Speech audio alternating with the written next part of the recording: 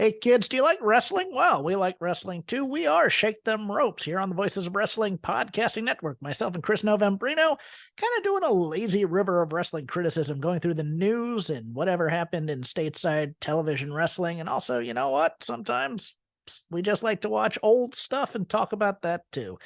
Love for you to give us a listen. If you haven't already, we are Shake Them Ropes here on the Voices of Wrestling Podcasting Network. If you're a podcast host, listen up, this one's for you. My name is Allie Jackson. I'm the host of Finding Mr. Height, a dating and relationship podcast that I've been doing for 4 years now, sharing my positive and practical approach to dating that's built on my own life experience. And I wanted to share another experience that I've had, my secret behind monetizing my show. It's called Red Circle, and I was just telling my colleague about how much I love their platform. With Red Circle, not only am I getting a seamless hosting experience, but I also love the support I receive in ad sales. It's not just typical ad sales either. It's targeted opportunities based on my show and my life. And the platform is super simple. You just set your preferences and Red Circle matches you with sponsors that align with your show. You can vet every opportunity and their platform gives you great analytics. More recently too, my Red Circle team has brought me opportunities outside of my podcast on social media to really augment the podcast partnerships, bring them full circle. I just can't recommend them enough. If you want to give it a try, go to redcircle.com to get your free trial. That's redcircle.com for a free trial. This podcast is a member of the Voices of Wrestling Podcasting Network. Visit voicesofwrestling.com to hear the rest of our great podcasts, as well as show reviews, columns, opinions, and updates across the world of wrestling. Thank you so much for supporting WWE and NXT and me. You're so sweet. You are listening to the Flagship Podcast with your hosts, Joe Lanza. Like, wrestling fans deserve nothing. I mean, it's just a terrible group of people. I mean, with the exception of our listeners. Yes. Oh, yeah. You guys are all good. You guys are all good. But yeah, I mean, in general, these wrestling fans, I mean, it's gross. Rich Cringe. Like, I'm not cool anyway. I don't need someone to tell me I'm cool or not. I'm well aware that I'm not cool. Oh, wow. I'm too old. I'm too old to be cool. It's over. When is the last time you were cool? Rich, I'm cool right now. I don't know what you're talking about. All right, we are live on the Flagship Podcast. I am Rich. He is Joe. No intro as per usual because things have gone in a very horrible direction here on the Flagship live tonight. But we're here starting at 9. No intro. I'm at my in-laws' house. It's a disaster, but we're making it work here. Flagship Live. We're not missing a show. For God's sakes, I'm not missing a show. Not going to happen. But a lot of internet issues that have led to me sitting in the living room of my in-laws. But got a flagship to do. Got a job to do. Quote unquote internet issues. I think that nurse just had enough and finally threw you out of there. Sent you packing to her parents of all places. Yeah. An interesting choice. We'll take you in. So you pull all the plastic off the furniture. Plastics off the furniture. Turn all the butterscotch candies out of the way. And I was offered coffee cake. Yeah, I walked in and was offered coffee cake, and I was like, "Yeah, hold on a minute, it's right there. I'm gonna get it. I'm gonna get it after the show for sure. That coffee cake's gonna get eaten for sure. But I got a new fence put in today. I don't know if that's a brag. Is that a brag? Will the Zoomers think I'm bragging because I said I got a fence put in? Brag, we're doing well. Okay. Brag. Fine. I've been having it on this fence for a long. It's been broken for like a year. So finally we had a guy come and story time here, and then we'll get to the ungodly amount of topics that we have on the show. But we hire this fence guy, and it's a little underground. It's a little indie. I'll say this, dude. It's a mom and pop organization here, and a little bit of an outlaw mud show, if you will. And they're not by the book. You know, a lot of these other fence companies that I got quotes from were very by the book. And here's what you need to do, and you need to get this permit and this permit and this permit, and it's gonna be this amount of money. And I'm like, screw that. These guys, not that much, not that low, but a good price. Didn't really care about permits, didn't really care about anything. And I'm like, all right, whatever. Yeah, sure. Fine. Let's just do that. It works out perfect. So I'm thinking I'm going to get like, hey, next week we're going to come, right? 2 weeks we're going to come. Because we have a thing here in Illinois where if you call, I'm not sure if this is national, if you call, a company will come and let you know if there's wires underneath where you're going to dig, right? Makes sense. You call, it's called Julie by us. I don't know if you have a similar thing. You call it and someone comes and they say, okay, yeah, here's a gas line, here's a power line, here's a cable line. If you're going to have a dig project, now they know where to go. So this guy calls me last night at 8 p.m. and is like, hey, I'm going to come tomorrow and do the fence. And I'm like, whoa, buddy. Like, I have nothing prepared for that. Are you sure? I didn't get a permit. I didn't call the city to get the lines. Or he's like, it'll be fine. We're not going to dig that far. I like it. Fuck that. Permits are for pussies. I agree. Absolutely. No, I agree. Just I agree.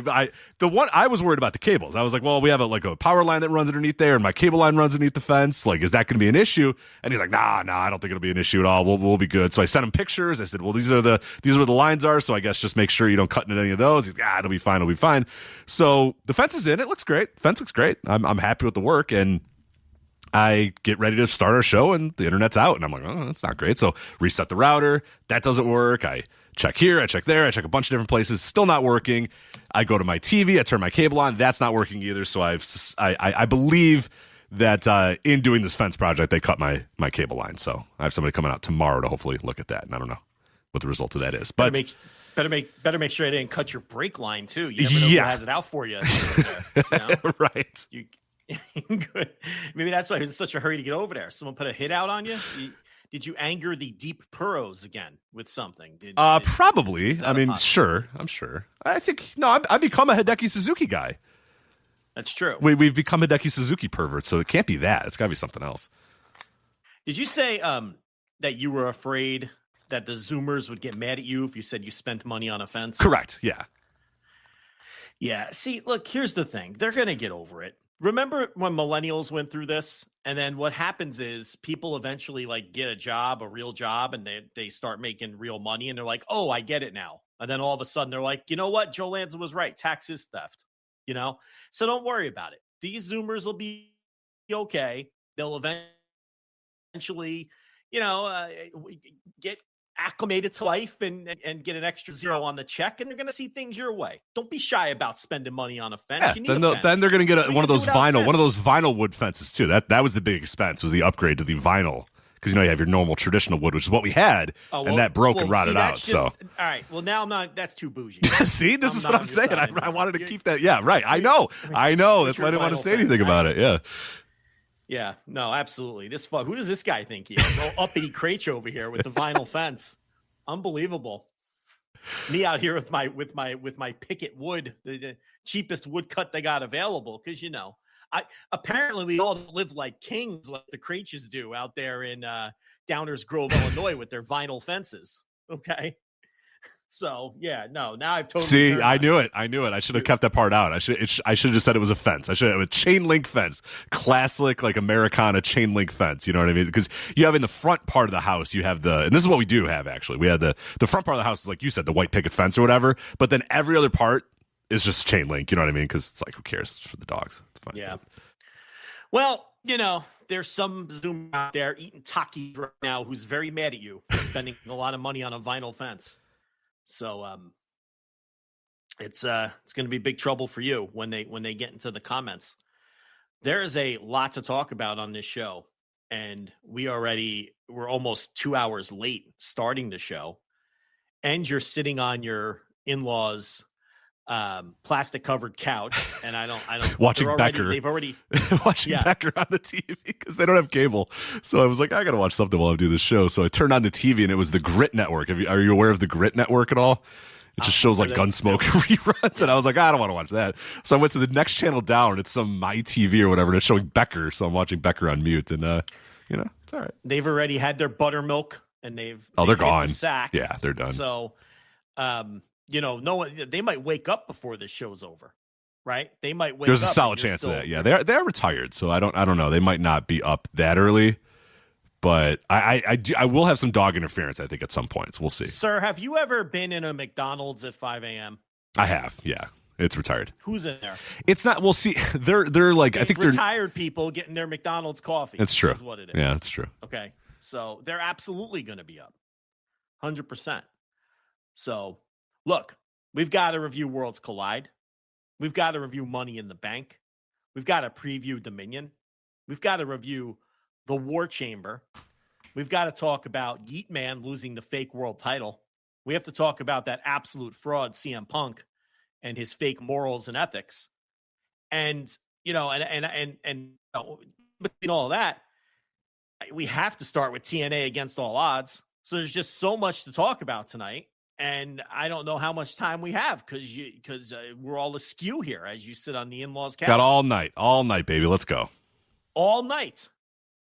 So what are your thoughts on TNA Against All Odds? Oh, yeah. Obvious. I thought you were going to start with opening topic. Well, I was ready to start with War Chamber, but I guess, all right, we'll do TNA Against All Odds. Yeah, you have Trick Williams versus the guitar guy. What's his TNA name?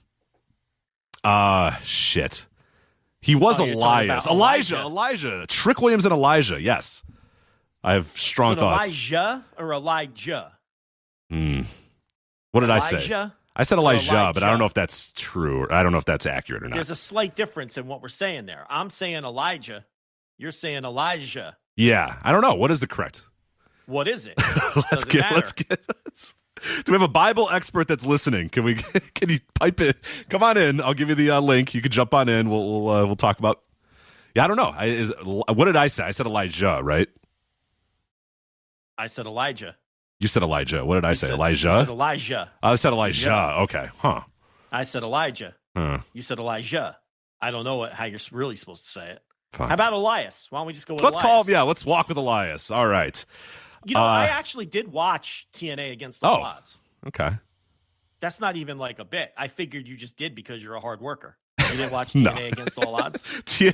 Modern TNA repulses me on all levels. So no, I did not watch. Repulses me. I hate it.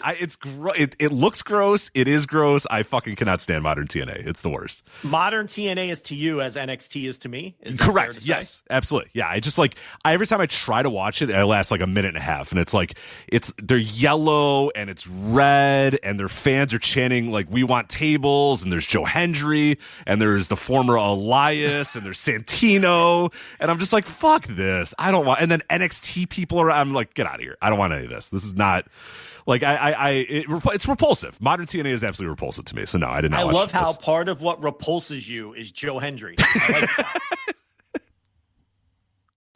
Like having Joe to Hendry, earnest, repulsive. Yeah, it is. He is. It's just having to pretend that he's like a superstar. You know what I mean? It's just I can't say. They got Tom Phillips, who I don't have that much of a beef with Tom Phillips. It's the other guy. It's fucking Drama King Matt. I can't stand Drama King Matt.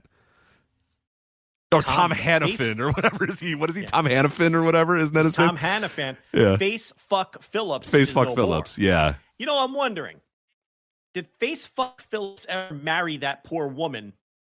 I don't that think he was trying to. No, I don't think so. Remember, because he was sneaking around with. Remember that girl ratted him out for flirting with her? Yeah. And because he was engaged at the time. And then I think the girl he was hitting on found out he was engaged, and she was mad. So she just aired all that shit out there. Did he end up marrying the other woman, though, is what I'm wondering. That I don't know. I don't know about Tom's current marital status, but I know somebody we could ask that would probably know, but absolutely. I was looking for a ring as he's calling the matches tonight because I was wondering that. But his hands never really got within shot of the camera. Yeah. Is that on purpose? Well, let's go conspiracity. Is that on purpose?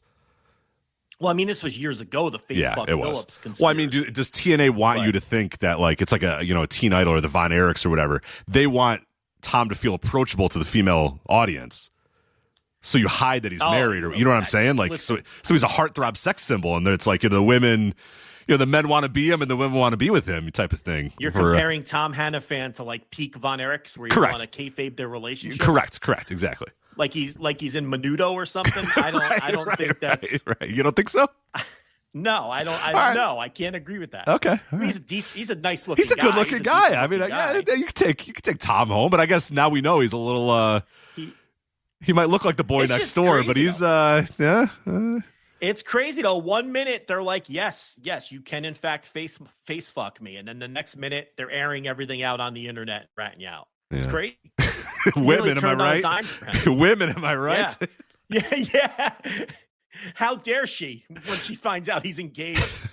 And it all happened like when he was on an airplane. How about landing to that? Yeah, that's tough. Yeah, because he gets on the plane, sends the text, because wasn't it like he was sitting in his airplane? It was sitting in the seat, right? The last thing he sent to her was a selfie from his airplane. Yes, so he's thinking, I'm gonna get off, and there's gonna be some face fucking. Yeah, right. Discussed. Yeah. And then she finds out he's engaged and she just blows it all up. Yeah. So no chapping for him. And I'm just wondering if he did end up going through with the marriage to the woman that he was allegedly engaged to. It's been years, so I'm just curious. It has been a while. Yeah. But to answer your larger question, no, I didn't watch a second of TNA Against All Odds. So sorry. Yeah. Well, I watched the whole show. I got to tell you, Craich, you didn't miss a thing. Okay. Andrew Sinclair on VoicesOfWrestling.com, his review was the final thought, the last little part of his review was TNA Against All Odds was a show presented by TNA Wrestling was his final wrap up of the show. So it I've been watching these TNA shows and it's mystifying that they have any fan base at all. These shows stink. Who are they for? I think every time I watch that show, my thought is when it's over, who is this for? Like, what is in their mind, who is the target TNA fan in 2025? Who is that person? Tell you, I have an answer for you. Okay. Because when I watch these TNA shows, it never smacks me upside the head how disconnected I am and how completely, I don't know what's the word I'm looking for. Just it's when it comes to the modern, both I would say TNA fan and like the NXT fans, it's how divergent my tastes are to them. Because on this show there was a Santino Marella versus Robert Stone comedy match for like control of the company, and I'm watching this match. Yeah, and I'm thinking to myself, this is a worst match of the year contender. It's just absolutely brutal. There's no entertainment value to be had. And Rich Craich, if I told you that these people were losing their fucking shit for Santino Marella versus Robbie E, it probably had the best fan reactions of the night.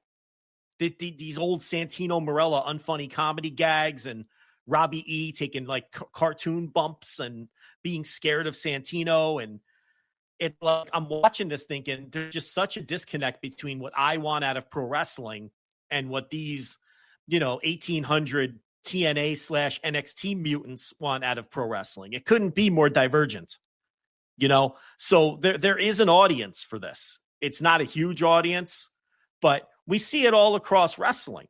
I mean, we're going to talk about it later, but we accurately predicted last week that Mr. Iguana would be the guy who would get over more than anyone with the WWE audience. And what happened? It was Mr. Iguana. Oh, yeah. Oh, instantly. Yeah. And he's already got a shirt. He's already probably main roster bound. Like, yeah, it was, we knew that was a layup, but the fact that it happened as quickly as it did was pretty shocking to me. I mean, we flat out said it. We said he's going to get over. Mr. Iguana is going to get over with these people because, earlier today, I was looking through pictures of former Triple Crown champions, and you got Vader sitting there with the 3 belts strapped over his lap, holding the beer. I love the beer in the one hand, and it's like the beer's really small. It's really because he's got big hands because he's a big man. You know what I mean? Yeah, you got Satoshi Kojima with the 3 Triple Crown belts and the IWGP title when he had both at the same time, looking like a badass. You got Kensuke Sasaki. You got Steve Dr. Death Williams. You got all these classic badass motherfuckers and these awesome pictures, like holding all these various, mostly the Triple Crown titles and everything. And, and wrestling today, Mr. Iguana is the most over person on a show. And people are popping for Santino Marella versus Robert Stone in a comedy match. It's just a different world. Not for all. I'm not saying all fans are that way, but there's certainly a giant segment of the fan base that this is what they want. They want to yeet. They want to go to a show and yeet. It's the wrestling and just perceived toughness in those things. They're long gone. It's long gone, and it cuts across all of wrestling. Really, it's bled into all of it, and a lot of it's the WWE influence, but you can't entirely blame that. In Japan, it's changed as well, where, it's more, there's less tough guys and more guys with anime haircuts and things like that. It's just, things are all cyclical. I think tough guys will eventually come back and, we called that. We knew Mr. Iguana would be the most over guy. I mean, we knew that was coming. We predicted Mr. Iguana and the Clowns. It didn't really happen for Psycho Clown, not this time around, maybe eventually. It didn't really happen for Pagano, who kind of made a fool of himself on the show and didn't look very good. But it happened for Mr. Iguana, and if he's ever on one of these shows, it'll happen for Nino Hamburguesa. Oh yeah. That's who the WWE fan will connect with, Mr. Iguana and Hamburguesa. And if Big Mommy ever comes back, they'll love Big Mommy. Oh yeah, they'll love Hamburguesa. That will be Triple Mania. Well, we'll talk about Triple Mania. Nobody can really watch it yet. But yeah, that's Cubs agreed. Cubs is on record as saying the second WWE fans and WWE themselves see Nino Hamburguesa, it's over. I mean, he is going to be a tippy top guy for their company. Yeah, but yeah, I mean, it was crazy to me watching people just go apeshit over Santino Marella and Robert Stone. This just isn't for me. I mean, it's obviously for these people, but it's not for me. And if you're wondering, Trick Williams didn't look any better against Elijah in the main event. It was just a replacement level match, which was totally overbooked at the end. They had AJ Francis help him win. So that's a new, now he's with AJ Francis. Now look, he wasn't in there working with Prime Jun Akiyama when it comes to Elijah. But again, Trick Williams, it's just, I don't know, man. You look at him and you're like, oh, fuck yeah. Let me book that guy. Right. But then the bell rings and it's like, he never gets any better. And so I don't know. I'm losing total faith in Trick Williams, and the rest of the show. I mean, it just exists. I don't know. Mustafa Ali, Jason Hotch was probably the best match on the show. Maybe 3.5, somewhere in that range. You know what I liked about that match, Rich Craich? Because TNA Against All Odds leading things off as we predicted. Of course, yeah. With thousands of topics to do in a late show. Yeah. Ali had him beat, and he did the heel move where he picks the guy up by the hair at 2. Right? Right. So you're like, oh, Hotch is going to win. Right. It's always the heel's own hubris always gets the better of him, and it ends up costing him the match. But Hotch didn't win. No. Ali just beat him anyway, I which like I that. appreciate. That's kind of cool. Yeah, I like that. I appreciated that finish. Steve Macklin, Mance Warner was interesting because now Mance Warner can't bleed anymore. Because TNA's got all these fucking rules. Yeah. I forgot TNA no bleeding anymore. He just had to wrestle, and he's fine. He was fine. So, old Manser getting to show off the graps a little bit. And what else was of note? Oh, the Iconics are back, or whatever they call themselves in this company. In the Indies they were the Inspiration. So I don't know if that's what they are. That's what they are. Yeah. Okay. Yeah. They had 2 eyes. The Inspiration. Yeah. Right. So they're back. I know you're fired up about that. Yeah, I got to see their dude. They came back. They were at Prestige Mania weekend. I don't think you watched that show, but the people I was sitting with was a collection of random, a couple of people that are I think in this chat room right now. A collection of smarks and flagship Patreon subscribers and Voice of Wrestling listeners, the antithesis of people that would enjoy the Iconic / the Inspiration / whatever. They came out, man. The pop for the Inspiration was just all of us were just like, oh, God damn. Because it's this whole show, it's been 2 hours of a lot of decent decent wrestlers, decent indie workers or whatever. And some guys are over, some guys are kind of in between. Sinner and Saint go out there and have a great match. And people are like, whatever. The pop of the night was the fucking Iconics. And it was just oh, God, people jumping up and down, grown men with signs that say "hug me, Billy" and stuff, and it's just oh, fuck us. God damn it. Well, we're on the losing team. It's just it's one of those. We are on the losing team. It's one of those. They came out always biggest pop of the night. We looked around and we said all of us are on the losing team. God damn it. Yes, that's right. Well, you got Peyton Royce, whose boob job single-handedly changed the trajectory of Dave Meltzer's reputation.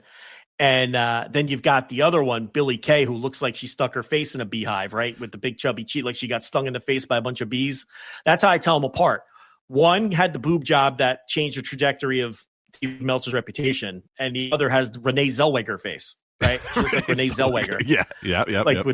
With the big cheeks, right? Like that kind of face. So that's how I tell them apart, because now they have the same color hair. Like they both have blonde hair now. So it's didn't they both have dark hair before? Now they both used to have dark hair. Then they've gone on quite the roller coaster over the years. Yeah, because Billy Kay does not resemble at all what she used to look like. She's a very different looking woman. Yeah, these days. When they had dark hair, they didn't look alike. With the blonde hair, they look alike, and it's hard to tell them apart. I'm like, I have to look hard. I'm like, oh, okay, that's the former Peyton Royce. Don't ask me what their non-WWE names are. I don't. Cassie something. I think it's Cassie Lee and... Sure. And Renee Zellweger. Renee Zellweger, yeah. Yeah, I don't know. But oh, they're back. That's good. Really, yeah, that's great. Cool. Yeah, I guess that's TNA Against All Odds. Sounds like Definitely a hell of a can't show. recommend yeah, it. Well, what's his name? Dean's doing the old yellow dog gimmick. The Mr. America, like remember he lost his job. Yes, but now he's working under a mask now. Oh, okay. He's working under a mask because not him. It's not him. It's not Cody Deaner. I thought it was Delirious when he came out, like he with the mask, like in the long beard.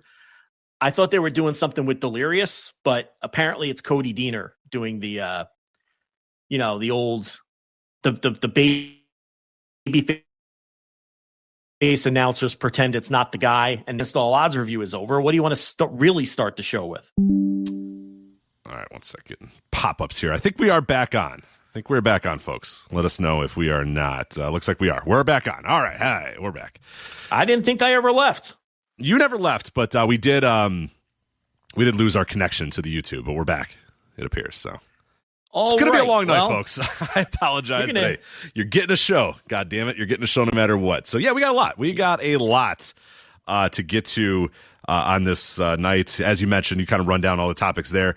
I was going to jokingly start with MLW War Chamber, but since we earnestly started with TNA Against All Odds, I think we should not do MLW War Chamber right away. I think we should probably give the folks some of the hot topics right out of the gates. But, yeah, I don't know. Want to do Worlds Collide? Let's do Worlds Collide. All right. So that was, of course, the collaboration show, WWE and AAA Worlds Collide from Saturday afternoon, live on YouTube. WWE has touted this as I forget the exact stat, and I was going to poke some holes in that this week, but I decided we have enough going on right now. I don't really need to do it. But it's like the largest live streamed wrestling show ever on the WWE YouTube channel, but it's weird. If you go through, it's like there's really been no other ones that they've live streamed on YouTube like this, so it's by default going to be the best one. But then there's other videos that have more views or whatever. It's fine if they want to say it's the most live streamed show on WWE YouTube page forever. I don't care. Whatever, fine. Okay, well, it should be. It's the only time they've ever done a full show live on YouTube. You know, I saw people trying to counter that with, they do pay-per-view pre-shows. Yeah, but those are simulcast in other places too. Like you can't, you don't have to go to YouTube to watch those, right?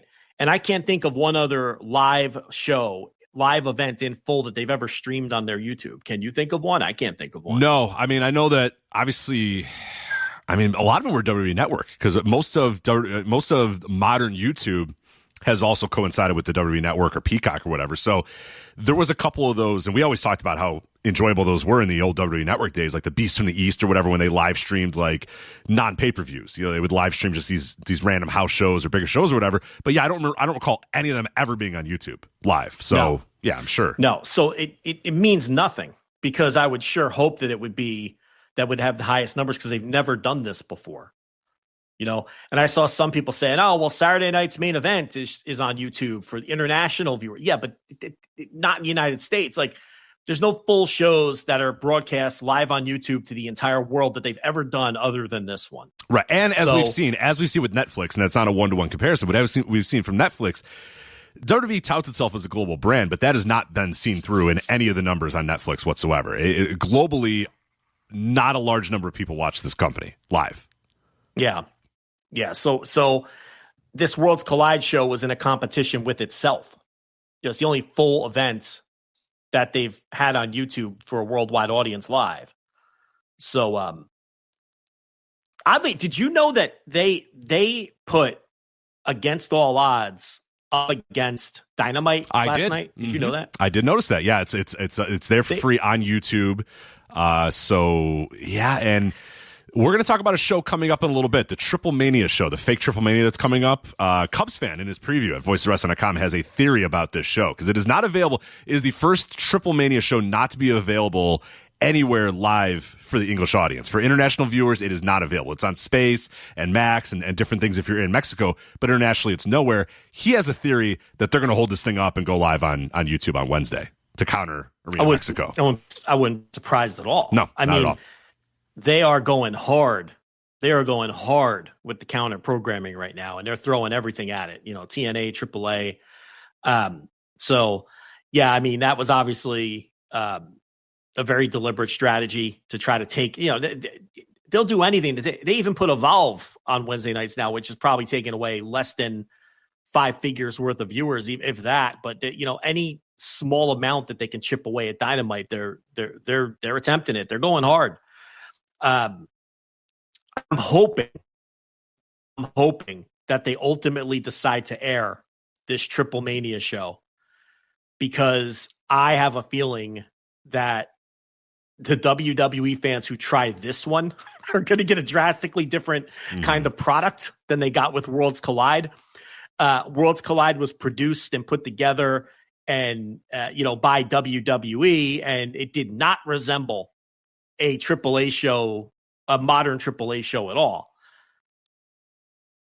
I mean, there hasn't been a show that good since when? When was the last time AAA had a show that good? Because God. Yeah, probably pre-pandemic. Put together well. You didn't have a million run-in.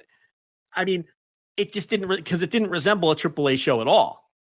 It resembled a WWE show with AAA guests is what it was. So if this Triple Mania show coming up this weekend, if it's anything like what we're accustomed to with AAA, and they do choose to air this, and WWE fans take a look at it, they're finally going to get the true AAA experience, because I'm sure this one's going to be terrible, like most of the, either that or they're going to send Borash down there, and they're, maybe they really are going to be hands-on. It's going to be fascinating to see what it's like. I mean, what do you think? Do you think we're going to go right back to the worst major league promotion on earth, or do you think that what we saw at Worlds Collide is going to be the standard? I don't know. Yeah, it's. I would have more if I knew if this thing was airing. Like if we knew that this thing was airing on WWE's YouTube page. Let's say it's going to be on Max and Space or whatever in Mexico, and then it's going to be on WWE's YouTube page. Where I would say, okay, Borash is getting down there right away and making sure that he has a hand in everything that's getting booked and everything has to go through him or whatever. The fact that they're keeping this thing pretty hidden. Now, we don't know. Now, that was just a theory by Cubs fan, is that maybe they're going to want because they're heavy into counter programming right now, and this might be another strategy. But there might also be the strategy of, if you guys want to do your own shit in Mexico, knock yourselves out, do your own shit in Mexico. We don't have to have a hand in it. We just need some clips, and that's all we really want. But, it's even better if nobody has to see this thing in America. Nobody internationally sees this thing. Just keep it in Mexico and then do whatever you want. But they own this thing now. I mean, they not outright own it, but they own a chunk of this thing. They don't own it yet. They're going to own it. They're going to own this, and they obviously have a ton of control in it. So if I'm them, I think you don't leave AAA to their own devices ever again. It's not really been the WWE MO to leave these companies to their own devices. So that would be a unique thing to do that in this case and say, all right, you know what? You guys just do whatever the hell you want. That's fine. Carry on as you carry. Like, that's never been their MO. So I would have to imagine that there's got to be some sort of oversight or some hand or Borash has got to be there. But I don't know. Maybe the fact that it is not airing anywhere is the tip off that they're just going to let this one run as per usual and just kind of let them do their own thing. And then from moving forward, have something ready to go. But it's a very thrown together card. It doesn't have a whole lot of, there's not a ton of stories built into a lot of it other than the main event that we're going to talk about here with Vikingo and Del Rio or Patron or whatever. But I don't know. That is going to be the fascinating thing for me. I think I don't know just yet. I don't know an answer to your question just yet, but I think it will be very telling if we find out that this show was micromanaged or booked or whatever by Borash. And now we'll know moving forward that, okay, AAA is going to be a very different company, or are they still the dumb company that they've been for the last 5 or 6 years or whatever, and they produce just horrific TV and horrific pay-per-views? Like, I don't know. I don't know the answer to that, but we're all going to find out. Yeah, I think we're going to find out Saturday. We're going to see what level of control they're going to have on these shows. And honestly, I hope it never airs for the United States market, because I'm more curious what it's going to look like if they know they're not going to air it here. Because if they do choose to air it, like Cubs is theorizing to go head-to-head on Wednesday, then I do think WWE, again, we're not going to be able to get a read on it, because WWE is going to make sure it's not the usual Conan shit show. Right. They're going to make sure that it's a functionally run show without being, just the total mess that AAA usually is. if they're exposing it to their audience. So I'd almost rather it just airs on Max in Mexico.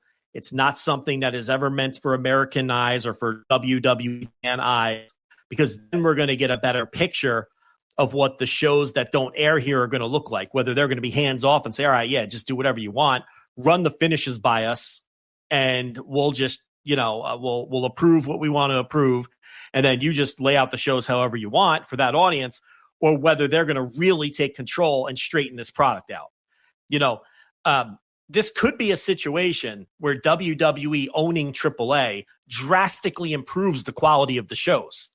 Because if we see what we saw with Worlds Collide, it's like night and day. Like, it's not even close. It's just, that was a functional and good wrestling show. And I don't think I've said that about, legitimately cannot remember the last time I've said that about a AAA show. It was definitely, even before the pandemic, when AAA kind of picked up some niche American fandom from like the Deep Puros and people like that who were really getting into AAA.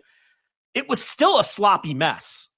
People almost liked it ironically because it was like it had an ECW vibe to it, where it was lots of table spots and plunder and mask ripping and blood and things like that. The shows were still a mess. They were just a more entertaining mess than the mess that we have now. So again, I legitimately can't remember the last time AAA was good. It's got to be pre-pandemic. I know that there was a couple times, maybe a little bit during the pandemic. They were okay during the pandemic. They had a couple shows. Obviously, Kenny was there for some of those as well, and they handled the pandemic okay. They did a couple of those outdoor shows or whatever. But man, I gotta be honest. For me, and I think for you as well, you maybe stuck around with AAA a little bit longer than I did, but I kind of hand waved that thing like 4 or 5 years ago. I was like, this is dumb, stupid wrestling. Like, this is just really dumb. Like, we would watch Triple Manias and laugh about them, but then they stopped becoming like fun bad, and they just became bad. It was like, this is This is a waste of my time. This is a stupid show booked by stupid people that's just not fun or entertaining at all. So for me, I mean, in earnest, it's probably like 2018, 2019 is the last time I truly sat down and enjoyed watching AAA. And maybe a couple years after that, it being fun bad, but then in the last 3 years was just like, this is a horrific product. Like, why am I watching it? I'm not wasting my time watching this thing just or whatever. Horrific, just Vince Russo TNA at its worst. Yeah. Like, just nonsensical awful. Stuff that if you try to explain it to like a normal human, like I read these Cubs fans previews as he's trying to get us, get people ready for these shows or whatever. And he's like, I don't know, this guy and this guy are facing off. I don't know why they told the story that it was going to be this guy and this guy, but then last minute it changed to this guy. The winner, who knows? And then like the match would have 15 run-ins, and then this guy would win, and nothing made sense. It was just nonsensical booked with bad wrestling, and just it did not land for a long time. Well, I mean, Cubs had his crisis last year where he essentially was debating whether to just stop covering it. Yeah.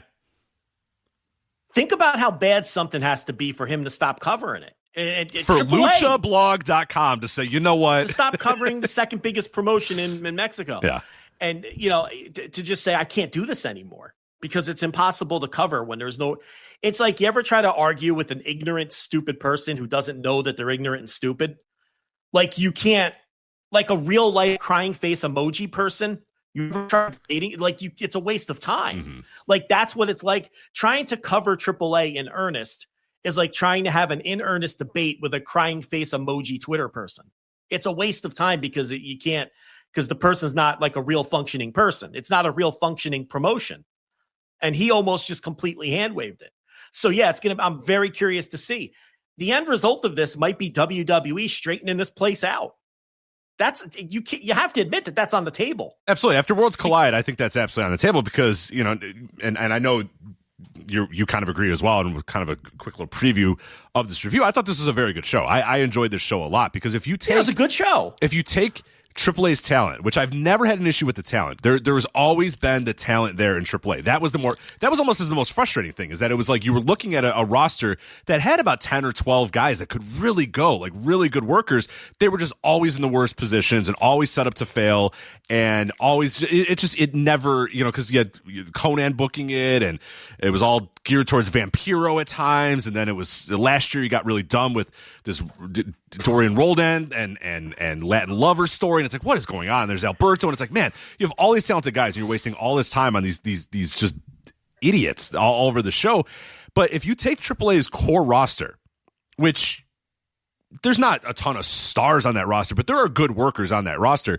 You take their core roster and you just kind of refine it a little bit and make it less stupid. Just not make it so stupid. The show was so fucking stupid for so long that you see the results, and I think Worlds Collide is the result of that. It's like, oh, okay, like if we're gonna have AAA as a functioning company, then okay, they might be good for this company, because they were just completely off the rails over the last couple of years. Right, but again, this was agented by WWE agents. It was produced by WWE. They're in there with WWE talent in every single match, who are going to, I'm sure, were directing traffic when it came to these matches and such. So, again, this weekend is so fascinating, because it's a chance to see how they're going to be on their own devices and whether they're truly going to be operating on their own devices. But let's review this, and then we'll talk quickly about the show coming up this weekend. I guess big picture, it was a good show, and what I thought was notable was the really shitty wrestlers that I was worried about weren't nearly as shitty as they normally are. Like Dalise, she wasn't good, but she's always worse than she was on this show. Like Chick Tormenta and Dalise were perfectly fine in the nondescript 2-star match that they were in, which was easily the worst match on the show. And it wasn't awful. I didn't think the match was awful. Pagano was Pagano. Did he look good? No. Did he take a bunch of wild bumps that kind of hid the fact that he wasn't very good, because he blew some spots as soon as he tagged in and all that? But, he was Pagano. And then he was certainly Pagano in all ways, for sure. And everybody else was fine. Everyone else was fine. But if you notice, everybody else was like the top of the class in terms of workers that they have. They didn't have a lot of the shittier guys. Like, I'll push back on you a little. I think their roster kind of stinks, because on a rank and file AAA show, there's a lot of shitty wrestlers. But this show didn't have a lot of those people. You can count on Aerostar and Laredo Kid, you know what I mean, to give a functional professional performance. Psycho Clown knows what he's doing. He's a borderline Hall of Famer. Wagner's large adult son. You can count on that guy. He's been a Major League Pro wrestler for a long time. So, and then supplement them with your Dragon League and your Ray Phoenixes and your Legado del Fantasmo guys, who were all excellent. There wasn't a lot of room for this show not to be good. It actually would have been disappointing if the show wasn't very good when you look at it on paper. But I do think it delivered better than I expected. But I do think the floor was pretty high here, based on who AAA sent to work it. I guess you're right. Yeah, a lot of the scummers, like your normal AAA scummers, weren't really there. A lot of your kind of bloody brawler dudes weren't there. No chess man in the house. Like, right, your older guys with the high flyers. And your undercard, right? Your older guys that can't go anymore, and your undercard comedy people who aren't very good, and a lot of the indie level talent that they use, they were nowhere to be found. All you had really that you were to worry about were Dalise, Pagano, and Chick Tormenta, to a slightly less extent. And all three of them were fine. None of them completely shit the bed. I mean, by Dalise's standards, she was great. Yes. Because, like, I don't know if people understand. Like, normally she's fucking awful. Shits. She's one of the worst wrestlers you'll ever see, normally. Yeah, and she wasn't on this night. She was just, like below average, which you would have signed up for that beforehand. I do love that WWE has no idea who Dalise or Chick Tormenta is. They mixed up their graphics when they came out. It was like, I forget what they said. Like, one of them they said was the former partner of this woman and this woman or whatever, and this one trained under this guy and this guy, and it was like completely backwards or whatever. And then if you go to the WWE.com website, they have like shirts for some of these people. And it's like, Dalise, like, buy a shirt of the high flyer Dalise or whatever. It's like, okay, you guys have no idea what this is. So she's never left her feet. Right, I mean, you don't know who she's Dalise never is. left her feet. It's fine. That's not how she works, and she's 50.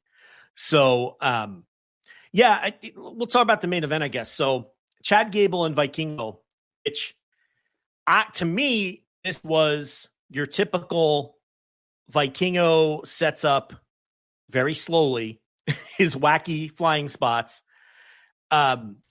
This was very much a typical Vikingo match where he does 4 or 5 of his huge spots where you're like holding your breath because it takes him a million years to set it up. And coming off the knee injury, you're hoping that he could just pull it all off. And he did for the most part.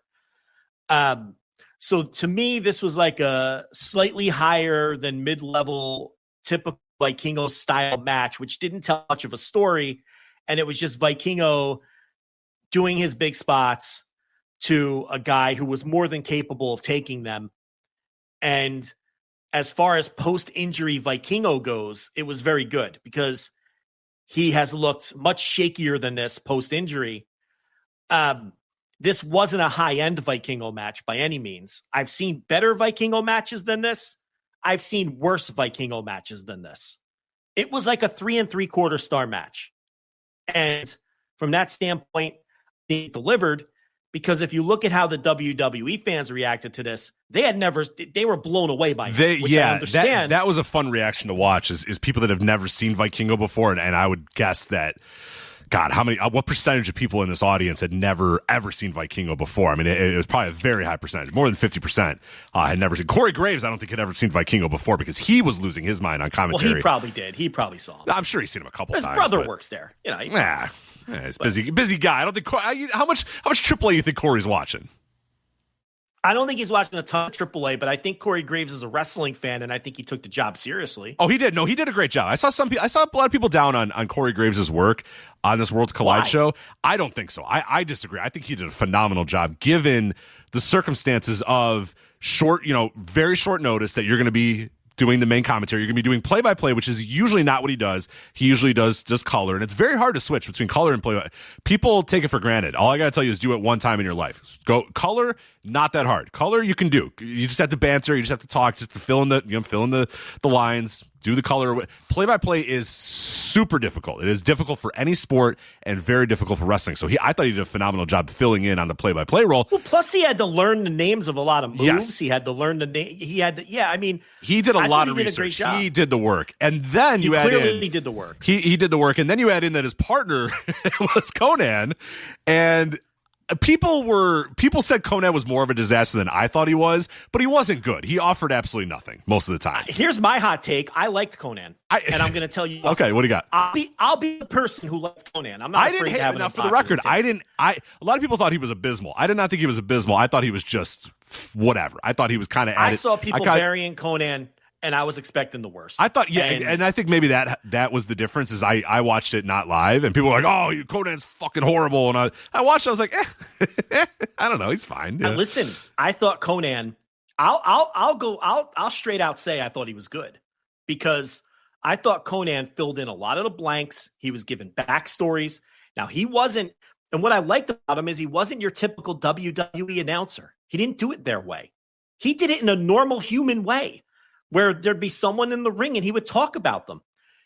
I thought Corey Graves constantly cutting Conan off and not letting him talk was the worst part of the broadcast, because Corey Graves was forced to do that WWE thing where Conan would be in the middle of telling a story, and some of them were pretty interesting, right? And then someone would go for a cover, and then Corey Graves goes for the cover, 1, 2, and cut off the story. Yeah, it's the Michael Cole. That's the Michael Cole announcing school, is that, you have to interrupt. I think Jim Ross started that as well, that no matter what's going on, you have to call every pinfall because it might be the pinfall that's going to end the match. But it's like, all right, Dallas is doing a hip toss 2 minutes into the match. Probably not going to end the match. We can let Conan tell us about the history of Dallas being trained by, but no. Right, exactly. So you have Conan trying to talk and tell these stories, and he's not used to the rhythms and the pacings of how a WWE calls their shows, and he kept getting interrupted. And halfway through the show, I was so frustrated. I'm like, Corey, shut the fuck up and let the guy talk. You're not letting the guy talk. And I understand it's not Corey Graves' fault, because if he doesn't do that, they're going to give him a talking to, or he's going to have people in his ear saying, why aren't you saying tag? Why aren't you calling the pinfalls? Right. Well, the other problem too is Conan was like you said, talking like an actual human being, and that's not how WWE color guys usually talk. WWE color guys usually talk in empty platitudes and like these video game references or whatever. It'd be like, he's in for quite the night tonight. You know what I mean? Like just stuff like that like just nothing, just vapid nothing. Like Wade Barrett just speaks in like you're pulling a string on the back of him, and he's just like, it's gonna be a hell of a night if he's gonna compete like that. You know, just stuff like that. It just has nothing to do with anything. It's just it can be done by AI. It's just it offers absolutely nothing. Exactly. And Conan's trying to talk. Conan's like, yeah. So Corey, just so you know, that guy he trained at that. Wait, 1 second, Conan 1 2. No, exactly. It's just like, man. and to me, that's why the commentary wasn't as good as it could have been. Not because Conan didn't have the typical, over practiced performative WWE delivery. I actually appreciated that he was doing. I will take 100 Conans who might not be the smoothest, but are actually giving decent information. Yeah. They're retaining kayfabe. They're telling stories within kayfabe than these WWE robots who just, like you're saying, it could be AI. You could just program AI to do what they do. So I thought that Corey did his homework and did a really good job from that standpoint. He knew everybody's signature moves. He wasn't doing any what-a maneuvers. He knew what he was talking about. He knew everybody's backgrounds. He was able to have a conversation here and there with Conan because he did his homework and knew what he was saying. He was feeding Conan some things, and then Conan was actually impressed. I think Conan at one point said to him, "Wow, you really did your homework." Corey said something, and Corey was like, "Oh man, Corey, I'm surprised, man. You really did your homework, huh?" Yeah. And it's like they were so close to having a great broadcast. Yes. If Graves would have been allowed to drop the WWE shit where you have to interrupt the guy because somebody makes a fucking tag. Yes. Or if Conan could just talk and not say, "Hey, Corey, can I say something for a minute?" Corey's like, "It's all yours, Conan." Like, take it away. But then it's not. But then he cuts him off. Right. But then he cuts him off. Yeah. "Hey, Corey, I have a quick story to tell about Angel Garza." And then he starts to tell the story about Angel Garza. Wait, Conan, 1 sec, 1 2. No. Yeah. High impact move and a cover. And it's like, let him talk. I want to hear what he has to say, So, no, I don't know. I thought Conan was pretty okay. I didn't understand what everybody was complaining about. I thought WWE production is what hurt Conan more than Conan did. Yeah. I thought Conan was going to be a lot worse. But he did have my line of the night. He did have my line of the night, and then I'll go to the main event where those guys are having that great match. It's Javon Evans, and Laredo Kid, and Ray Phoenix, and Ethan Page was there too. And they're just bouncing all over the ring and doing crazy stuff and doing crazy moves or whatever. And no, I think it was the Angel Berto and Escobar versus Wagner Jr. No. Okay, no, wrong. It was the Javon Evans, Laredo Kid, Ray Phoenix. They're bouncing around doing a bunch of crazy stuff, and the fans chant, "We want tables." I know you know this spot too. The fans are chanting, "We want tables," and Conan just goes, "Why the heck do you want to see tables in a match like this?" And it's just like, he's right. I didn't hear him say that. He said that? Oh, yeah. So these guys are doing crazy spots. Laredo Kid just got done diving, doing a great tope. Ray Phoenix just went off the top and did a moonsault or something like that. And it's great. And Corey Graves loses his mind, and Conan's like, "This is authentic lucha libre." And then, and the fans chant, "We want tables." Yeah. And Conan just goes, "Why the heck do you want tables in a match like this?" Fans? Just buried the fans. Like, fuck table. What are you all talking about? Fuck tables. That's funny. Why are we putting tables? Funny, no, we're just having a great high flying match, and you morons are chanting, "We want tables." So he just buried him. Just said, "Hey, Corey, why would they want tables in a match like this?" I could totally hear him saying that. Exactly. That's the exact line. He was just like, you hear him going, "Corey, what the heck do they want tables for? A great match like that." Yeah, it's just so good. Yeah, so that was a great line. But no, I that was going to be my hot take, and I'm glad you sort of agreed. Is that I thought Corey was good in terms of doing the research, just hampered by WWE's forced production things, and then Conan was fine. I thought he was okay. Yeah, see, I thought he was good. Like, I'll go a step further. I enjoyed Conan on commentary. I like what Grant Akuma is saying in the chat. He said Conan was endearing. He was unrefined in a good way. He came across like he was ignoring the producers in a company that's overproduced. That's right where I am with it. Yeah. So that's kind of like my stance. So the main event, like I said, I thought it was a typical Vikingo style match. We've seen him have these kind of main events on AAA shows before. Sometimes they're a little better than this one, and sometimes there's oftentimes they're not as good as this one. And I thought Chad Gable held up his end. And again, I can understand if you've ever seen Vikingo, if you're some Roman Reigns avatar okay, who has never seen Vikingo before, I totally understand why you may have just think you saw fucking Rey Mysterio in 1993.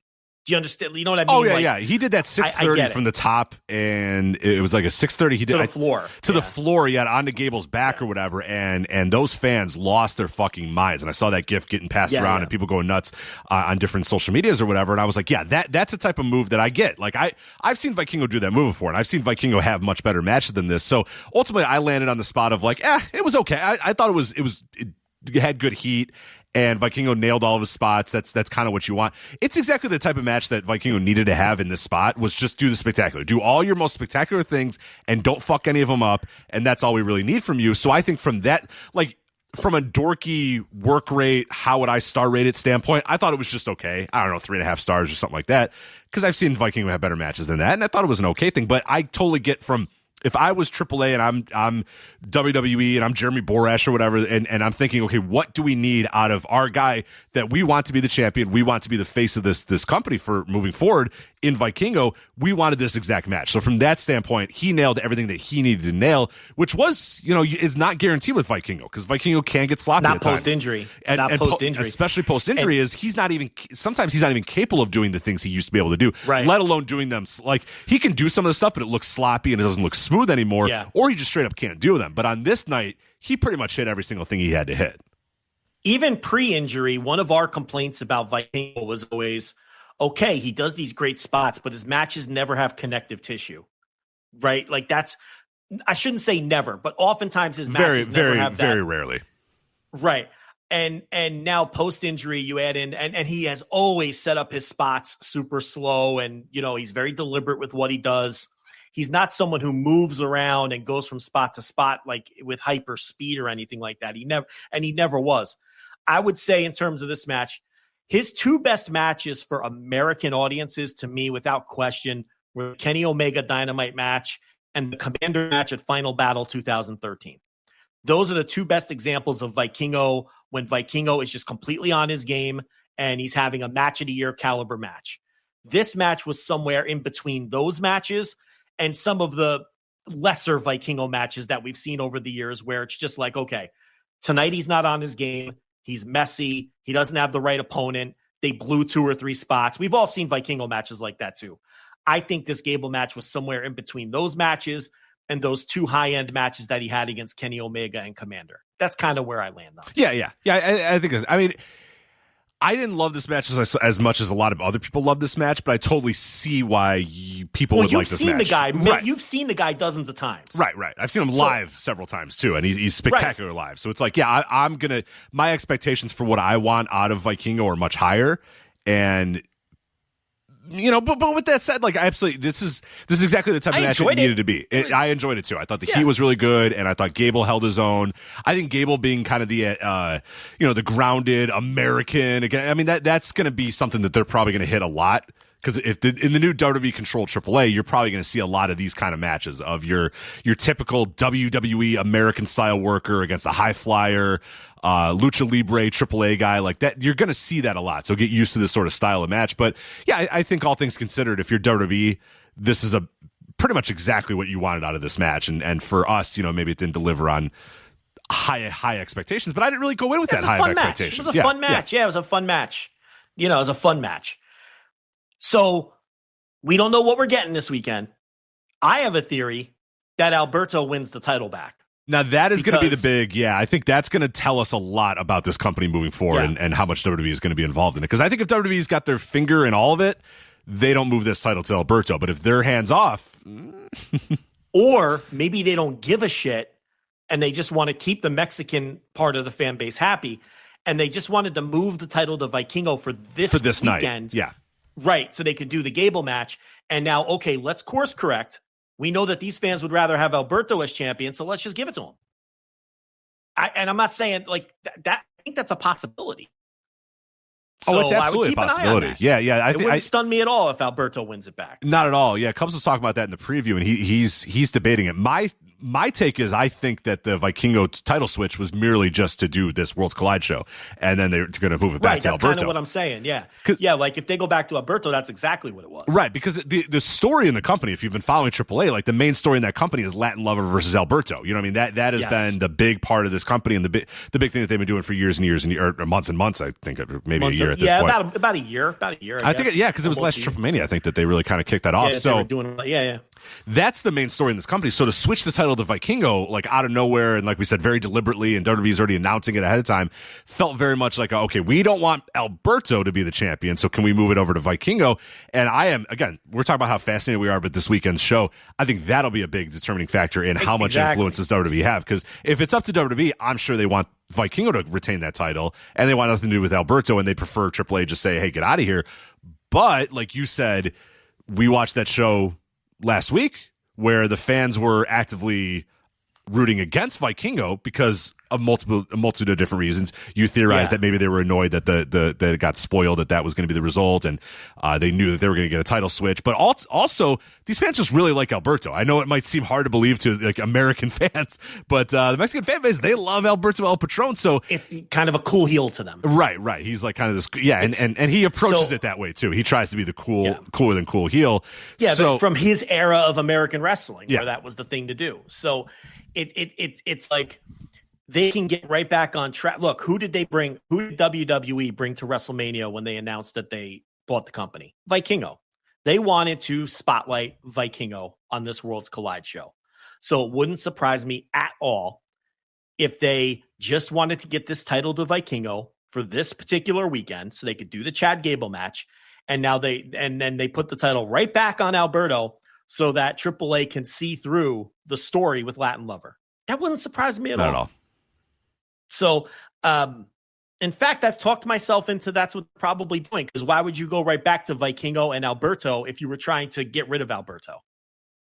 You would just get rid of Alberto. Right. And that's, because I know in the preview, Cubs talked about how that Alberto's old stomping grounds, that Nueva, Lucha Libre or whatever, they've kind of reignited their social media accounts and stuff, so that might be a tip-off that Alberto's on his way out. But I had the same thought you did, and that's what I was going to bring to this show when we were talking about Triple Mania is, if you want to get away from Alberto, just say we're not booking you anymore. Go away. Just go away. We don't care. Oh, you had a story with Latin Lover? We don't fucking care. We own this company now. You're out of here. Go. All the old stories are over, and we're starting over. So, just because that's the easy out. You have the easiest out ever of hit the bricks. Hit the fucking bricks. We don't need you anymore. The fact that they're not doing that, and the fact that they are seeing through the story, and the fact that they're doing a cage match, and the fact that they're doing it so quickly after this, there's too many red flags for me. So that is going to be something that I'm going to be locked in on, is if Alberto wins his title back, we're then going to know even more about this relationship moving forward than we did before. Now, if Vikingo wins it, then we'll know, okay, they're going to have their hands in a lot of this stuff, even what's going on in Mexico.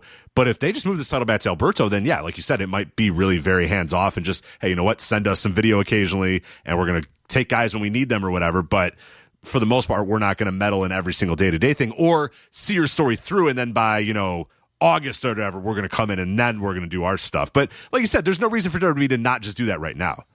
There's no reason. They can just get rid of him anytime they want. Right. So to me, it tells me he's probably going to win. And then they go right back to the story they were telling with this little couple of weeks diversion to Vikingo. Anyway, we got to get moving here. Yeah. So rest of the show very quickly. Aerostar, Mystery Iguana, Octagon Jr. defeat Lince Dorado, Cruz del Toro, who, I love that guy for years. I'm like, please, somebody push this guy harder. And Dragon Lee. So it looked like Lince Dorado, who's a trainer at the Performance Center, was brought in to, it was obvious that he'd be the best person to do the job here, and he did. And we talked about this earlier. As we predicted, Mystery Iguana was going to be a huge hit with the modern WWE fan. Did you see he got himself in a little hot water over the last couple of days? Did you see that? I don't think I did, no. So I'll tell you this story quickly. He did some Mexican media, some kind of podcast. He did something.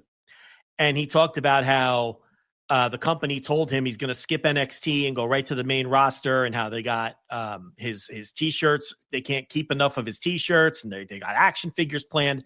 And he really talked all this shit about how the company's getting behind him. The American aggregators picked it up, right? And then all that stuff from the interview got cut out. And he probably got a talking to. Interesting. Yeah. And saw Rob Viper talking about this on Twitter, and he's like, look, you got to understand, in Mexico, these guys don't get checked on this stuff. It's actually advantageous to you to talk all kinds of wild shit in the media because it works to your advantage and makes you look like a bigger star. And the companies don't care. Whereas in WWE, you can't do that. you can't talk all that shit. You're going to get heat with the office. You're going to get heat with the workers. So with that part of the interview cut out, that tells you that the office wasn't happy about whatever went down with this.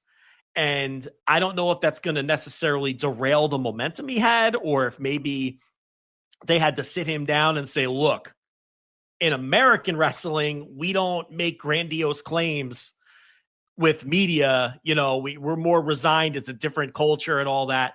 So I thought that was interesting. Yeah, well, they're just control freaks too. I think the idea would be, hey, look, when we tell you to say stuff, that's when you say it. But you don't that kind of vibe as well, where you can't just go out there and reveal their plans like that. They're very control freaky, especially in WWE. The idea that you're going to say, hey, I'm skipping right to the main roster and I'm selling a bunch of T-shirts is calm down, pal. We'll promote you.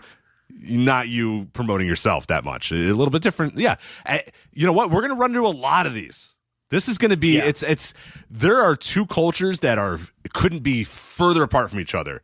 The traditional lucha libre, particularly AAA culture and WWE culture is very, and that I am fascinated to see how that relationship moves. I'll read you here. I'll read you a direct tweet. So here's what Rob Viper tweeted. He said, as was pointed out to me late last night, the video linked below has been edited. By the time I got around to listening twice, it had already been altered, which probably means someone was unhappy with what was said. Just another learning curve moment for this WWE AAA deal. In Mexico, you are incentivized to say the most outlandish things and nobody is policing you. WWE obviously has a different, more professional standard of how media works. These are two different worlds colliding, pun intended. Ibu in the chat, our good friend Ibu in the chat, great comp here. Feels like a great Sasuke in 1997. Remember that? Oh yeah, he lost his job. They were gonna. That was gonna be the guy. That was gonna be the guy who was gonna head up the new lightweight division in WWF. Mm-hmm. But he talked a big game, and they said, "All right, dude, that's not how we do things. So fuck off." Taka's our new guy. Talk too much shit. Yeah, and it's also a good comp from the standpoint of Taka was just there to put him over, but Taka's the one who got over with the American fans, not Sasuke. And Mr. Iguana is the one getting over with American fans, not like Psycho Clown or something, like the people who are the bigger stars in AAA proper. So it's actually a comp from both of those standpoints, right? So that is a good one. So keep an eye on the Mr. Iguana stuff. Lola Vice and Stephanie Vakir defeat Chick Tormenta and Dalise. We talked about this. It was kept short, and I thought Chick Tormenta and Dalise didn't look nearly as bad as I feared that they might. So from that standpoint, the match was a win by being nothing but average. You know what? Yeah, my big take on this match was, and this is what I thought was even more of a disaster, is Stephanie Vakir had to work later in this night. She was going to be in the Money in the Bank match later that night. So as I was watching this match, I was noticing, oh my God, Stephanie's not really tagging in. They're just going to have her sit on the side and get a hot tag and do her, do the ass move or whatever, and then move on. Yeah. So it's going to be play the hits, but you're going to be in there for like a minute. And that's basically what the match was Lola Vice had to carry this match. Lola Vice had to get in there with Dalise and Chick Tormenta and carry, 8 minutes of this match. And she kind of did. Like that. This match is a fucking miracle. Because Stephanie Vakir was the only one that I thought had any sort of talent coming into this. Yeah. And it ended up being a match where she was barely involved in it. It was almost all Lola Vice, Chick Tormenta, and Dalise. And it was average. That's a win. That's a massive win. Yeah. A miracle 2-star match. Yes, the best. So the best performing 2-star match you've ever seen. Yeah. I think Cruz del Toro, I'm not trying to go backwards. I don't even think he was originally booked for the show. I forget, one of the guys, Joaquin Wilde, was supposed to be there, and I forget somebody filled in for him. I forget if it was Cruz. Was it Cruz that filled in? Okay. Yep. He's Raul Mendoza, the former Jinzo. I think that guy is so fucking good. And I guess he doesn't have the necessary charisma or size, and they never do a thing with him. He can fucking go, man. And every time I see him once every 6 months, it's obvious that he can still go. All right, so you know who I'm never impressed with anymore? Dragon Lee. Dragon Lee hasn't been Dragon Lee in it's been a while. Fucking forever. I forgot he was even in the match, to be honest. Like all right, when he's working on the main roster, he's got to work that style. You could almost give him a pass. But I thought in this environment, he really was going to shine. And I don't think he did. So, again, I'm trying not to go backwards. But, we're told in the chat that Lindsay was the one that replaced Joaquin Wilde, the former DJZ. So Cruz was always supposed to be in the match, but Lindsay was the fill-in, which, like you said, was maybe a little bit of hey, we need somebody that we know for a fact. And now you should probably know that you're going to get something decent out of Joaquin Wilde, but I don't know if he was actually hurt or whatnot. Yeah. But Lindsay you can count on. He's a solid wrestler. Of course. There's nothing, you don't have to worry about him. So that's a good fill-in. He probably had his hand raised too. I'm sure, he was excited to work a show like this. Legado del Fantasma, Angel Berto with the ever shortening name, and Santos Escobar. They defeat the large son of Wagner, Pagano, and Psycho Clown. The highlights were Pagano I don't know, falling down on purpose and doing dives into no one. Basically being Pagano. There was a great. I don't know if there was a great. Sorry to interrupt, but Corey Graves, Pagano tags in and he goes, "Pagano, not the smoothest of workers." And immediately when he does that, he falls over himself and botches the first spot he does. And it's just like, a couple botches, and he also took a bunch of huge bumps trying to get himself over. Yeah. I mean, that's clearly what he was doing. Not like he doesn't always do that, but it was very obvious. Like that one dive he did into no one, where he just splatted on the floor. He was trying to get over. Everybody was trying to get over. I don't think Psycho Clown got over the way I thought he would with the WWE fans. He didn't connect with them. No, you know what was interesting? He came out and he had just like generic ass music. Yes. And no fire, no explosions. And I was like, ooh, there's not a lot there. When there's not the pomp and the circumstance, there's not a lot there for him. And but to be fair to him, that's his act. Yeah. Right? Like, if you take Enter Sandman from the Sandman, I agree. Yeah, I'm just saying they didn't accentuate the positives of of Psycho Clown. They just had him come out with normal music and walk out to the ring, and it's like, well, yeah, when you don't have a fucking flamethrower and a bunch of crazy music and that great entrance music, that song that I'm not going to attempt to replicate because I'm going to sound like a fool. But that's great. That entrance music suits him. It's like the circus music, and it adds like the guy singing Psycho Clown, all that shit. That's a big part of his act, and it's high energy, and he's coming out, he's got the fucking tongue hanging out of the mask. And because look, he's not fucking Blue Panther between the bells. He's a aura, charisma, gimmick guy. And like you're saying, you take away his music, and that's a big part of the act. And I thought he was fine in the match, but he did not come across like the larger than life star that he often comes across as in this match. He felt like the sixth guy in this match, to be honest, because Pagano, Pagano was better, but Pagano was memorable. You know what I mean? Because you'll remember Pagano. You'll remember Wagner Jr. because he's a big motherfucker that's doing crazy flips. And I thought Angel Berto and Santos, I mean, they were just bang, bang, bang, bang, bang. You know what I mean? They were just working really fast. Well, those guys are great. Yeah, they're just a well-oiled machine. Yeah. Those guys are great workers. And like you're saying, they work together all the time. They're a well-oiled machine. You don't have to worry about them. That's why they were sent to this show. To hold this shit together. Okay. Because if you leave Pagano and Psycho Clown to their own devices against three guys who can't work, you get what we usually get in AAA. That was the point I was making earlier. They deliberately sent people like Legado del Fantasma, Rey Fenix, Laredo Kid, Lince Dorado, Aerostar, who they could trust from both sides to hold these matches together. And those three guys are obviously, people that they trusted, and they won the match. And at this point you had Conan keeping score, and it was quickly ending in WWE's favor. Yeah, I love that. He's trying to do it, and he's like, "Hey, Corey, what's the score right now?" And Corey's like, "It doesn't matter, Conan. It's all about the odd action here at Worlds Collide," because he didn't want to say, "Well, it's 3-1. We're up 3-1." But right, because then once Ethan Page won, they went up 3-1. And locked it up, but that wasn't really a pushed theme of the show. No. Again, that was Conan just doing normal person commentary, saying, "Hey, it'd be interesting if I kept score here, right? Because why not? It's so Ethan Page retains the North American title over Javon Evans, Laredo Kid, and Rey Fenix. This match was a lot of there were some cool high spots in this match, but I was honestly a little disappointed by this. That might be a hot take. they had Ethan Page cutting off a lot of the high spots for Heat. So you did have that. And I'm not saying that the match was bad, but I'm saying this match could have been better. Maybe that's what I'm trying to express. I think and we saw that with the main event too. I think you better get used to that with the AAA WWE relationship. I think that's going to be, if you're Jeremy Borash, if you're Triple H, if you're Shawn Michaels, if you're any of the guys that are involved in this, the thing you're going to want to go to right away and do often, we saw it back-to-back matches, is white American wrestlers stopping the high flyers in their tracks or whatever. That's for Heat, you know what I mean? And it's we need to, slow it down. So then when they do the spectacular move, it means more. That's kind of classic American wrestling style, classic American wrestling booking. I want to be clear though, that in this situation, that's what Page should have been doing. Right. I agree. I'm just saying, I think you're going to get a lot of that.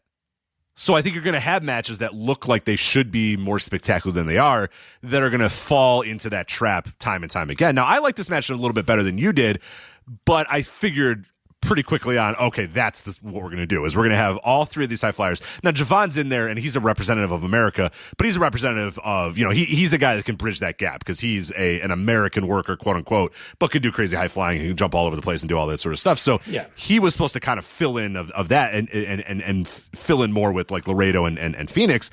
But yeah, you figured, and you saw it pretty quickly, that this is going to be a match. That's what the match style is going to be, is that Ethan Page is going to slow it down, get booed, get heat, and then eventually the guys are going to hit high-flying moves on him, and it's going to get a big pop or whatever. But I think you're going to always have that limiter on a lot of these AAA WWE matches, because that's the story that your American wrestling bookers are going to want to tell, is our guys come in and slow down the cruiserweights, and that's exactly the cruiserweights, the high flyers, the lucha, whatever you want to say, because that's exactly what we saw in the main event too. So that's a very typical style. I think that's why they sent Ethan Page instead of Ricky Starks, because he was better suited for this match. Absolutely. Sure. I think that's part, because because on social media they're still pushing the Ethan Page Ricky Starks feud Ricky Saints feud for the North American title. So it's not like that was a blow off when Page beat him. I think they just wanted to send Page to this show instead of Starks. He was better suited for this match. Yeah. So I think that may have had something to do with, and it really doesn't matter whether nobody gives a shit about the NXT North American title. You can switch that thing back and forth all you want. It doesn't make a difference. So anyway, that was Worlds Collide. I thought it was a good show. I enjoyed it. It didn't overstay its welcome. It felt unique. Now I will say too, they did a great job with some of the video packages, making AAA feel like a huge deal. I thought they crushed that. And a lot of the history, they really embraced the history of AAA too, which I thought was very, very good. Yeah, did a great job. And when WWE, they have the resources to be great in that way. And when they are great in that way. I thought that stuff that they did was phenomenal, because you couldn't come away watching that without feeling like AAA was this very deeply ingrained with history, legendary Lucha Libre promotion, by the way that they presented that history and the way they put together those video packages. I thought that stuff was very well done, with Conan again helping to fill in the gaps on some of that stuff. So I wanted to mention that too. You have anything else on Worlds Collide before we move on? No, one thing that was notable too is, and I was saying the video packages, and then we can move on, is that they presented AAA as not only, like you said, like a legendary fixture in Lucha Libre, but when they were founded, Lucha Libre was, stuck in the mud and traditionalist or whatever, and here comes AAA to kind of reignite Lucha Libre and bring it to a whole new level as a little bit of here's CMLL, and CMLL is still, very traditional in a lot of ways, and that the video packages presented it exactly in that sense, that AAA was, has been ingrained in Lucha Libre because they were a shock to the system in 1994 or 1992 or whatever, and completely changed the game forever, and wrestling in Lucha Libre was never the same again after AAA. So they really presented it as, like you said, built into the fabric of culture in Mexico, Lucha Libre. So if you know nothing about it, if you knew nothing about AAA before this, you knew nothing about Lucha Libre history, they presented AAA as like a massive company in that region, and one that does, big numbers and big time, so they're going to tell that part of history, because again, this relationship, make no question about it, is to hurt CMLL as much as it is to help WWE and help AAA. It's to hurt CMLL, because that's the WMO of what they're going to do. So yeah, you're going to get a lot of video packages. They're going to sort of scoff at traditional lucha libre. They successfully got the brand over to their audience in one night. They did. Yep. I had a coworker that said, "Hey, undoubtedly AAA was fun. I've never watched AAA before. That was awesome." And I was like, "All right, there you go. You're exactly who they wanted. A person that's never watched this promotion ever in your life, and now you're asking me about, Mr. Iguana and Psycho Clown or whatever." So yeah, if they knew the truth. If they knew the truth. That's what I said. I was like, Brian, it's not normally like this. Let me tell you, because he's like, but again, maybe it will be moving forward. Yeah. He was like, well, how else can you watch AAA? And I was like, hold on a minute. Let's see. Hold on. You might not want to do that. Right. Hold on. Actually, you should lead that horse to water. Actually, I think you should do that. Yeah, you should get him the tapes, I think. I have to bury Rey Mysterio. Listen. Oh my God. Yes. No, listen. That's embarrassing. That he sucks. Should be ashamed of that himself. fucking sucks. I think he should be embarrassed. Now, look, maybe they told him to say that. WWE is putting the stamp on authentic Libre. Fuck right off. I don't care how much of a legend you are. I don't give a shit about that. You can fuck right off with that, whether they told you to say that or not. If they didn't tell you to say that, and you went out there and chose your own words and you said that, you can fuck right off. Also, have some fucking pride, even if they tell you to say that. Right. Exactly. And if they told you to say it, stand up for yourself and say something else. And then when you get in the back, tell them you forgot what you were supposed to say and you got tongue twisted. Have some fucking pride. Have some guts. Stand up for yourself. Stand up for your culture. But maybe he doesn't care. Maybe worth marks. And maybe he just doesn't give a shit. And maybe it's just all about the money to him. And I can understand that too. But that was embarrassing. I felt embarrassed for him. That was humiliating that he went out there and said that. Right. For people that didn't watch the promo, Rey Mysterio came out. Gross. Yeah, if you didn't see the promo, Rey Mysterio came out at the beginning of the show and essentially said, thank God for WWE finally putting the stamp of approval on Lucha Libre. And now, Lucha has been stuck in Mexico for hundreds of years, but now finally, because of WWE, you're all going to be able to experience Lucha Libre. Like, fuck right off. Yeah, authentic stamp on authentic Lucha Libre. Go eat shit. So that annoyed me. And I'm going to be annoyed at him now for a while because of that. Because I thought that was a bunch of horse shit. And again, they might have told him to say it. And, but again, that doesn't mean he has to say it. It's Rey Mysterio. What are you going to do? Fire me? Fire me. I'm already fired. I'm Rey Mysterio. What are you going to do? I'm Rey Mysterio. You're going to gift wrap me to Tony Khan? Is that what you're going to do when you're trying to break into Mexico? You're going to let me go and gift wrap me to Tony Khan, who's running Arena Mexico next week? You're going to do that? I dare you. Yeah. I dare you. So it's like, he didn't have to say that. I don't want to hear that. He's got some stroke. It's not like they sent fucking somebody else. They didn't send Dalise out there to say it, where she's on the verge of getting the biggest paydays of her life, and she's shitting her pants, and she's going to do whatever the fuck they tell her to do. You're Rey Mysterio. You call your own shots, buddy. Okay? So that tells me that either he just doesn't care and we're just the stupid marks because we care, or he just doesn't have a spine. Pick your path. Choose your adventure. Neither one's good. They both lead to a dead end in the book, to me. So very disappointed in Rey Mysterio. So I wanted to make sure we got that in too. All right. Since it was later that day.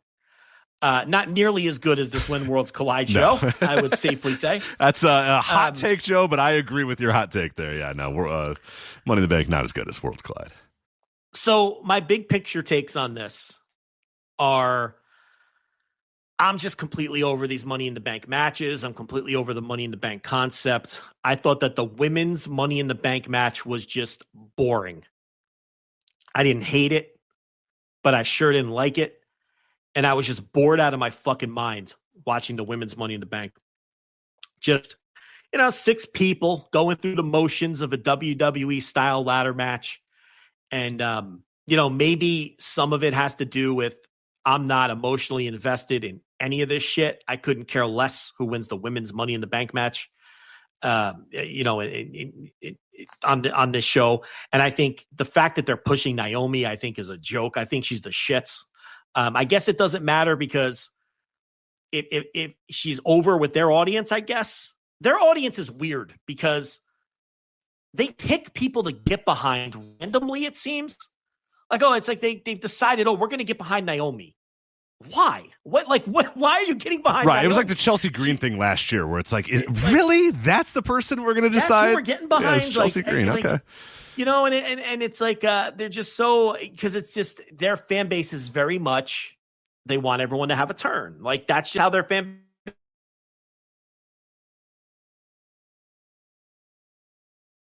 Right? That's kind of what this is.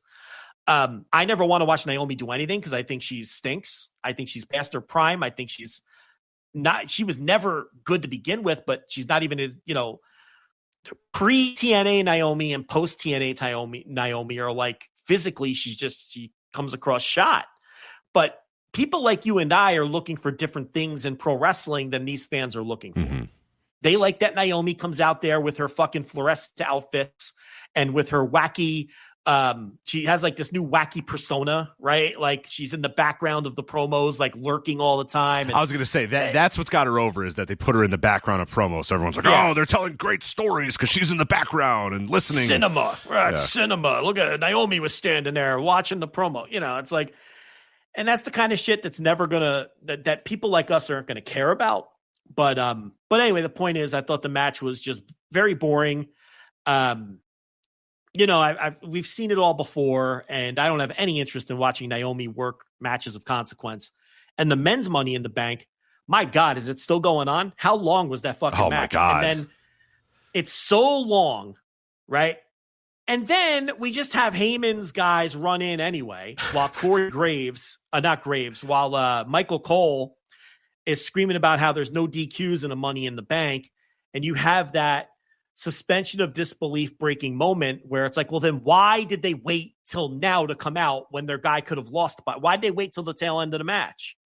And I know we're supposed to believe in Irish whips and, et cetera. But to me, it's universe breaking when you do that. There's no reason you can't say, I don't even know why I'm doing this, but there's no reason you can't say, all right, there's no DQs in a ladder match, but nobody can come down and interfere on your behalf or you're eliminated. We're throwing you out of here. But they don't do that. And they don't do that because they want to take the match and they want to tell these kinds of stories. Yeah. But by doing that, it just annoys people like me because I'm like, I wasted a half hour watching this match.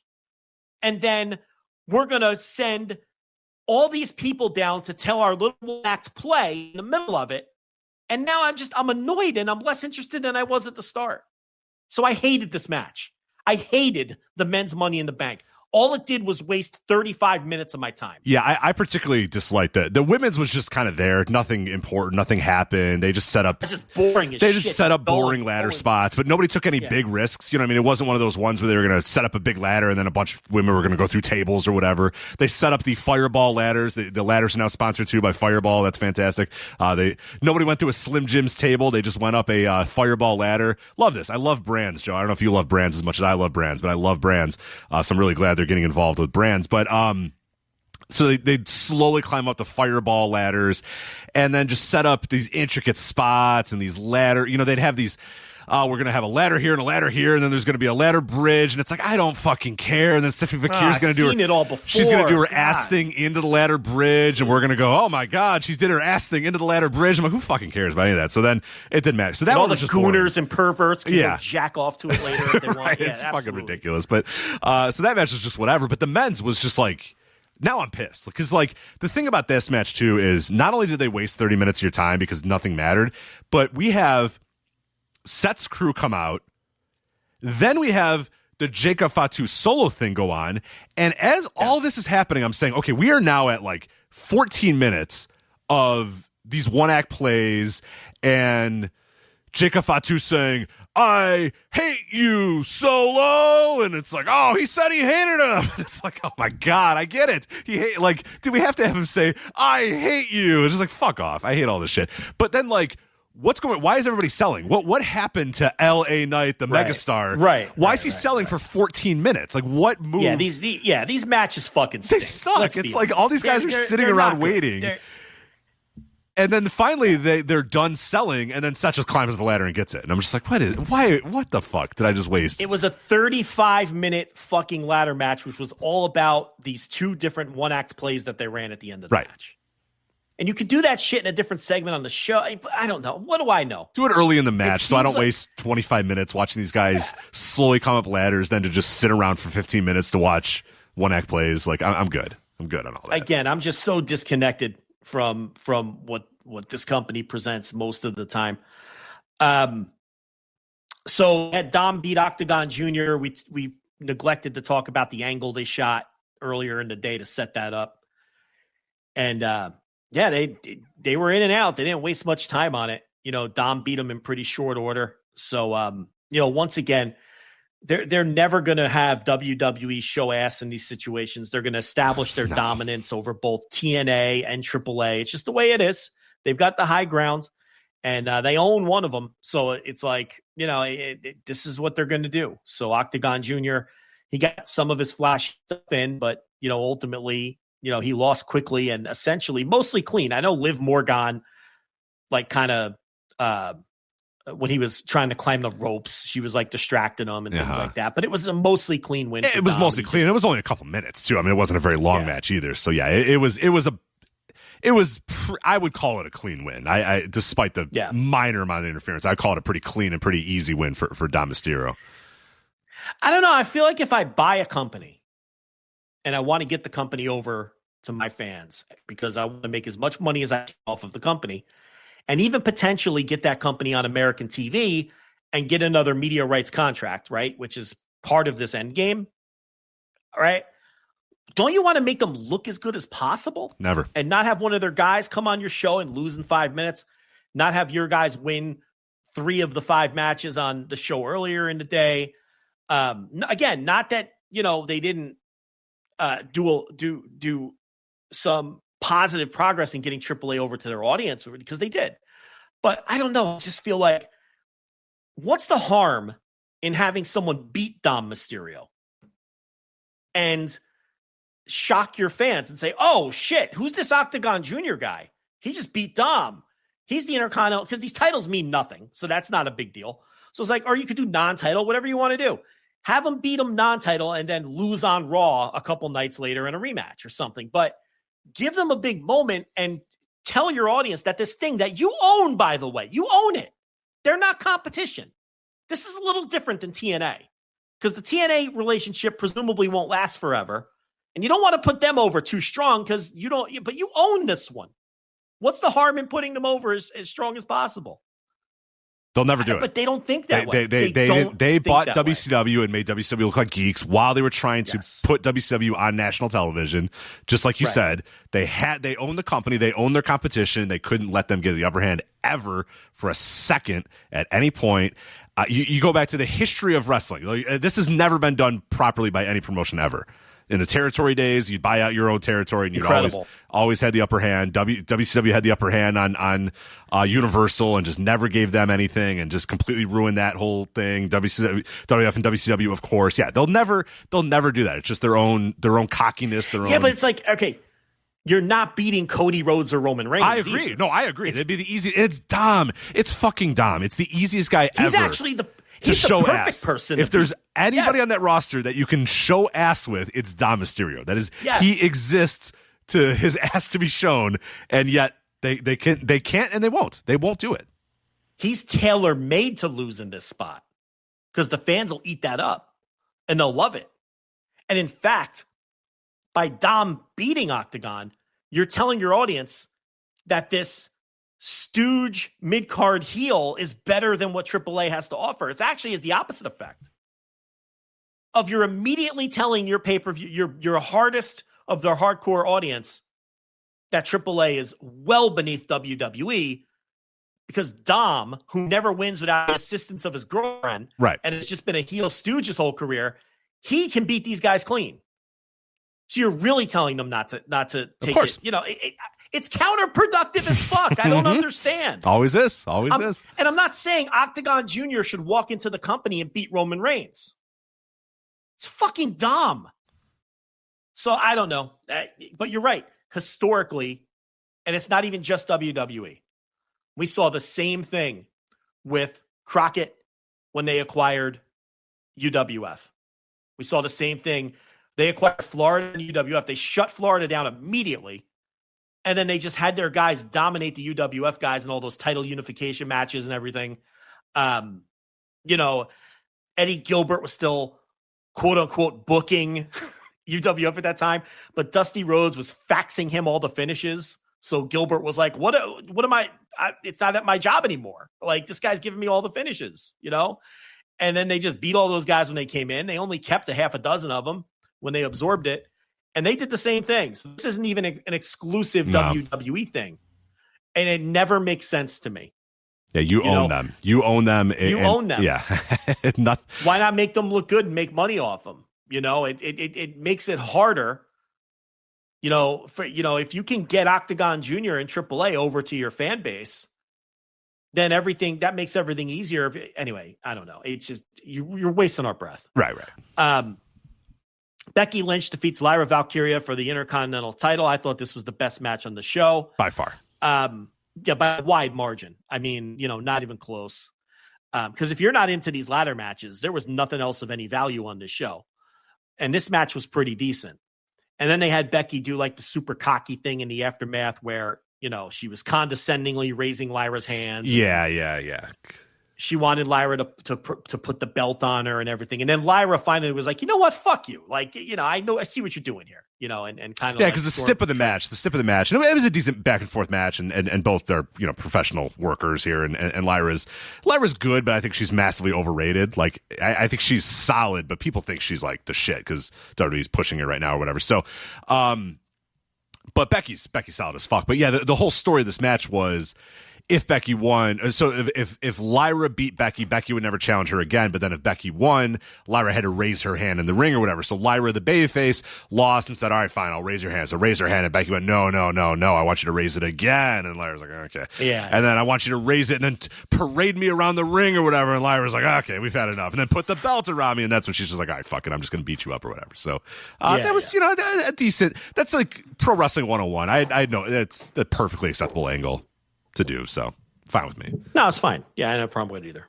So, then we had our main event, Rich, which no one's talking about it. They're all talking about the return of Cody Rhodes. Cody Rhodes got fucked at WrestleMania, lost his title, and was gone. And now he's come back, Joe. So the biggest story of Money in the Bank, of course, is Cody Rhodes getting his revenge over John Cena and pinning him with the Crossroads maneuver to set up a future title match between Cody Rhodes and John Cena, where Cody can win the title back, right? Is that what the story was? Well, technically, yes. Oh, okay. Yet. A lot of people listening to this probably have no idea that was the finish, right? That Cody came back, that Cody pinned John Cena in the middle of the ring with the Crossroads, because the story was the return of the biggest story in wrestling this week is the return of R-Truth, a.k.a. Ron Killings, has come back to WWE. I had a lot to say about it behind the paywall. Did a very lengthy segment. I think I went about 10 minutes on it. I think it's up for free on YouTube. It is. For those of you who do not subscribe. So you can have the floor first here. Okay. And give us all your thoughts on R-Truth. Yeah, so it's fascinating in a lot of ways. It is absolutely fascinating in a lot of ways that I'm going to hand it to him in this sense. In all these senses, actually. R-Truth played this game perfectly. And I think you even used that exact terminology in the YouTube clip, is that he played the game, for lack of a better term, and irony maybe absolutely intended. Probably intended there for sure, because the whole timeline of this is, and we talked about it a little bit last week, is that R-Truth was released.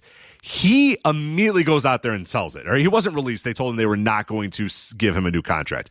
And we talk about this a lot, that current WWE does not tell the world when somebody gets released. The old WWE would go out and say, we've come to terms with the release of this guy, or whatever, and you'd have a WWE.com article, you'd have tweets, it would be all out there. So everybody would know. They don't do that anymore. They leave it up to the news people to do the reporting and to find out, or for the wrestlers themselves to tweet out. So R-Truth smartly figured it out right away. So he got out there and said, I've been they're not renewing my contract. My time is out, yada, yada, yada, whatever.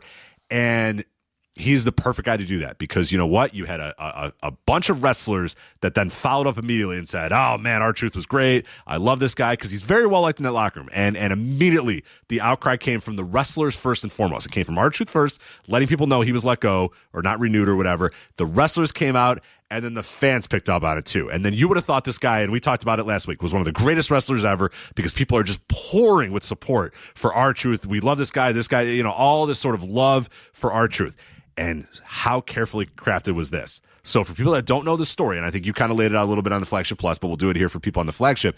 The way the story is, no matter what Paul Levesque tells you, no matter what the company tells you, the story that's been corroborated by R-Truth, corroborated by his son, corroborated by Sean Ross Sapp, by Mike Johnson, PW Insider, by Dave Meltzer, was that R-Truth basically didn't return calls. Paul Levesque in WWE realized, oh God, this is getting a lot of groundswell. This is getting a lot of bad publicity. Let's call the guy and let's figure out what we can do.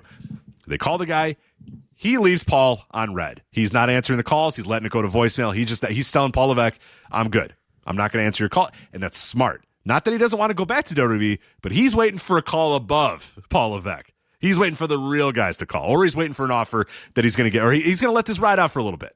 One way or another, whether he's going to get a call from the big guns or he's going to let it ride out and see what other offers he get, and makes them very desperate. And they got very desperate because, as the story is, and this has been confirmed again by multiple people, the big story was that Nick Khan then calls R-Truth and says, all right, let's bring you back here. So he goes over Paul Levesque. Nick Khan, the big boss, calls R-Truth. R-Truth does answer that call. You're going to answer the call when it's Nick Khan. Answers that call, and then that's what gets him back in. So now who knows the terms of the contract, who knows whatever, but we also can kind of surmise from what happened in the last week is that when Nick Khan made that call, R-Truth said, yeah, I'll come back, but you know what? I'm not being the dorky comedy R-Truth. I don't know what town it is. I'm just a village idiot anymore. I'm coming in, and I'm Ron Killings, and I'm going to get a big push, and you're going to put me in the top spots or whatever, yada, yada, whatever it may be. And that's exactly what happened. So to R-Truth, to Ron Killings, could not have played this more perfectly. This guy gets told that he's going to be let go. They're not going to renew his contract because Paul Levesque is looking at he's told that you need to get rid of X amount of salary. And as we talked about last week, if you sorted out if you put an Excel sheet of all the WWE roster members and sorted it out and looked at age and price of contract and all that sort of stuff, R-Truth is going to be on the top of my list too of guys I'm going to say, you know what? Nah, we're good. I don't need this guy. But what he did not account for was the outcry that was going to come from the fellow wrestlers and the outcry that was going to come from fans. So what happened is R-Truth gets his job back.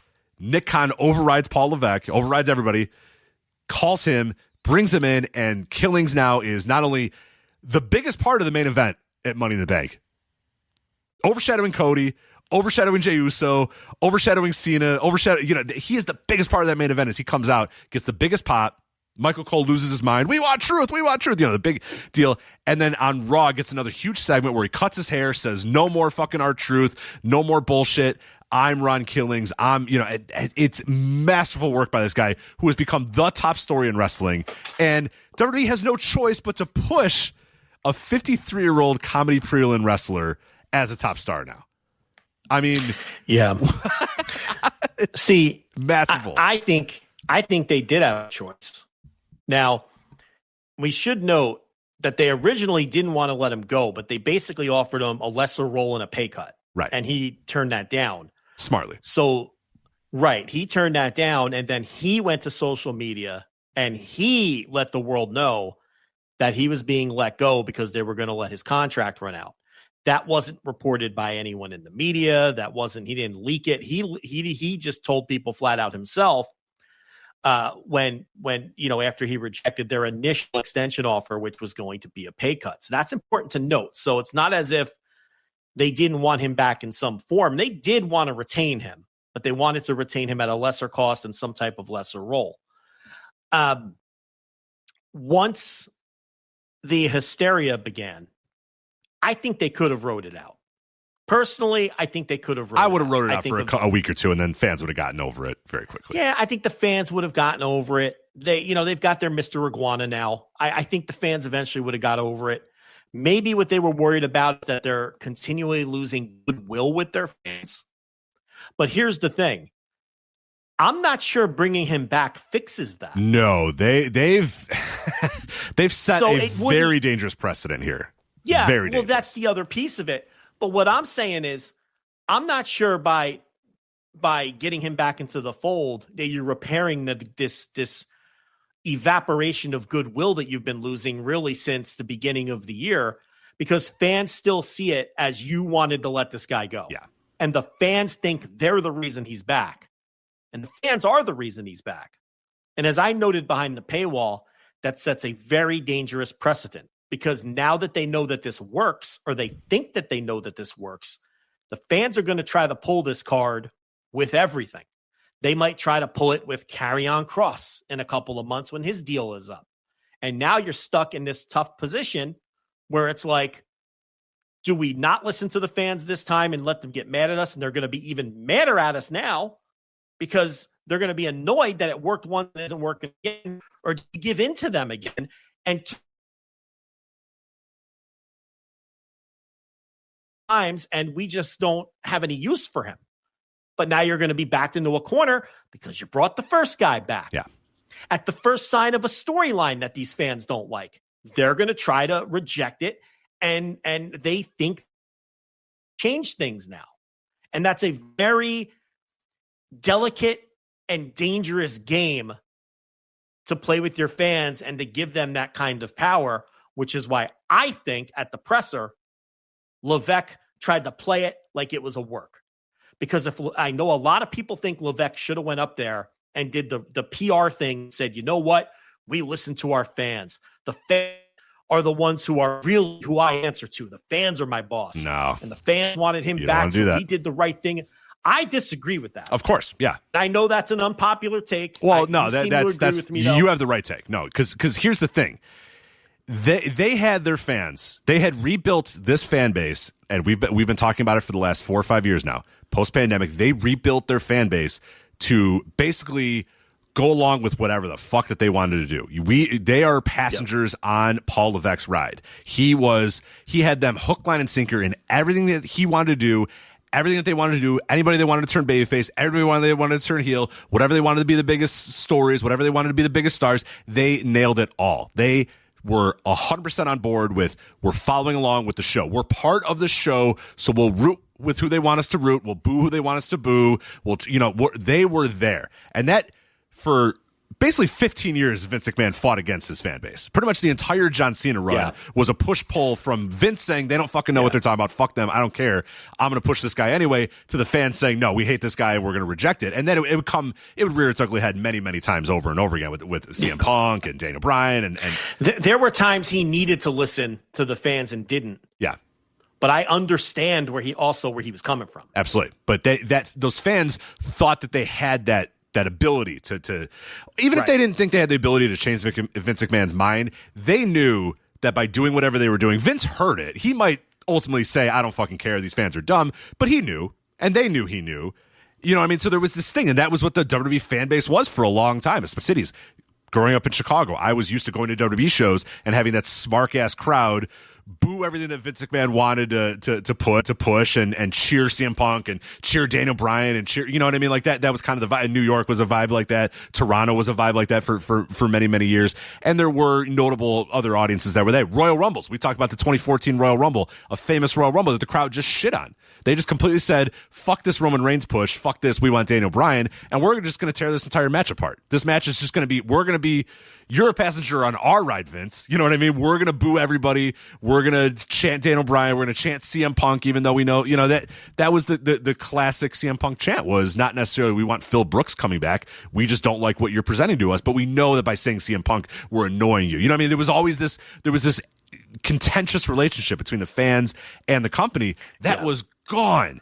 They had gotten rid of that over the last 4 years. And like we said, they have a whole new fan base that was just along for the ride. Whatever ride Paul Levesque was going to take them on, because he wasn't Vince McMahon and they trusted him, whatever ride he was going to take them on, they were willing to go on. By doing this, and like you said, it's been eroding. It has been eroding this last year, or the last, the last 5 months. Last few months at least. Definitely for the last few months, it's been eroding. By doing this, you are telling the fans to have a contentious relationship with us. So you're right. If you're inviting it, you're inviting it. So Paul Levesque goes up there and says, "We want the fans to be vocal and what we want to serve them." No. You don't want to say that because now you tell them. And I understand why he didn't say that. Absolutely, I totally understand why he didn't say that. Now he still handled it poorly. He should have dodged it. I mean, when they asked him about the lawsuit, I didn't have a chance to read it. He dodged it. He should have dodged this too. But by saying, it's all part of the show. Did you enjoy the show? And implying that it was a work, now you're just lying to everybody. But I understand where he's coming from because that's the better answer, in my opinion, than saying that they made a mistake. Because now you're empowering these fans. Mm-hmm. And I know that he knows that. That's why he didn't say that. And ultimately, he knows now it's, you could be in the early stages of some storyline you're laying out. And fans decide they don't like it, but they don't know where it's going to go in 6, 9, 10, 12 months. And they're going to feel like that they can change things. Now, this is going to have a ripple effect. Oh, yeah. And like you're saying, now it's good. There's a chance here that we go back to that era where the fans just decided that they were going to reject everything. And Levesque wants no part of that. That's why I don't think he made a mistake, no matter where you fall on this story in not giving the PR friendly answer. I wouldn't give that answer either.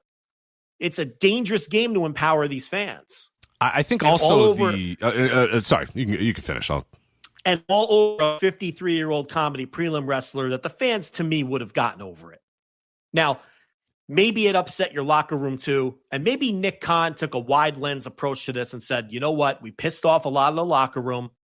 He was beloved there. Everybody likes the guy. We wanted him back anyway.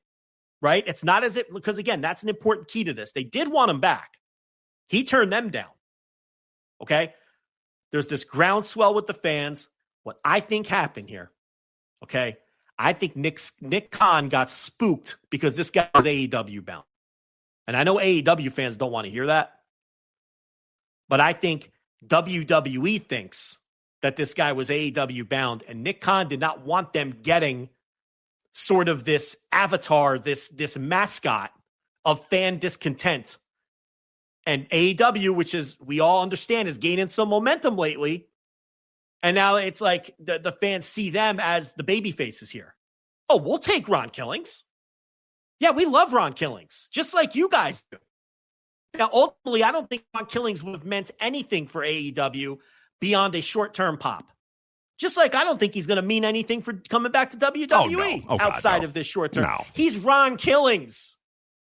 We're greatly overvaluing this guy. If Ron Killings was going to be a good main eventer or have a great run on top or have great matches, he would have done that over the last 30 years, and he pretty much hasn't. Yeah, he's Ron Killings. I have no delusions that a 53-year-old Ron Killings is going to set the business on fire. Okay? So, but I think they're not spooked. I really do. And I think there's no way that Levesque was going to admit that the fans forced them to play this hand. And I don't think that he should have either from that standpoint, whether I think it was the right decision to let the guy go or not. So here they are. And now they're stuck with the guy. Mm-hmm. And now what do you do after this initial excitement and run? You better have some really good plans because it's Ron Killings. So they put themselves in this position. It's a big old mess. I would have played hardball and just let the guy walk. And if he wanted to walk into AEW, I would have let him do it. And they would have got a lot of attention and positive publicity for a couple of weeks if they brought him in. And then at the end of the day, they're the ones stuck with 53-year-old Ron Killings. Yeah. That's how I would have played it. Absolutely. Yeah, and I'm fairly confident that's how Vince McMahon would have played it as well. I mean, the famous quote of Vince McMahon saying, "We'll release guys, they'll sign them because they'll take everybody." Here's the quote. They have some talent. Maybe we should give them some more. Mm-hmm. And everyone was like, "What the fuck is that?" And then we found out a year later what it was. You want Miro? You want Andrade?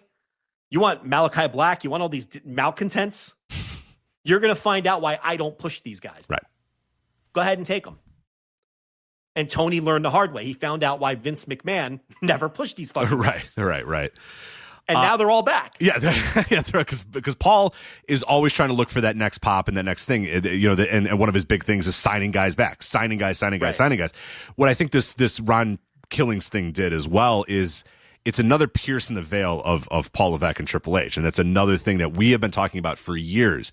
And it's taken a long time for people to kind of get on board with it. But we've always said, if you look at the power structure in that company, they're going to present it. And Paul Levesque's going to present it as he's the top dog. You know what I mean? Yeah, there's Nick and there's all these guys, but I'm the guy who's running creative and I'm the guy who's running this company and I'm the one that's in control. And we always said, this goes back to the WrestleMania where Roman Reigns beat Cody. We did that talk on that show where we said, look, they wanted Cody to win this match, but other factors got in the way.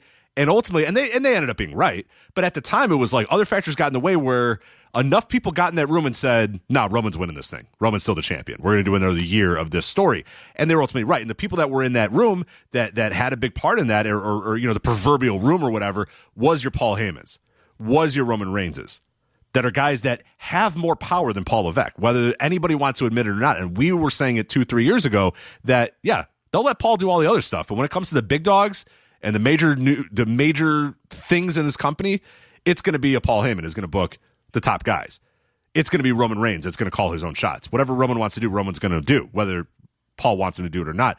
And now we're seeing that even in some cases, Nick Khan can just say, you know what, no. I don't like the tenor that I'm hearing here. I'm going to rehire the guy and go over Paul said, hey, Paul, I need you to fire a guy. He fires this guy. No, not that guy. I'm going to rehire him.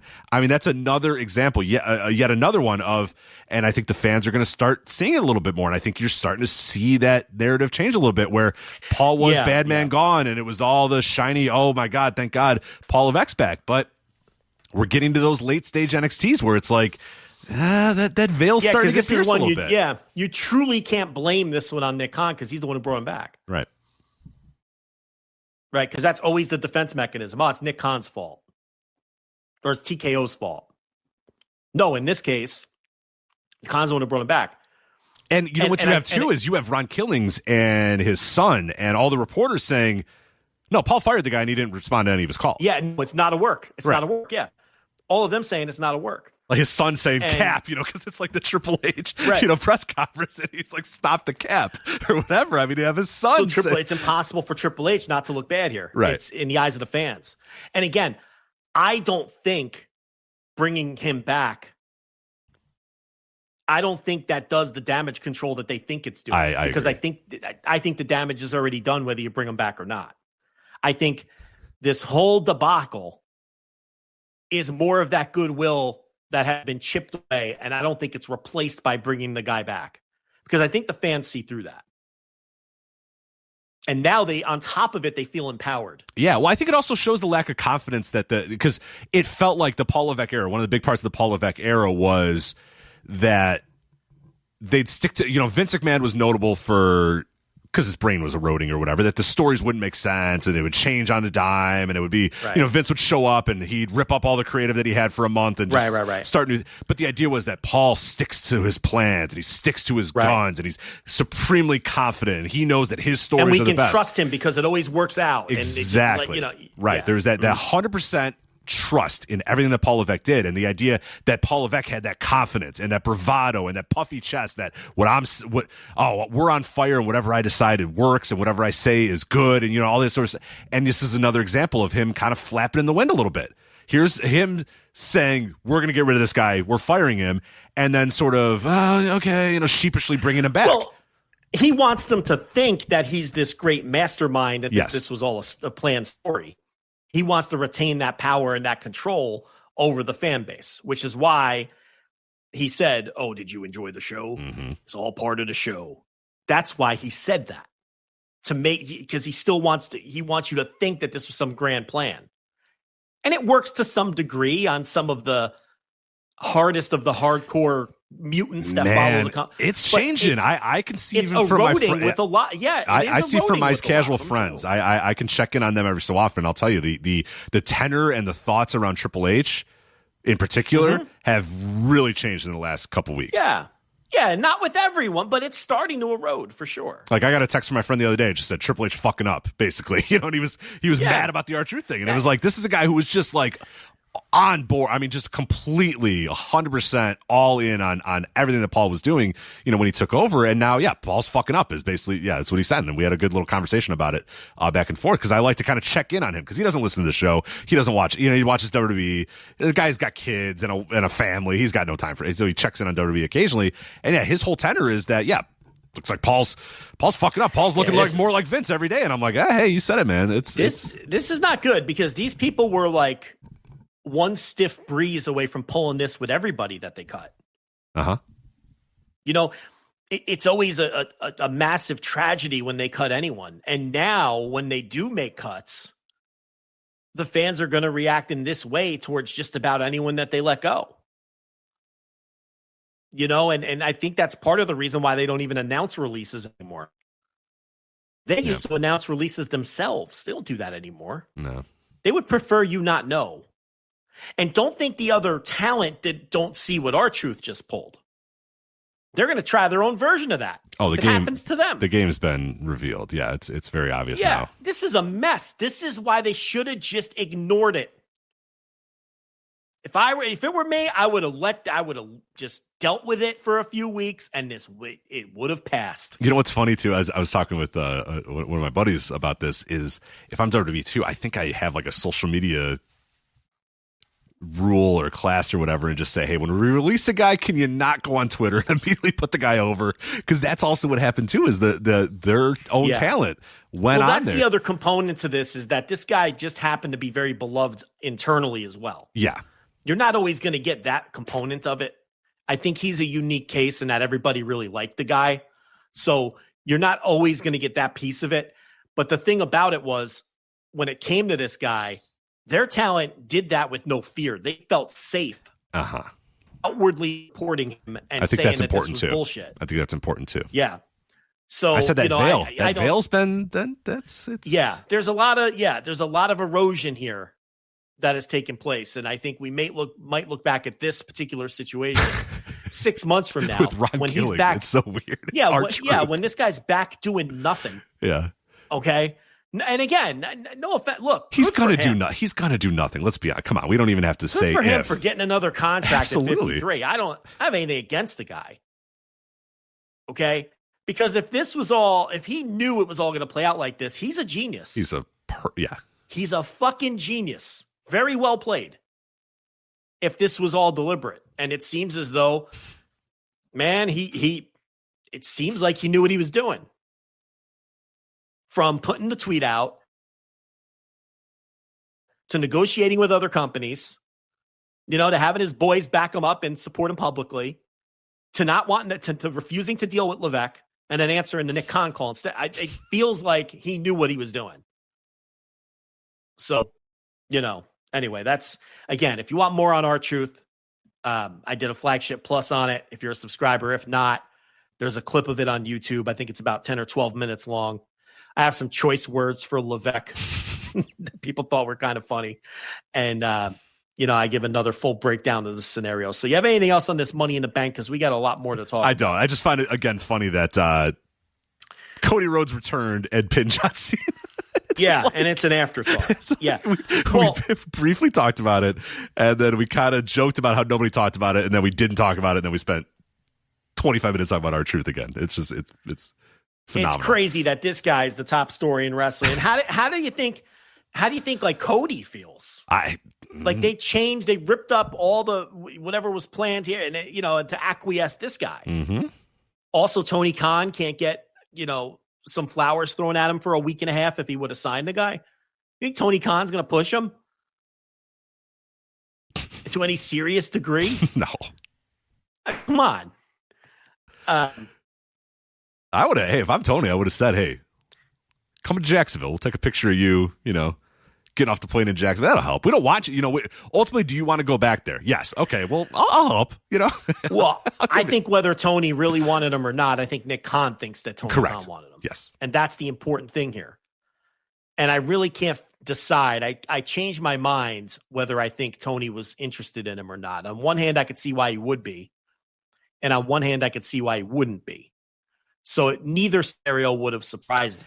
I think, now I wouldn't have wanted him in there, but I think you at least had to. If you're Tony Khan and you're responsible and you're in a wrestling war, you at least have to pick up that phone or send a text and say, what are you looking to do, or whatever. Like, ultimately, I probably think about it and say, yeah, I don't know. Yeah, I don't think it's, but you're in a wrestling war, and any win you can get in this wrestling war, there's value in that. So I could absolutely, if you're Tony, you have to make that call. Now, I ultimately do not think you should have signed R-Truth, Ron Killings, and brought him in, but yeah, it's a war, so you got to at least entertain the thought. I guess you can look at it from the standpoint that they did save face with a portion of their audience who think it's a work. Yeah. That's fair. There's a portion of their audience that thinks it was a work. You save face with them. And there's also a portion of the craziest portion of their audience who want to think it's a work. So they're willing to believe it's a work. And I think there's a difference. Do you know what I mean when I say that? Like, there's that super crazy portion of their fan base that wants to buy everything that they sell, and they're willing to accept that it was a work, even if intellectually they might not think it was. Certainly, but there's always been, but I think the fact that there are those different camps, everybody was pulling in the same direction for like 2 years. You know what I'm saying? Like all those camps that we're talking about were all in the same camp. That was the Venn diagram was a circle for a long time. And now including your friend who is willing to, including your friend who, if things go astray, he's not going to watch this shit anymore. He doesn't care. You know what I mean? So it's like, those are the ones you have to worry about, because they're the ones that take you from being successful to massively successful when you have total buy-in from everyone. Right. And I think that's the biggest issue, is that you pointed out right there, that there are still the fans that are going to, no matter what, be 100% in and believe everything that Paul Levesque tells them and believe it was a work or whatever. But the fact that there are other people, that there are other fans that are now looking at this and side-eyeing it and losing some faith. I mean, that they had cultivated a fan base that was 100% in lockstep, and we wondered, is this ever going to change? Are these fans ever going to stop being in lockstep? It didn't. I'm not saying they're there yet. You know what it is? There's people starting to see the real TKO. Exactly. And how TKO operates. What UFC fans have been saying all along. Hey, well, you're going to see how these guys operate. It's always bottom line. So that's, Cody came back. Pinned John Cena. Anyway, John Cena still sucks. He's fucking completely washed. Just so washed. Did you see like that 8-minute reverse chin lock in this match? And it's like, come on. Holy shit. So cooked. All right, let's talk about the Yeet Man. We gotta talk about the Yeet Man, because the Yeet Man has lost the fake world title. It's still not a real world title. If this were a real world title, though, this would have to rank as one of the worst world title reigns in the history of professional wrestling. Oh, come on. I'm gonna go through all the matches right now. You ready? All of the classic moments during the Yeet Man world title reign. I know we're late already. I know we started the show late. I know we're 2 hours in. We have to do this, though. If not now, never. So we're going to just do this. So we're going to do every one of the Yeet Man's moments as champion, okay? A deep dive on the Yeet Man. We're deep diving it. Normally we do this on the Patreon. Normally this is a flagship Patreon thing that you got to pay $5 a month for, but we're going to do it right now. We're going to deep dive the Yeet Man fake world title reign, okay? Sure. So it all starts out at WrestleMania 41-Saturday at Allegiant Stadium in Las Vegas, Nevada. Yeet Man, the winner of the WWE Royal Rumble, goes on, defeats Gunther in what I remember being a spectacular match. I don't recall spectacular I match. remember loving it at the night of. I assume that it was a great match, but it was boring as fuck and had no juice and no energy at all. Yeah. Right, that's right. We expected it to have incredible energy. Yeah. And it had no energy. A total fail by the Yeet Man on that night. Yeah. I mean, but that was just the beginning. It's fine. You know what I mean? The nerves. He's starting this legendary world title reign. We'll let this one slide, right? Didn't start off on the right foot, but things got on track. Not a great title win to get the thing started. No, but things got changed around a lot on the May 5th, 2025 episode of Monday Night Raw, when Seth Rollins defeated Jey Uso by DQ But as you know, the title cannot change hands by a DQ, so Jey Uso retains the... Now, you're not fooling me, Rich Crates. You didn't watch it. I did not watch the Monday Night Raw number 1667 from the CHI Health Center in Omaha, Nebraska. Let's get to a match you did watch. The next match in the... So the next match we move on to is May 24th, 2025. Yeah. Jey Uso defeating Logan Paul at WWE Saturday Night's main event, a match that I did see and was... You did. Did you enjoy that one? Nah, not really. No, it's pretty terrible. Yeah, it wasn't very good. Yeah. It wasn't very good. It was a backdrop for an angle. Correct. Is what it was. Correct. Yeah, the not return very good. of Cody. Right. The Cody return. And then, all right, Joe, then we're going to jump ahead to June 9th, 2025. WWE Monday Night Raw number 1672 from the PHX Arena. Phoenix Arena. In Phoenix, Arizona. Gunther defeats Jey Uso to win the WWE World Heavyweight title. So, all right, now that we've done all of them. Choked them out. Choked them out clean as a sheet. Choked them out clean I love that in this company where nothing is done clean, every match is 1,000 run-ins and a one-act play, and this guy turning on this guy, and this guy debuting and spearing somebody through the dasher boards, and all this stuff. This match is Gunther just grabs this guy, brings him to the mat, he gives up, and it's over. It's clean as a fucking sheet. Well, let's be honest about all this, okay? I feel like Levesque, he felt like they had to strap this guy up to satiate the fans. Yeah, it's Kofi Mania. It's Kofi Mania. It's Pacific Islander Kofi Mania is basically what we're doing here. Yes, that's exactly what it was. So he had to do it. And if I'm being honest, I think they did it very well, right? Because you got the great upset in the Royal Rumble that no one saw coming, especially when it came down to him and Cena, right? Everyone figured Cena was going to win and move on. No one knew Cena was going to turn yet, all those things.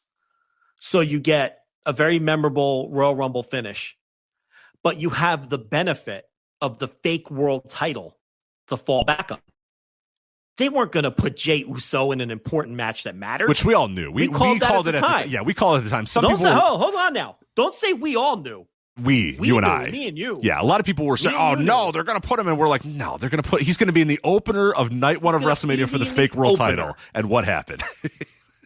We called every move once he won the Rumble.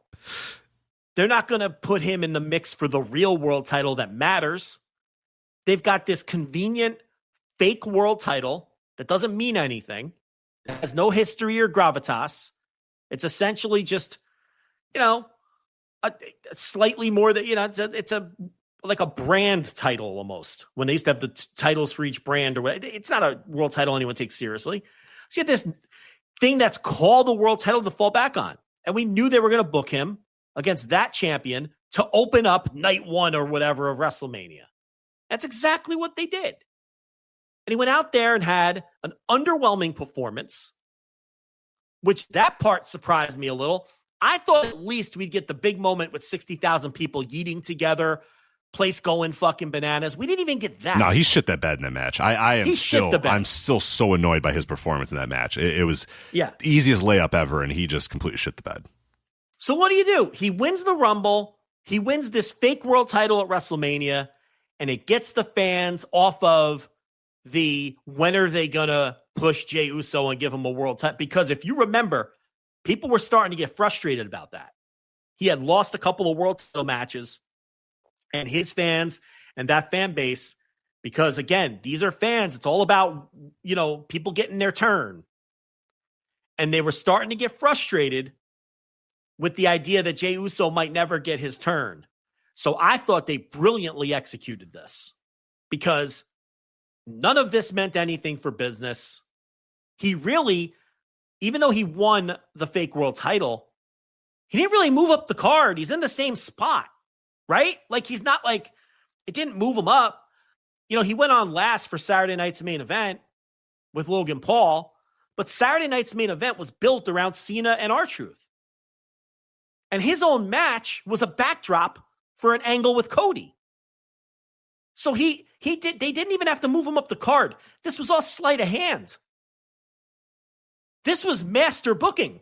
This was master stroke booking to me, this whole scenario. And then he holds it for a couple of months. He never main events a pay-per-view with this fake title. He doesn't really, you don't have to. He really didn't defend it much. I mean, he didn't defend it at all. And it's like, look, you didn't have to main event any pay-per-views with him. You didn't have to move him up the card. He's in the same spot that he was in before when he had the title, and he's in the same spot now. And then you wait a couple months. And now the fans are off your back. And you don't have to listen to them. Oh, when's Jey Uso going to get his turn? He got his turn. Right. And not only did he get his turn, he won the fucking Royal Rumble and he won the title at WrestleMania. So the fans are happy. What more could they possibly want? Now, if the fans, would think about it a little deeper like we just did, they'd realize that he never got moved up the card at any point during any of this. He's the same guy in the same spot.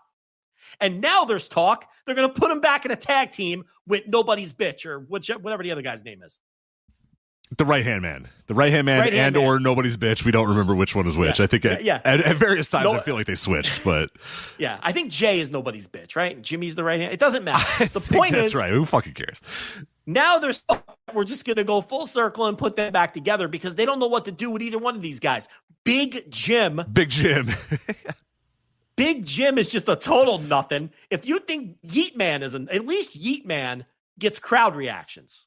At least Yeet Man is over in front of the fans. Big Jim is just a total nothing. He's somehow even worse than Jey in the ring, which is hard because Jey Uso is a firmly below average wrestler. But no one even gives a shit about Big Jim. So now we're going to put these guys back together because we don't know what the fuck else to do with them. Because there's nothing you can do with them. Now that the bloodline is petered out. Yeah. Now that we're doing bloodline, we're in the black and white era of the bloodline. It's like the NWO black and white. We're in the NWO 2000 era. Yeah. Like Solo Sikoa is like Bryan Adams at this point. Like, so the bloodline's dead. You can't go back to that well. Maybe you could, I guess. No one wants to see it. Not even their fans. So now you're stuck with, he's in the same spot he was in. Now he's moving backwards. Mm-hmm. So this was actually a master stroke. You're right back where you wanted to be with Gunther with the title. They got now out we of their can system. Get down to some there. real business. Are you guys happy? You got your little dumb reign with him. Yeah, you're done. Yeah. Leave us alone now. We figured out a way to do it without doing any damage because we know this guy's a zilch. He beat nobody. He beat the only guy he beat. I mean, he beat Logan Paul, sort of. Like you said, it was the Cody thing or whatever. And that's fine. Logan Paul can show ass. It's not a big deal. And he beat Gunther, and then Gunther got his win back. And that's it. Gunther got the win back. And Gunther not only got the win back, he choked him out clean in the middle. This is great booking. You got to hand it to him. Sometimes you got to hand it to ISIS. Sometimes you got to hand it to ISIL, Well, listen, I can only be honest. Levesque did a nice job here. Yeah. He really finessed this very well. They just what this ultimately tells you is they felt that they were in the position where they had to do something with this guy, but they wanted it. Again, I liken it back to Kofi Kingston. That Kofi Mania thing happened, and they said, you know what? Fine, Kofi will win this title, but here's exactly the moment he's going to lose it. I say we again. We called that one too. You and I knew when it was going to end, and it ended exactly by the hand of the person we thought it was going to be, Brock Lesnar, in the way we thought it was going to be, a absolute destruction squash, and then they never went back to him ever again. They said, all right, you guys happy? Right. We did the Kofi reign. We're done. Rey Mysterio, Vince McMahon famously said, fine. He's getting momentum because Eddie Guerrero died. Fine. We'll give him the title at WrestleMania 22, but everybody that was in the writer's room at that time says that the story was every single week when they would have the writers meeting, Vince McMahon would say, all right, is this the week we're going to have Rey Mysterio lose the title? When's Rey going to lose the title? And everybody fought back. No. But he said, all right, we'll let him have this title, but I'm just letting everybody know when I make the call, this guy's done. And we're taking the title away from him, and he's never getting it back again. And that's almost exactly how it went for Rey Mysterio as well. Ray got booked like shit while he was champion anyway. Yeah. He would lose matches as champion and he was booked like shit because Vince was so stubborn about it. The difference between Ray and Kofi and Yeet Man is I think that Ray could have been a successful correct because Ray's good champion. And those other guys have Ray's good and charismatic and a big star. Kofi Kingston and Jey Uso are not world champions. They just aren't. Okay. They're guys that, again, the fans, I think, wanted to see them win the title, but then there's diminishing returns after that in seeing them hold the title. And historically, there's been a lot of wrestlers like that. We've talked about who they are a million times, and that's who these two guys are. So no, one of them's holding the Money in the Bank, the men's Money in the Bank contract against Seth Rollins. I mean, that the very famous, what was it, WrestleMania in 2019 or whatever, where they belted up both Seth and Becky on that night. And pretty much a month in, everyone's just kind of like, this isn't really working. So when are we going to move these titles off these guys? Like, not you're being generous. It was the next night on Raw. Oh, where the business started to tank. They belted up Seth, Becky, and I think Kofi. Wasn't it all the same show? Oh, that's right. Kofi was that same show. Correct. They belted all three of them up on the same Mania. And the next night on Raw, in the first hour of the show, they promoted a Seth Rollins, Kofi Kingston title unification match. And ratings and viewers weren't interested. By the end of the show, they lost more viewers. It was a terribly rated show. People were not interested in Seth or Kofi with that title the next night, where a title unification match didn't pop a number. And we still have people push back on the idea. Oh, they just didn't book Kofi well. No, they saw the next night that Kofi was a chaser, not a champion. I don't care. People can disagree with me all they want. Kofi's reactions dissipated almost immediately. And he had the title program with Dolph Ziggler. It was a couple of months before Brock came back. And it just wasn't the same vibes. They wanted to see him win it. Realistically, I know they were waiting around for Brock, and it didn't do them any damage. That's the kind of champion that should just lose the next night. Same thing with Yeet Man. Right. But in both cases, all right, you wait a couple months. You wait a couple months and do it. It's effectively the same thing. But I always say that about Eddie Kingston. I feel like if Eddie Kingston ever wins the world title, he's the exact same template too. Right. There'll be a big emotional thing if he wins the world title. It'll be a great moment. But no one wants to see Eddie Kingston. It won't work. No. And I said that with Darby too. Won't work. I said if Darby is the guy that knocks off Mox, I want Darby to hold that title for like a minute. I want him to hold it, or a night, or whatever. Darby's another good. I think Darby is that template. You're right about Darby. Wins the title, and then I want misery for him immediately afterwards. It's the Sami Zayn thing too. Sami Zayn could have won an Elimination Chamber in Montreal. You and I were fine with that story. But then the next night on Raw, Roman challenges him and beats his ass and takes that title back or whatever. You get that moment, but nobody wants to see Sami Zayn walking around with the world title for 2 months and 3 months. No. Darby Allin is not someone who holds a world title for a year and a half. No. Cody Rhodes is a world champion. Yes.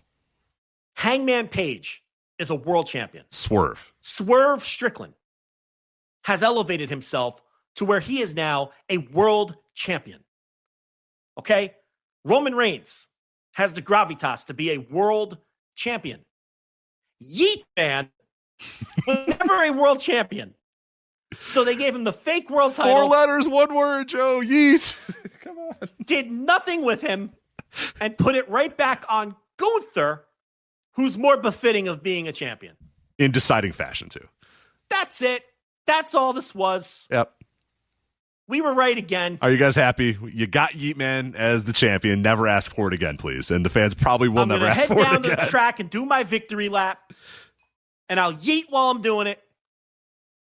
Picture Joe Lanza yeeting. Running on the track, doing the 800 meters. Raising the arms. Don't ever doubt my instincts on this stuff, please. You just embarrass yourselves. We're right a lot. I mean, go back and listen to those Kofi things. I mean, we played it out exactly. Oh my God, we beat nailed it. for beat. Exactly.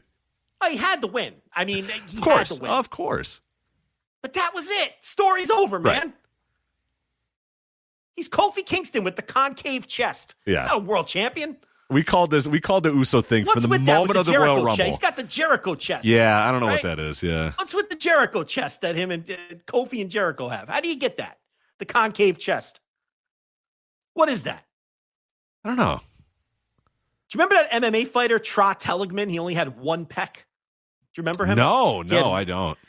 He only had one pectoral muscle. And on the other side, it was just flat. He had nothing there. That's flat. Unsettling. Yeah, it's weird. You're not an MMA guy, though. No. Yeah. Briefly. Had brief forays, but I never really enjoyed it. So yeah. I liked early UFC, Freak Show UFC I liked, but when it was just jiu-jitsu guys, I'm kind of out, yeah. Listen, I understand you like your sports entertainment work. You like pro wrestling and you like the NBA. You like your work sports entertainment. I understand. That he's got a hell of a work going right now, man. My God, this Pacers team, this is well booked. Yeah, Let me tell you, this is well booked. Yeah, this is great booking, man. This is well booked. Absolutely. Holy shit. Anyway, so that was Money in the Bank. That was Yeet, man. All right, let's talk about other eventful thing on Raw this week. John Cena officially challenged CM Punk for a title match. CM Punk had the fan. He's out there and he's confronting John Cena. The fans are chanting for CM Punk, and John Cena goes, "All right, hotshot, you want a title shot? How about we do it at Night of Champions in Saudi Arabia? You want a title shot? Hero, why don't you do it in Saudi Arabia?" So, wink, wink, nudge, nudge. The story is they know that that CM Punk doesn't want to go to Saudi Arabia, but they don't fucking care. So he's going to Saudi Arabia to face John Cena for the title at Night of Champions. What can you say about Punk? It's look, you want to go or do you want me to go? I will say one thing that's kind of funny is I do enjoy that they're making the story, because here's what they probably presented it to Punk and said, "Look, you're going to Saudi Arabia, pal. We don't care. You're going to face John Cena for the title. What we'll do is the story will be that Cena's forcing you, because the whole idea is, all right, hotshot, you want a title shot? I'm going to make you go to Saudi Arabia to face me for that title," with the wink, wink, nudge, nudge implication that we all know that CM Punk doesn't want to go to Saudi Arabia. John Cena says hero. He calls him literally hero on Raw. We know that? Do we know that? Yes, we know that? We do know that. We know that he doesn't want to go. I think the implication is that he doesn't want to go. Then why is he going? It's a great question, Joe. I think the implication is that we're supposed to think the public persona of Phil Brooks is that he wouldn't want to go. Right. But whether he wants to go or not, we're going to make him go, and he probably doesn't care anymore, and he probably wants to go. So that's why John Cena's calling him hero. That's why the implication is that he's forcing him to go to Saudi Arabia to get this title match, and that's why John Cena on Instagram is sharing pictures of The Miz at the Greatest Royal Rumble 2020, which is just incredible banter, because John doesn't care. He's like, "Hey, here we go." Well, the thing is, I'm sure Punk is in on that too. He he understands he's lost all. People are going to eat it up. Look, here's where I am on this. I don't care that Punk is going to Saudi Arabia. Okay. Everybody goes to Saudi Arabia at this point. Sami Zayn has gone to Saudi Arabia. They have successfully normalized everyone going to Saudi Arabia, whether anybody likes it or not. Okay. They won. But there is no reason, based on things that CM Punk has said, and I am firmly in the belief that he just plays to whatever audience he needs to play to in that moment when he says certain things. If it's not patently obvious, it should be. He is not nearly as righteous as he claims to be. He's righteous when it's convenient for him, but that's, I'll get to that. But Punk can absolutely eat some shit for this. And it's just another example of many of CM Punk being exposed as a complete and total fraud. The man is righteous when it is convenient. He plays to whatever audience he is playing to in that moment. He is a gimmick. He's a gimmick. He's a complete phony. He plays whatever angle suits him and whatever moment he's in. And the more righteous it is, the better. Because if he could play up these righteous angles to people who are going to buy it, he'll sell it. And by going there, anything he has ever said or claimed to stand for now has to be questioned. Anything he's ever claimed to stand for, you have to question it. And he's done that. He's did it to himself. And honestly, this is not new. I have felt this way and discussed this angle with him before. Long before we found out he's going to Saudi. And here's the thing about it. I don't even care what he thinks about whatever social, political, ethical stances that he pretends to care about. I don't care about that. I don't care what any of these people, these wrestlers, think about anything. It isn't important to me at all. To me, they're just entertainers. I compartmentalize. I could separate the art from the artist too. I don't really care. I don't really care about the voting history of any of the entertainers that I follow. Right. Or what they believe in or what side of what war they're on. I don't care. Okay? So I'm not bothered in that sense. I don't feel burned that he's going to Saudi Arabia. I just see right through him. I understand the mind of Phil Brooks. I see right through this guy. If it suits him in the moment to be, Mr. Anti, blood money covered dick guy, that's who he's going to be in that moment. And in that moment, he might even believe he's that guy for all I know. But he isn't that guy.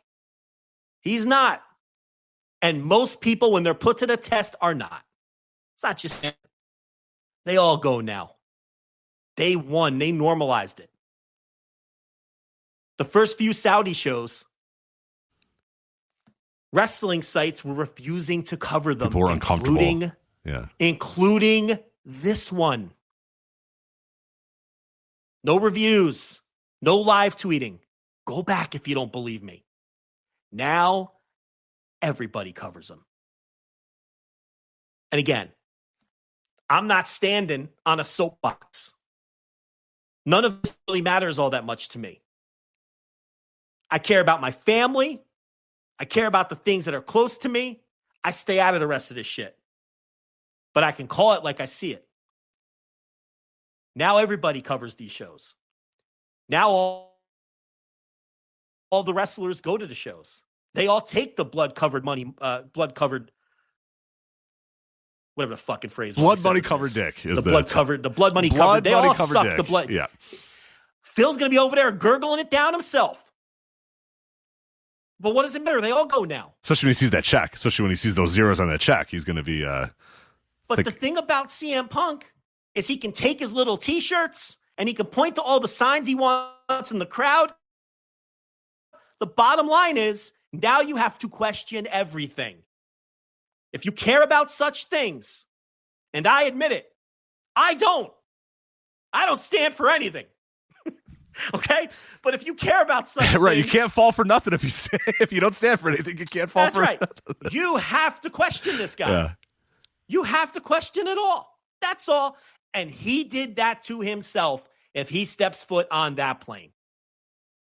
And if he doesn't step foot on the plane, and this is all a storyline, and he doesn't go, I'll be the first person to come on here and pat him on the back because he actually stood for something.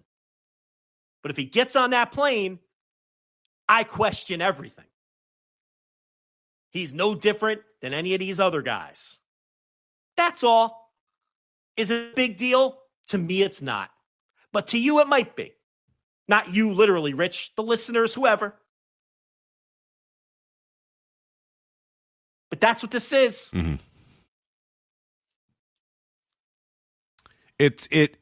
I'm reminded of a term that you use a lot, and you've used it offline a lot. I believe you use it on this show as well, that it's a long fall off a high horse. If you're going to be high horse guy and I'm above this business and I'm above the carnies of this business and I believe in these ideals and I believe in all this sort of stuff, if you're going to be that guy, you kind of have to be that guy. And when you're not that guy, then it, like you said, now it puts into question everything.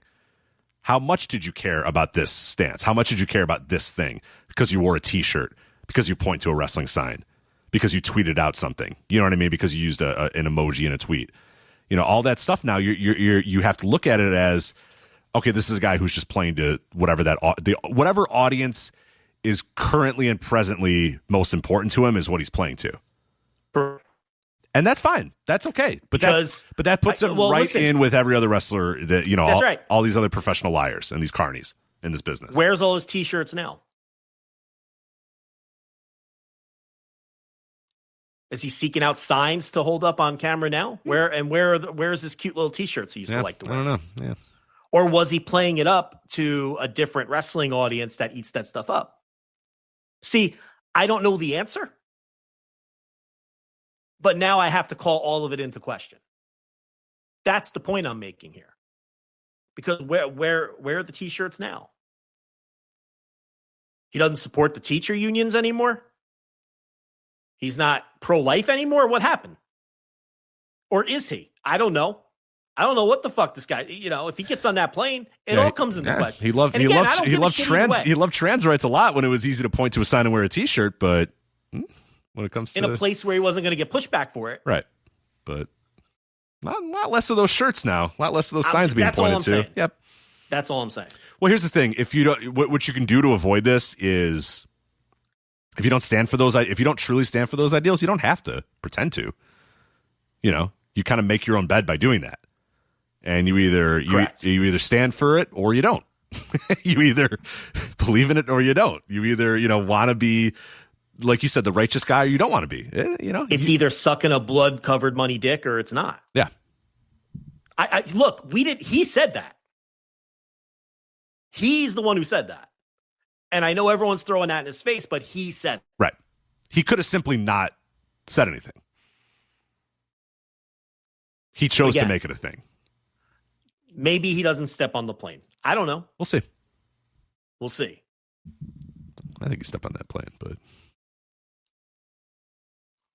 it's a big time spot. I think he's stepping on that plane. I think want him to step on that plane too. Punk too. You know what he's in a mode of? He cannot stand to be wrong. We all know this guy. We all know of CM Punk. And he has to play nice in this company because if he pulls a Phil, when Mount Phil eventually erupts, if it does, he doesn't want to prove people right. Right. That's his MO. He needs to change the narrative that he was a malcontent in AEW. And what he has to do is just suck it up forever to make it seem like AEW was the problem, not me. I wasn't the problem. That's right. That company was a mess. Tony Khan's a bad leader. He doesn't know what he's doing. Mm-hmm. I was a good soldier. I did everything right. It was all those guys. It wasn't me. It was the children that I work with. It was the owner who doesn't run a real company. It was everyone but me. It was Equestrian Steve. It was everyone but me. And in order for him to prove Mount Phil can't erupt in this company because then he's proven everybody right that thinks it was him. And guess who knows that the most? They do. He does. No, and they do. And right. Which is why they're saying you're going to Saudi Arabia. Which is why they're saying, no, you're having a feud over a friendship bracelet. That's exactly why. He's under their thumb. It's his last place to make all millions of dollars, and he knows he has to be on his best behavior lest he prove his enemies right. Mm-hmm. Because again, he gets very righteous about things. And he outplayed AEW on Helwani. He couldn't have played that better. He came across great, if you believe him, and it's like he handled that perfectly. And Tony will never respond. The Bucks will never respond, and he knows that. He gets the final and only word on these things. If he blows up, if he becomes a malcontent in this company, it risks changing the narrative on what happened in AEW. So that's part of this too. Undoubtedly part of this. Absolutely. And this is also it. We've talked about this from day one. This is it for him, too. The only other place he's ever going to make money in wrestling again. So if he wants to be involved in the wrestling business and he wants to make this the rest of his career and the rest of his life, which he clearly does, he could say he doesn't want to and that he's above this business or whatever, but he's clearly not. This is the only business where he can make substantial money. And that does influence him a lot. I'm not here to make friends. I'm here to make money. I think there was a lot of truth in that statement that he said. He's got to eat the shit. And they know it, and he knows it. And this is eating the shit. Listen, I'm fully convinced that Tony would take him back. But Tony cannot take him back as long as the Bucks or Hangman Page or anyone adjacent to the Bucks or Hangman Page work in that company. He can't do it. And CM Punk is 46, 47, 48 years old, whatever it is. There's not a lot of time for that roster to turn over to where it's going to become a clear path for Tony to bring him back. It's over. That relationship is over. Punk is already showing serious decline he's an older guy. He was never a great athlete. He's had a million injuries, and he doesn't look like Red Bastien in there these days. No. So, and the Bucks aren't going anywhere. And Hangman Page is like 35 years old or whatever. Yeah, that's going to be, it's going to be tough. Like, I agree with you, and I think I'm in the same stance as you, that if all things were considered, and if everybody gave their stamp of approval, I think Tony would take another shot at him. But none of those guys are going to give their thumbs up. Nobody in that locker room is going to give a thumbs up. And the other problem, too, with that scenario is I believe Hangman Page is everything that Punk says he is. And I don't think Hangman Page would go work for the other company.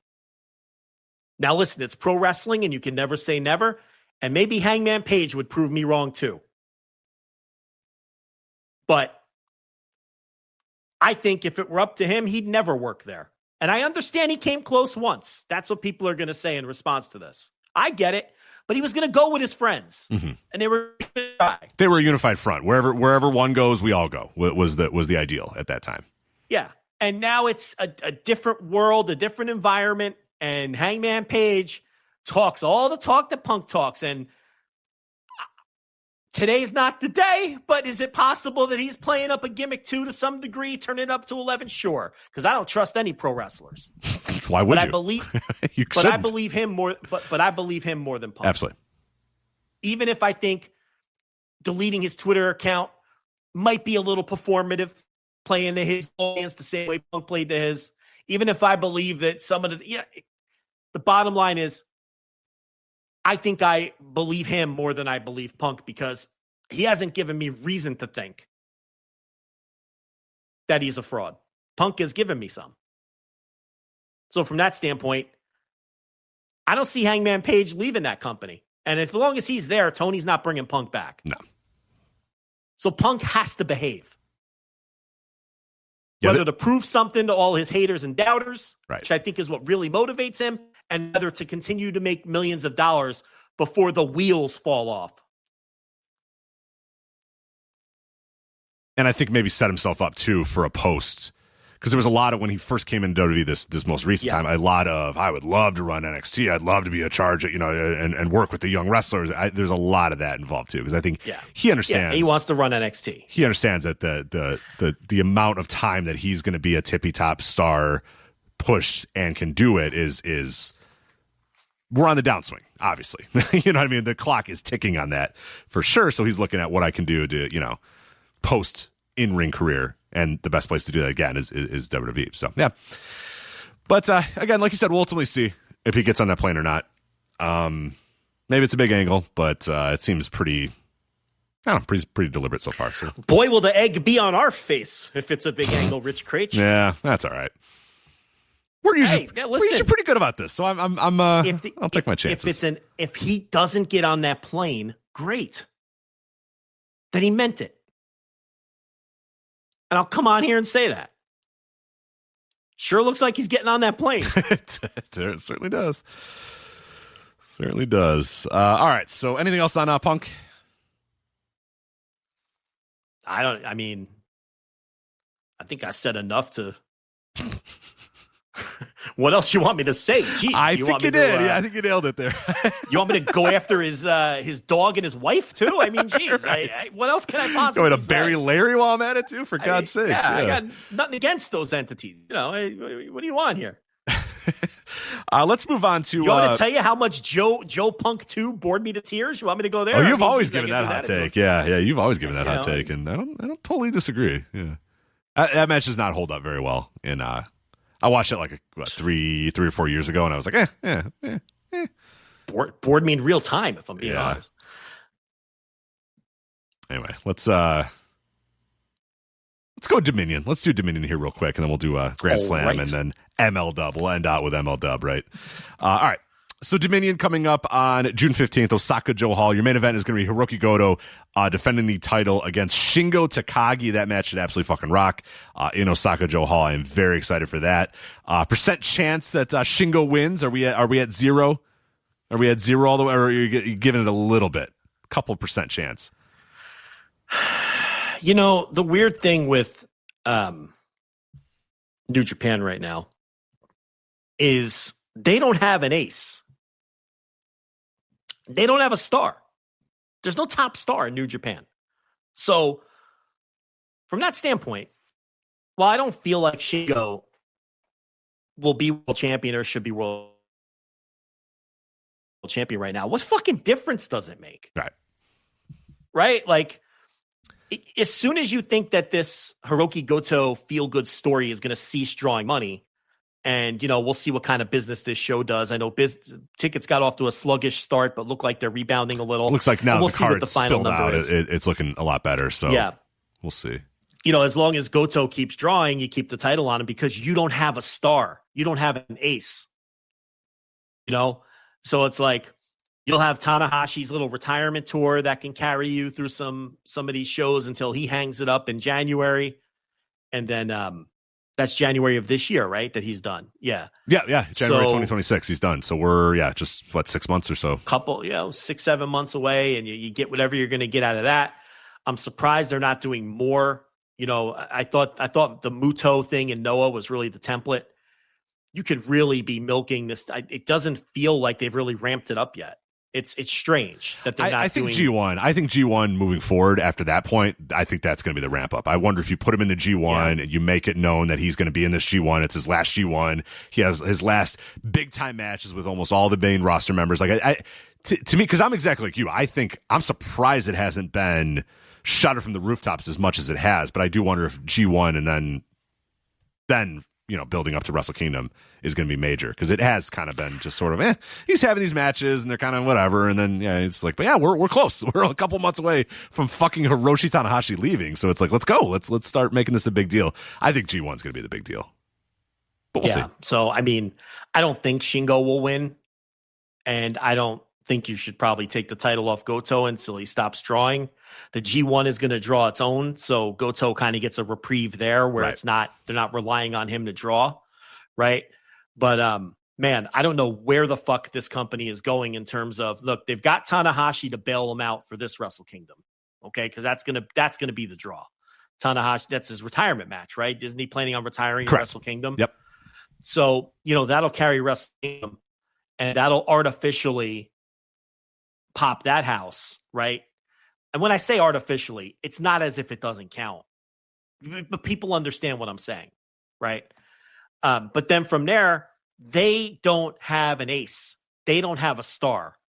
And when is the last time this company didn't have an ace or a star, or at least have someone that they thought was an next man up? Yeah, who's that next man up? You'd have to go all the way back to when Nakamura failed to become a big star the first time before he found his charisma. I'm talking like 2009. Yeah, Nakamura. 2008, 2009 Nakamura. Like 2008, 2000, like that era, 2007, like when Tanahashi wasn't quite ready. They thought Nakamura was the guy, and they put him, and then they had to go back to Kojima as a stopgap before they went to Tanahashi and gave him his big run. Like, you got to go back to like that era to find a time where they didn't, and at least during that era, they had a plan. It was very obvious they wanted Nakamura to be a guy. They thought Tanahashi was eventually going to be a guy. So you'd actually have to go even before that to find a period where they've got a veteran on top who happens to be drawing based on the fact that thank God he never won the belt in any of those 8 tries, right? Because this wouldn't be working if he would have won. I always think about that. Yeah. Imagine if he, like at Dominion 2013, they just gave him a title. And they said, fuck it, let's do a quickie switch, right?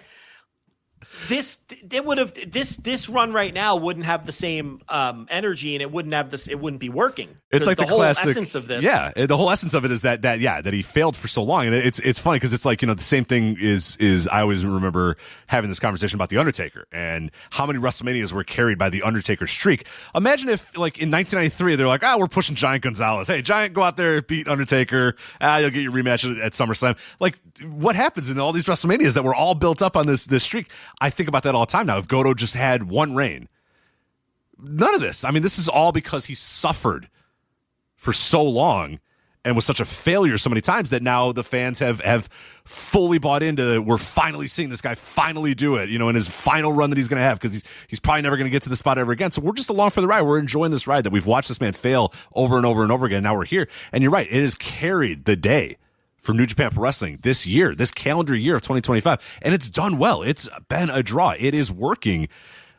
But you're right. There's going to come a time very soon where it's not going to be working anymore. And who's that next man up? There's not a good answer. You can give me a bunch of names, but who's the, you know what I mean? Who's the answer? There isn't. And that's the point. It's like you have this thing that's working, and then after that, it's a shoulder shrug. Where the fuck do you turn? You tried Zack Sabre Jr. That didn't have any juice whatsoever. You never no go disrespect back to Zack Sabre Jr. It just didn't Zach. work. No. You know, Shingo's never had it while he had it during the pandemic. Okay. Shingo has been a draw before in his career on a different level with Dragon Gate. Basically that was 10 years ago, and it more than that. It was like 12 years ago, whatever it was. May as well have been 1,000 years ago. Completely different environment. He's kind of more has a little bit of a heelish edge in this build. Would Shingo work in a non-COVID environment? Maybe. He's one of the top options right now. And when they were more loaded from a roster standpoint, Shingo had been downcycled. He was wrestling he was in the King of Pro Wrestling mix. Yes. When the roster had we thought Naito he was a never Okada. guy. We thought he was firmly the ceiling was going to be the never title for a while, and it was exactly it was. There was a time where he was the 6th, 7th guy on that list that you were getting down to. He was doing King of Wrestling stuff for a long time and working his ass off doing it. But this is the roster now. The roster is Hiroki Goto and Shingo and Zack Sabre Jr. and a big giant fucking shoulder shrug. Unless you can, unless Konosuke Takeshita gets tired of working in America and you sign him full time. But why would he do that? He's going to make twice as much money working for Tony Khan, and then make money from you anyway with the little double contract he has. So you're not getting him. That's your answer, but you're not getting him because you can't afford him. Why would he? Yeah, why? I see that a lot, but why would he change what he's doing right now? He gets to work not that many dates in America, but come in for all the big shows and all the big, thing. But then he also gets to do all of your big shows. It's perfect. Like you said, it's literally a double contract. He is getting paid to be pushed by 2 companies, but doesn't really have a crazy workload. Why would he give up any of that? And Tony values him and is going to keep paying him. Right. Anytime his deal comes up. So the only way you get him is if he gets tired of living here. I don't even know if he lives here, but the only way you get him is he does because he just got announced recently that he got engaged to Sasaki, Yuka Sasaki. Magical girl. Yeah, the magical girl. And they both and they both live in Florida, I believe, because I think so there you go. What you need is both of them to get sick of living here then. So you need Yuka Sakazaki and Konosuke Takeshita to both be sick of living in America and go to Japan, and then and only then will you be able to have this guy full time. They'll be leaving a lot of money behind, right? So he's the obvious answer, but it's just not realistic. And they. Who have they gotten ready though? Like let's say that, and that again, a criticism that I continue to have for Gato is okay. Who have they worked on pushing up that ladder this year? Gabe Kidd.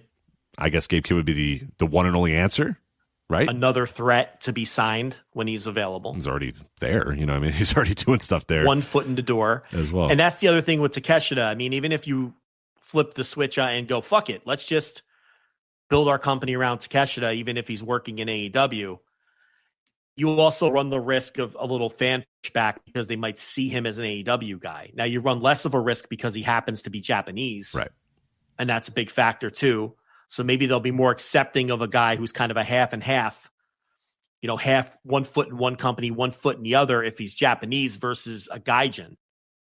But I don't know. I feel like, the G1's going to be very interesting because I think the G1 has to be a dedicated rocket pack for whoever the fuck you pick. Right, pick a fucking guy and give him that fucking rocket and go. It's either going to work or it's not, but you have to try. And if it's Shota Umino, fine. I don't think it's going to work, but fine. If it's Yuya Uemura, fine. If it's Yota Tsuji, fine. If it's Gabe Kidd too, but like I think we had this conversation a couple months ago, and we both identified Gabe Kidd, and we talked about how the fear of him leaving shouldn't prevent you from pushing him. You should say, you know what? Yeah, he might be leaving, but fuck it. We have a year and a half with the guy. Let's go. We're 3-4 months removed from that conversation that we had about Gabe Kidd. And now the clock is ticking even more with him. So now I'm in a position where I really want to know, because if you just do G1 to Wrestle Kingdom and then he's out after Wrestle Kingdom, then that's a bit of a waste. Yeah. I wanted already these last couple months to be getting him to that level. I don't think they've done that. I mean, I agree in principle that you shouldn't worry about what someone's next move is going to be. You got to worry about what you're doing for your own company. And if Gabe Kidd is the play, Gabe Kidd's the play. And if he leaves, he leaves. Have the, be building the next guy for when and if you think that's going to happen. But they haven't done an effective job. There's no one we can identify other than him that feels like they're on the brink. And the issue with him is people think, for obvious reasons, that he might not be there long term. The money's too big. The money is too big, even if your heart wants to stay, because you're talking about hundreds of thousands of dollars versus millions of dollars. So it's pick someone, man. The G1's coming. Give someone the stamp of approval, rocket pack them, have them go undefeated. Fuck it, man. Try something different. Just have someone run through everyone. Pick someone, pull them in a room and say, I want you to have big dick energy. You're going to win every match. Act like you own the place. And then see what happens. But I don't get the sense they're going to do that. It's a problem. But look, only hope for Shingo to win here, if you think again, like I said before, he's acting a little heelish. Mm-hmm. Maybe to spice things up a little bit, you have him win the title and be a cocky. We know he could be a cocky asshole. Oh yeah, he's done that many he times. He is very good at that. Very good at that. Very good at that. And then maybe you have Goto. But see, here's the problem: if you do that, that means Goto's winning the G1, because then Goto's chasing him. Mm-hmm. The last thing you need right now is Hiroki Goto winning G1s, man. Yeah, that's not. They're in a weird spot, and as you run down this card, and you kind of get that as well, because the semi-main is one of the guys we talked about a lot, Gabe Kidd, going for the IWGP Global Heavyweight title. He's kind of been in that level for a while now against Yota Tsuji, who again is kind of just been at this level for what feels like a year now, year and a half. He's just kind of I don't buy it. If I was Gato, I don't know if he's the guy that I would say, yeah, here's the guy I'm rocket packing. But maybe you just got to fucking do it with a guy. But yeah, I don't know. He's in the semi-main event here. Him and Gabe Kidd both feel like guys that are on that cusp, but feel like they've been on that cusp for a long time. And if you spend too much time on that cusp, it's like, let's move things along a little bit. So I don't know.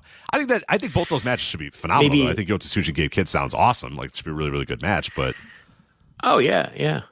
No, I agree. I think this is a great looking show. That's a great show. Yeah, it's a great show. Well, and I haven't been excited about a New Japan show in a while. I think on paper this looks great, because then you have the dog collar match with Evil and David Finlay. Look, I don't know what a Japanese dog collar match is going to look like, because we know that Japanese battle royals are like awful. and we know that Japanese cage matches, like with the cage around the ring, like a fucking Hell in a Cell, like a dollar store Hell in a Cell versus an actual cage match, they're a little weird. So I don't know. I'm hoping it's just a kick-ass, bloody, violence-filled American-style dog collar match, right? And if that's the case, it's the most interested I'm going to be in Evil or David Finlay in a long time, especially Evil. Right. So I'm looking forward to that. Konosuke Takeshita, Oleg Boltin. I can't wait for that sounds phenomenal. Yeah. Can Boltin step into that spot and have a killer match with a guy who, you should be able to have, but it's like kind of a clash of styles too. I'm looking forward to that. That top four looks really fun. You can miss me with Evil and David Finlay, but I'll give you the top. Dog collar match. Evil. It can't miss. It's a dog collar match. Are those my famous last words? Am I setting myself up for more egg on my face? First, CM Punk's not going to step on the plane. And then Evil's going to find a way to have a shitty dog collar 12 minutes into that 12 minutes into that dog collar match when Dick Toe goes out there with the fucking garrote wire and shows out there with the fucking pipe. I'm going to remind you, You said that this cannot miss. You know what I mean? Man, am I setting myself up to be burned this week? I hope I'm wrong. But not Evil has not really proven me wrong at all in the last several years. So Callum Newman and the Great Okan, not missing a beat without JC Mateo, right? Just stick Okan in the spot. Yeah, fine. Versus Taichi and Taiji JC Mateo. I just said Taiji Ishimori. Taichi and Tomohiro Ishii. Tomohiro Ishii, who, by the way, is the New Japan Strong Champion. I forgot about that until he had the belt on Dynamite last night. Yeah, I saw the title switch. Belt? Saw it live in person. Yes. I was like, oh, he beat Gabe Kidd. That's right. Hell yeah, I was reminded. I was reminded that. New Japan Strong. You're not. I'll allow you and the rest of the world to forget about anything about New Japan Strong, for the record. You're going to talk about useless shows. Oh, my God.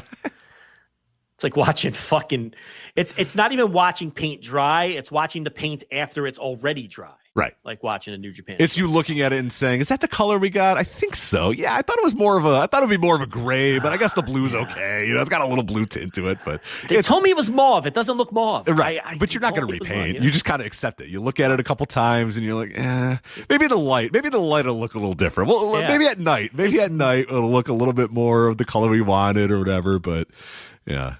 It's never what you think it's going to be. Never, ever. We just painted half the house, and we just, painted the famous den white.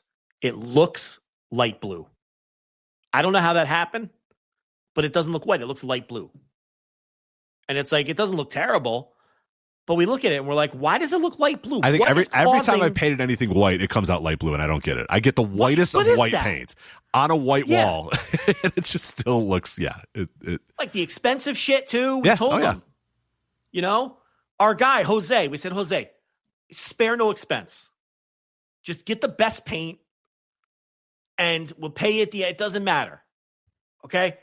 It still looks light blue.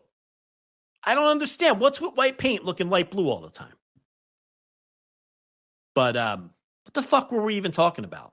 Oh, New Japan Strong shows. Yeah. It's like, it's not watching paint dry. It is deciding if you're okay with the color that you painted on there, and then ultimately deciding, I'm not going to repaint the whole house. I'll just deal with the light blue. It's fine, You should have saw TLB when we were getting the house painted. She turned into like an interior designer. She was walking around the house with like a clipboard. Yeah. No, she was walking around the house with like like a Starbucks cup with the sleeve on it, like sipping on the latte, while she had a scarf, like a scarf around. Like, I'm like, you don't wear scarves. What are you wearing a scarf? I'm like, you're really buying into this. Joanna, this little Chip and like, you're not exactly Chip out there, but at least a Joanna in the house. So, like one of those fancy ascot looking scarves. Yeah, I'm like, what is that? I didn't even know you own this item. Directing the guy, consulting with Jose. Like, Jose, do you think a high gloss would work? I'm like, you know nothing of paint. Right, just let him paint. Yeah. Can you let Jose do it? Are we going satin or high gloss? Semi-gloss. Right. Maybe semi-gloss. Shut up. You don't know what you're doing. With the pretentious Starbucks cup in her hand and the fucking the gimmick around her neck. I'm like, look at this. I took pictures and sent them to my friends. I'm like, you're not going to believe me. You have to see what's happening in this house this weekend. She thinks she's like some French interior designer or something with this painter. It's ridiculous. All right, what's next? Master Wato and Yo. I definitely remembered that they were the IWGP Junior Tag Team Champions. Yeah, if you would have gone to my head and said, who was the IWGP Junior Heavyweight Tag Team Champions, I would have said, of course, that's the recently returned Master Wato and Yo. That's the Super Junior winner, Yo. Yeah. Listen, sir, not for long, because Sho and Nobu are going to take these belts, sir. They're probably not going to take that match. Belts. Sounds awful. I don't like that match at all. That's a horrible match. That is 3 wrestlers that I have less than 0 interest in, and a 4th who I have a soft spot for because he's an all-time favorite, but not with those 3 guys. Not with those 3 guys. Hiroshi Tanahashi versus Yuya Uemura. Okay. So Tanahashi keeps having these singles matches with the whole roster as he heads towards his retirement. Who do you think he's going to face in that retirement? That's a topic for another day. We'll end up talking 45 minutes. So let's hold off on that. Phantasmo and Shota Umino versus Rohei Oiwa, another guy. You want to give him the rocket pack? Just pick somebody. And Zack Sabre Jr., that's a weird match. I feel like that's a match that we give no time to, and then it ends up meaning a lot by the end of the night. Like a challenger is going to come out of that. Yeah, like Zack pins Umino, and then Zack challenges the winner of the main event or whatever. Yeah. That's what that match screams to me. And then House of Torture and Bullet Club in a 8-man tag with two interesting aspects here. Number one, we've got an X. Is it going to be an exciting X? Is it going to be something fun? Evil says it's someone he's been waiting to bring into New Japan. So we'll see who the X is. Maybe it's something, I don't know who it could be. There's a lot of free agents out there in pro wrestling these days. So we'll see. And then if you notice on that War Dog side, Chase Owens is back. He's working with the War Dogs. So that answers that question. Right. We were wondering where he was. We thought he was lone OG Bullet Club member. Him and Amber Gallows, him and the Bullet Babe were the only two remaining. But him, El Terrible, and Amber Gallows rocking the original Bullet Club shirt. Scott D'Amore. Yeah. With the original Bullet Club shirt that nobody wears anymore. Just, which Chase Owens used to wear, by the way. Yes. Uh-huh. No, he's coming out with the War Dogs. But I have been told that he's been workshopping a new gimmick.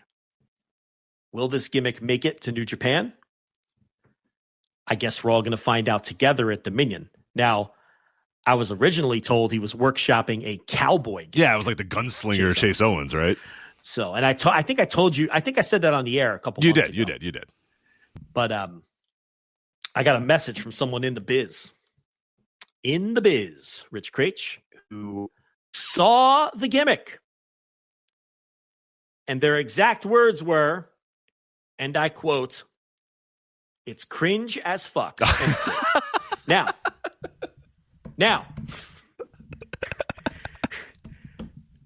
again, I don't want to raise people's expectations. Now everyone's going to expect. Yeah, he's going to come out in the fucking Chase bandana. He's going to come out in the normal ass bandana and the Bullet Club War Dog shirt. We're all going to be pissed off. Right, because you're expecting assless chaps and maybe a piece of hay coming out of his mouth. Maybe a cowbell, like he's fucking Stan Hansen. You know what I mean? Ringing the bell. Honestly, what I'm describing sounds awesome. If I'm being completely honest, Chase Owens pretending he's 6'3" and 280 pounds. Right. Yeah, going through the crowd, going, like Stan Hansen. With the spit and chew. Yeah, spit and chew with the horns up. Throwing with the rope and the cowbell as the fans scurry to the exits, trying to get out of the way. Yeah. Chew falling out of his mouth, and he's spitting. And oh my God, I think Ron's something. But he's just this little guy. He's just a little tiny Chase Owens doing this. Yeah, it's good, not bad. So again, I don't know if we're going to see this necessarily on the 15th in Osaka Joe Hall. Maybe Gato's going to say, "Oh no, Chase. Bullet Club, War Dog, right? Just War Dog, Chase." But but then again, maybe Gato's on board.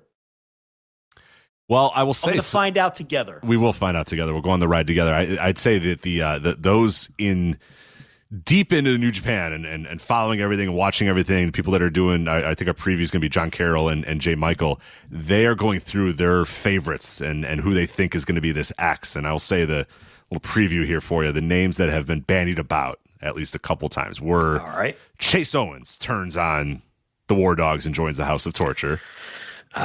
Which could be cringe, and maybe he has a cringe look about him. Yeah, right. Maybe he could have. Yeah, but would a cowboy fit in the House of Torture? I don't. Are you sure it's still a cowboy?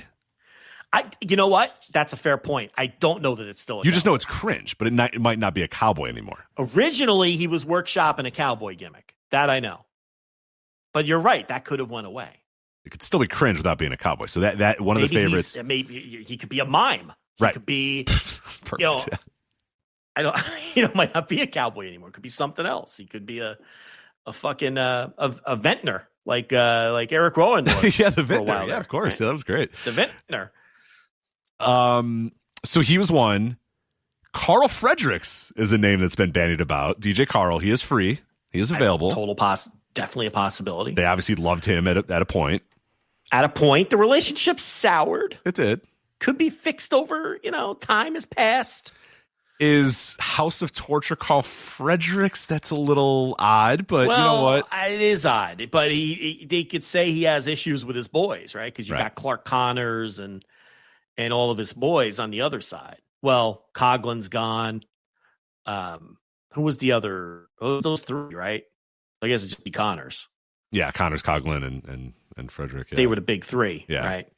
Kevin Knight came later. He wasn't really with them necessarily. So it'd be, I mean, I don't know. Yeah, it would be a weird fit, though. The returning Jake Lee, but that doesn't make sense with what Evil was saying. But I guess it doesn't make sense with what Evil is saying, but wasn't he? He was teaming with Sonata, though, remember? That's true. Yeah. Probably be Jake Lee. It's probably going to be Jake Lee, unfortunately. I think it's going to be Jake Lee. The guy I always forget exists, and then I see him, and I'm like, fuck, it's Jake Lee. So I think Jake Lee is the obvious answer. Yeah, unfortunately. I will say one funny aspect of this match, as we've ruined the surprise for everybody. On Cage Match, this is listed. I don't know if this has been updated, but when I checked earlier, they called this match an 8-man dog collar death match, an 8-man tag dog collar death match. I think they got mixed up. So I was like, wait a minute, that can't be true. So I looked at and I asked a couple people. Not true. Not true. So the Evil versus Dave Finlay, of course, is a dog collar death match, but the 8-man tag is not. And then I was thinking, actually sounds kind of awesome. I wonder how they would do that. Is have an 8-man tag dog collar death match. I feel like you're going to get tripped up. Like I just want to see that happen now, just to see how they make that work. But don't think that's what's going to happen. No. And then you're opener with the young guys. So is this going to be on the main show? This looks like a main show because usually a lot of times with this Dyke and the guy, they've been calling it like pre-show matches with him all the time. But this one looks on the main show. Gonna watch it anyway, but yeah. We'll see. Yeah, Murashima, Kato, the guy, Yasuda. It'll be like my third favorite match, like it always is. Oh, yeah. It's always great. Yeah, it's always good. Always tells a good story. So, and then, 8 years from now, these guys will have like Ziploc bags as their entrance gear. And they'll be fucking dorks with Ziploc bags, and they'll be in House of Torture, and we'll be like, fuck off. All right. Right. Yeah, exactly. 2 of them will be in House of Torture. 1 of them will be a junior and just doing dumb shit with Yo, and then the other one will be in the War Dogs or something. And it'll be like, all right, cool. Yeah. Or the one will be fighting over the global title for 3 years and then just not do anything. All right. Another wasted class. Right. All right. Hey, Grand Slam Mexico. We'll talk about this real quick. Coming up next week, AEW Grand Slam Mexico live on Wednesday night from Arena Mexico. I cannot wait to watch the production of that show. Major matches, of course, Mystico versus MJF, Zeuxis versus Mercedes Moné. So Mercedes getting another title here. I would assume she's going to win the CML World Women's title. You got the 10-man tag Death Riders, Claudio, Moxley, Yuta, and the Young Bucks versus the Ops, Shibata, Hobbs, Joe, Swerve, and Ospreay. And then a 12-man tag, Adam Cole, Atlantis Jr., Bandito, Brody King, Daniel Garcia, and Templario versus FTR, Hechicero, and the Don Callis family. Now, Hetch is a full-fledged Don Callis family member, right? Yes, he is. Those are his guys now. I love it. I love Hetch joining Don Callis family. That rocks. So do I. I heard that on Mexican wrestling Twitter, they were very upset that Kenny Omega is not going to be there now. Okay. I get it. I could buy that for sure. Probably, yeah. Especially if you're like a dyed-in-the-wool hardcore Arena Mexico CMLL fan and you really weren't into Kenny Omega's AAA stuff. And you're like, oh, this is my chance to see Kenny Omega. He's going to come to Arena Mexico. This is going to rock. And now he's not coming. So, because he's dead now. Yeah, he's dead. Oh, that's right. Oh, he's been written. No, I was going to say he could show up, but no, I don't think that'd be a bad idea given the angle that they did on Wednesday. He probably should not show up. So Will be there. So that's nice that you'll get Will. You'll get Swerve. Yeah. You'll get the Bucks. Well, you get all the other stars. Right. You get everybody else. But Kenny is. Yeah, it's a bit disappointing. I get that. Yeah, because I think all the excitement was we're getting Kenny and we're getting Will Ospreay. Yeah. I think I saw Cubs writing about that. And now they're not getting Kenny. And I did see that there was some pushback. I want to say Kenny was front and center on all the I think he was too. I think he was on all the advertising. Let me double check that poster. Yeah. Because I have a poster in my head of what I remember, and I thought Kenny was front and center on it. Oh, yeah. So it was Mystico, Kenny, Hologram, Will. Commander. Yeah. It was those guys. Yeah. But Kenny was front and center on it for sure. Yep. Yeah. So that sucks. That kind of sucks. Now remember, it's the Tuesday show is also, they're doing the Tuesday Arena Mexico show is going to have outside talent. Then Wednesday is Dynamite. And then Friday is Fantastica Mania Mexico, where the New Japan guys are coming in too. Yeah. So all three of those shows are going to be so much fun. I can't wait to see Dynamite and what the atmosphere is going to be like in Arena Mexico and how those fans respond to an American television show and the pacing of it and all of that. You know what I mean? That's going to be interesting to watch because it's completely different. And obviously how a typical Arena Mexico show is paced and laid out. And I did talk about all three shows on the Dynamite review this week, if people want to get more in the weeds on all of that. But this is going to be a really fun week of Arena Mexico with those three Arena Mexico. Yeah, it's going to be really cool. I can't wait to see the production of it and how like you said, how the fans react and how AEW shoots it and where they put the entrance and all this nerdy, dorky production stuff is going to be really, really fun. With that. And I think AEW's been killing it this year with the production and finding unique ways. Like I thought this Wednesday's Dynamite, they found a really good way to make that Moda Center, and they obviously only sold a small fraction of that center. That's where the Trailblazers play. It's a big time arena, but I think they did really, I mean, the tight hard cam, it was lower, it was very dark, the entrance wasn't very like different ways, like unique ways to make their shows look and feel different. And now they're going to go to Arena Mexico, and that's like one of the iconic buildings in wrestling history. So very curious how it comes across on TV and how it looks. And hell, just doing live TV from Arena Mexico is I'm sure it's not going to be easy. You know what I mean? I'm sure there's going to be hurdles they're going to run into trying to do that. But, fucking Wednesday, 7 p.m. Central, TBS, Arena Mexico. That's going to be cool as hell. So excited to see that. But all right, let's do War Chamber, then get the hell out of here. Late night here. Apologize. Thank you, everybody, for your patience. Getting through a 2-hour delay to start the show. But MLW War Chamber, I want to set the record straight. Because you have gone on many audio shows, and I've heard multiple times, and you bearing me for not going to this War Chamber show, for blowing off, in your words, quote, blowing off the first half of this taping and just going to the Lucha portion of the taping. And well, is that not true? Now that is true, but you have to remember the information that I was given. All I knew is that we were taping MLW TV for an hour and a half or 2 hours. All right. Right. On a beautiful Saturday night, that the Lucha Azteca thing was going to start at like 9 p.m. And I'm thinking of some of the other TV tapings I've gone to, some of the MLW TV tapings I've gone to, and they've been kind of lackluster. And I've been sitting in that building. I get to that building because the media check-in is like 5 p.m. and I get out of there at like 12:30. You know what I mean? That's a long time to be at that arena watching largely bad MLW television. It's a hard knock life covering pro wrestling. It is. We all understand. Hard out here. The building's hot as hell too. It's a very hot building. Tough out here in the Cicero streets. Very, very tough. So I made the executive decision that I was just going to go for the Lucha portion of this show. Okay. It was like I said, a beautiful Saturday night. I didn't feel like wasting too many. So I went out to a nice meal with the wife and said, all right, hit the bricks. I got to go to Cicero and watch my Lucha. Okay. She's tired anyway. All I'm hearing so far is, Joe, you're right. I blew it off. I'm not saying you're wrong, but I'm saying the information I was given at the time was I was just watching a TV taping. So I arrive at the building and I'm ready to watch my Lucha Azteca and I'm taking my notes or whatever. And some guy walks up and he goes, "Oh, you taking notes? You do?" And we kind of, random dude. I don't think he's a listener or anything like that. I don't think he listens right now. But media guy? Who is this guy? It's just a dude that saw me with a notebook and was like, "What are you doing?" I was like, "All right, I'm just taking notes." He's like, "Hey, dork, why are you writing down wrestling results in 2025?" Pretty much. You can get these on the internet later. Correct. Yeah, I was writing it with. Take it easy, Darren Bongiovanni. Yeah, I had like a note. That's good. I had like a notebook with a pen, and this guy was just like, "What the fuck's this dork doing? What a geek!" And he's right. I'm a geek, but. He goes, "Well, what'd you think of the War Games match earlier?" And I'm like, "War Game? What?" And then early on in the show, they play the video where Brett Ryan Gosling's like, "I've had enough of these Boomaye Fight Club. We're going to War Chamber or whatever. And I'm like, oh my God, they did a War Games match earlier.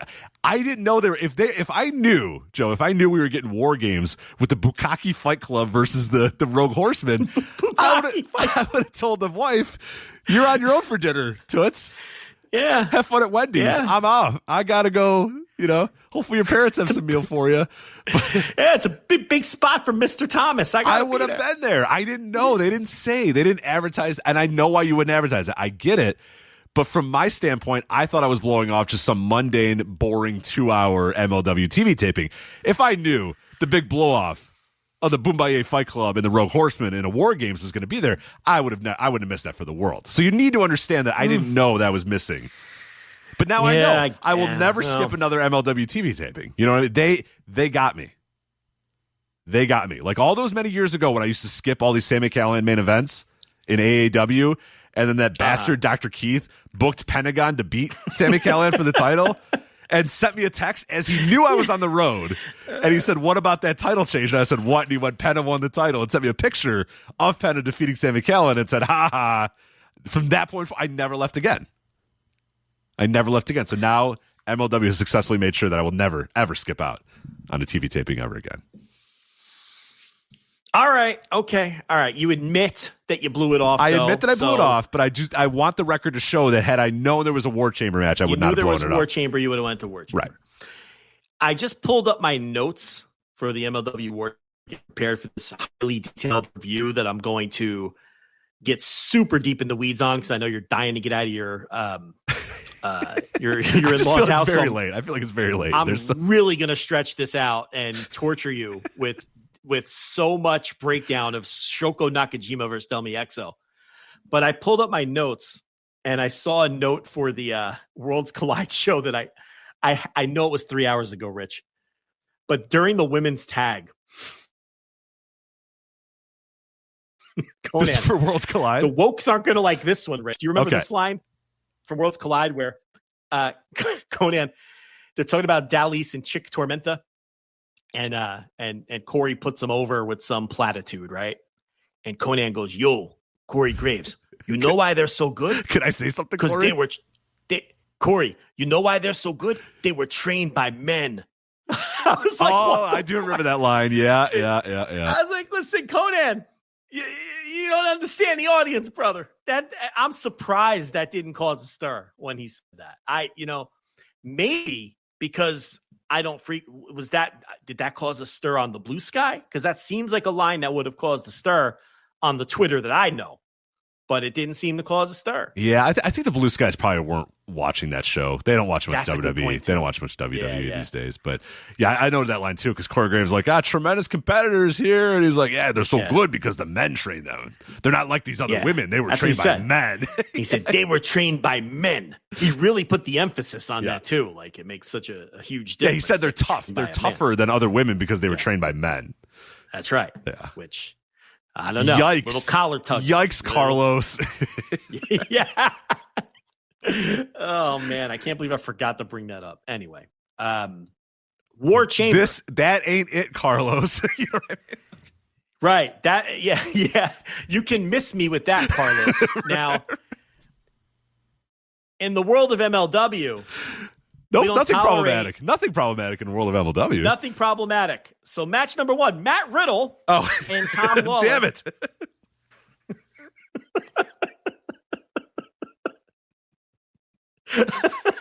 Turns out. And here I thought MLW was my safe space. The woke base safe space, but apparently it's not. All right. No, well, nevertheless, Matt Riddle and Tom Lawler taking on Baba Thunder, and I missed out on Baba Thunder. Had I known, they didn't advertise Baba Thunder. You know what I'm saying? You missed Baba Thunder. And look, you don't always fly in a Baba Thunder from Poland, but when you do, you gotta get out to Cicero. Holy shit! Did they book Baba Thunder specifically for the Polish market in Chicago? I mean, I don't think so, but that's not a bad idea. It's not the worst idea. It's not the worst idea. I do not believe he was on the marquee, though. I don't think they actually promoted him. And unfortunately, I will say Cicero had its time as a Polish and Italian haven, but it's more of a mystical Latino. It's more of a the Panther Brothers unit these days. Territory. Well, that's why they bring in all the. That's why Correct. Lucha Azteca is always in. Yeah, I didn't think of the Baba Thunder now, right? Polish connection, but I don't think so. Okay, so Vince Vaughn wasn't rounding up the boys to go watch Baba Thunder. No. Well, if they did, I would say the tickets were not popular among the Polish representation of Chicago. It was a heavy Latino. So it was a heavy population. Mexican crowd. Yeah, it was 98%. It was me. I don't even think the Swink made it out for this one. So it was like me and 4 other white dudes, and then everybody else was Mexican. Everyone was there to see Lucha Azteca. Yep. Okay. All right. So Baba Thunder and Mads Krugar defeat Matt Riddle and Tom Lawlor, and Riddle takes the pin. How about that? Yeah. Now, what's weird about this is one would think that this would set up a world championship match, right? This was a Chicago street fight, by the way. I heard they went up and down Halstead Street. They did, which is a hell of a distance from where they were, but yeah, they did. They went up to Halstead Street. Yeah. So Road Warriors were out there in their one-man gang. teams. Yeah, one-man gang was there. One-man gang was lurking around with his side of the head tattoos. So, but no, Riddle's next defense is Kenta. So you make sense of this. I don't understand. I mean, maybe he's going to get by Kenta and then face Mads Krugar, who pinned him here. But I don't know. Any thoughts? This was so long ago that Tom Lawlor wasn't injured yet. And he see, I don't think that. I think Tom Lawlor's been injured for a while. I noted that at the last MLW show that I went to, that he was getting around very poorly, and he can barely walk right now. So I don't know what's going on with him, but he needs to take a break for a while and get his body right. But he still went out there and did some work here in the Filthy Bros versus Contra unit. But I thought it was notable that Riddle took the pinfall, given the shape of Lawler's body is like, it seems pretty easy to just do like a throwaway Baba Thunder pins Tom Lawlor. You're not planning on doing that match or whatever, but yeah, it was whatever. The fans were kind of into it. They were brawling all over the ring and yeah, decent stuff. Here's the funny thing about this show. Cesar Duran, I believe, did he come out before this or I think he introduced this show, right? They did a backstage segment where Magnus and Rujito stole his tequila. Yes, they did that, but they showed him appearing in front of the crowd.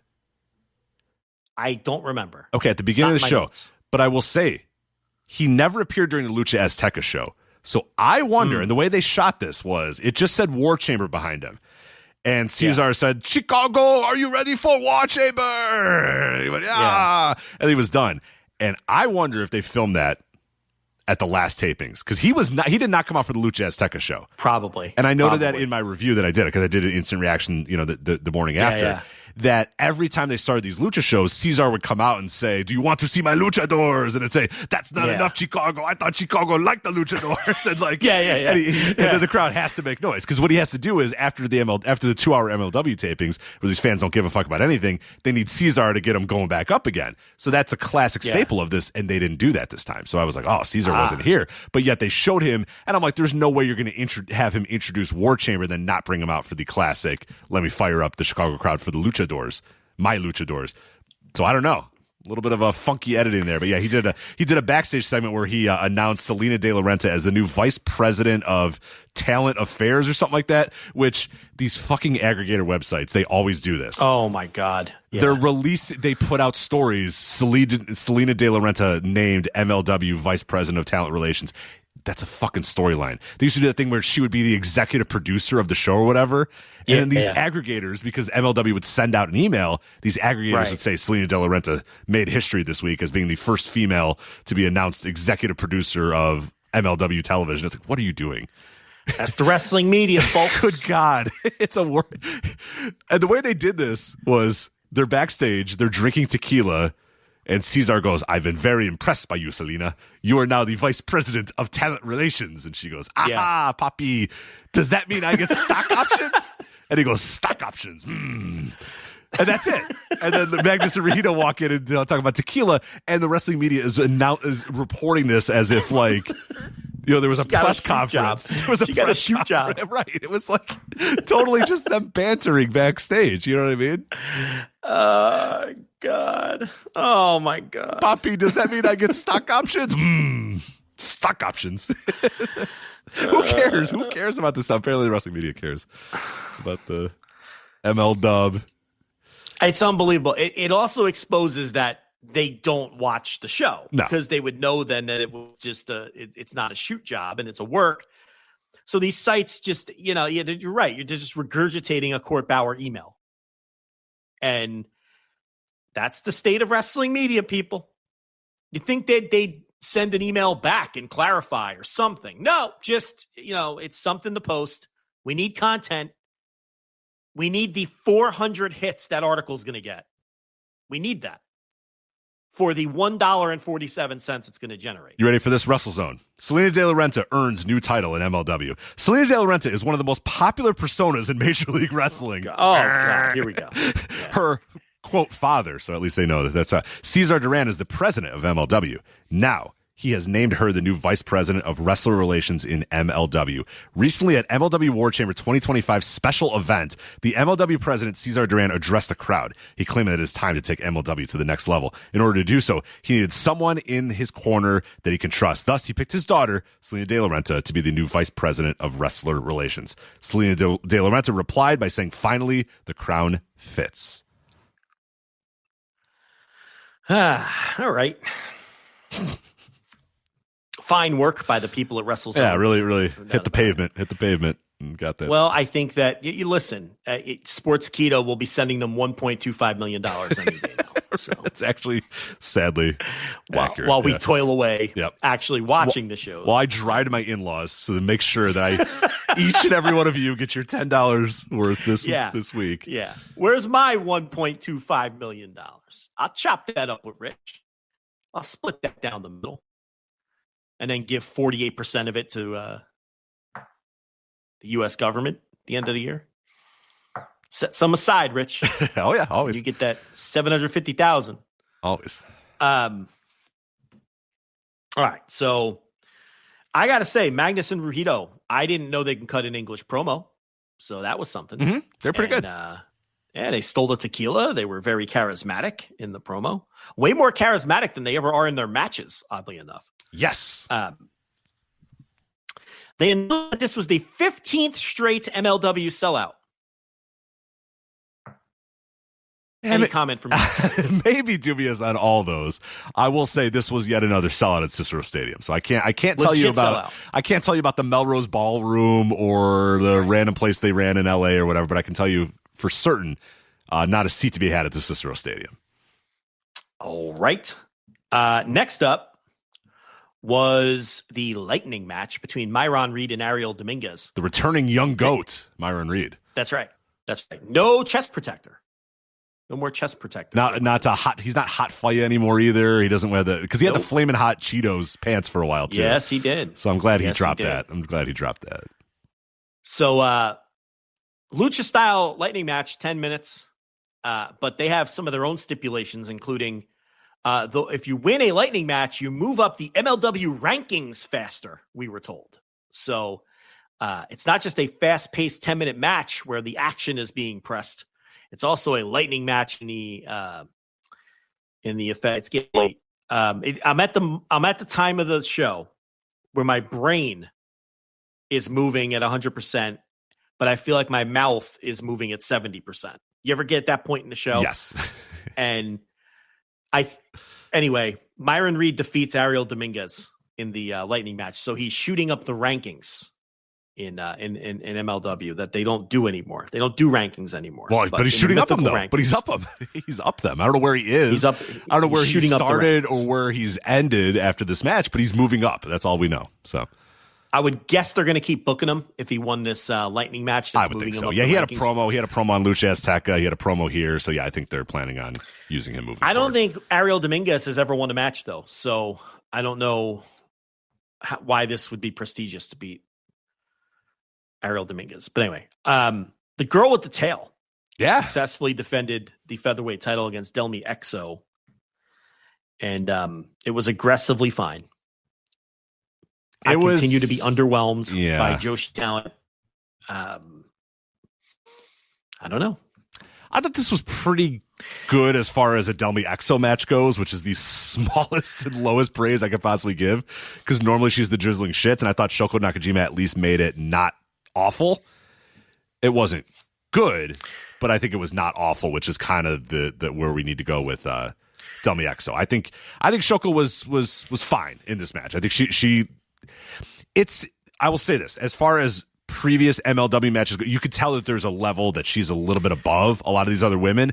That doesn't mean she's great. That doesn't mean it was a great match that she, but you could tell there's a certain working level that she's at that is well above where Delmy Exo is, who really struggled to keep up with Shoko Nakajima, which is again she's off. Delmy Exo is the drizzling shits, but whatever. Shoko Nakajima is your MLW World Featherweight Champion. So whatever. I have an announcement. An official announcement.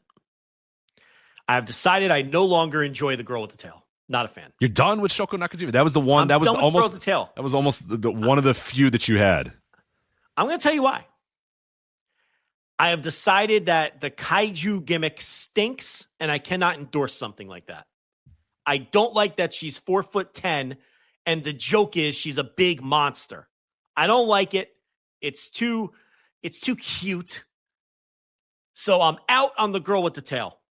When I thought she was simply a furry, I could get behind it. When she had like the paws on her feet. Yeah, but now that she's the big kaiju, and you don't like that because she's 4'10" or whatever. Stupid with the entrance where she's knocking down the buildings and everything. It's garbage. I'm out. I am out on the girl with the tail. Officially out. I will say, I don't even know if that's a shoot 4'10". She was standing next to me while I was doing the Notebook. Not for any reason. She was just hanging out there because they were about to put her in the crowd for one of those shots. You know, the shots of like... Rich is like, I could have got her number if I wanted to get her. No, I'm good. No, I'm not that kind of guy. Come on. But the problem was that she was just standing there, and a lot of people were going up and wanting to take pictures with her. Like a lot of young girl, like little girls and stuff were like, oh, yeah, hey, Sure. Yeah. So their dads were going and taking pictures. The problem is I'm in the back of all those pictures. There are at least 45 pictures of Shoko Nakajima, her MLW Women's World Featherweight title, some young girl that looks up to this small girl and says, one day I could be like her. And then me in my Atlantis shirt and my White Sox hat and my Notebook, writing... yes. This match sucks. 2 stars. You know what I mean? Forever in history. Right. Yeah. So this little girl is going to say, oh, yeah, I remember I went to this wrestling show. This is the day when I wanted to become a wrestler. Wait, who's that guy? Just so good. But she is tiny. She's fucking so short. I don't know, 4'10". She might be lower than 4'10". I was stunned at how short she was. But dumb gimmick. I feel bamboozled. You just thought she was a Tanuki, and now you know. No. I thought she was a Kandori or whatever from Super Mario Brothers, where he gets the fucking thing and he turns into like Kandori. It's Tanuki. We've gone over this. Whatever, like the raccoon thing that fucking Mario. That's what I thought she was. Yep. I was like, but no. I think she's pretty solid. I think she's a pretty solid worker, and I think in MLW it's going to be noticeable. Yeah. All right. Well, I'm out. Fair enough. The Panthers. Speaking of out, one of the great relationships of all time is out.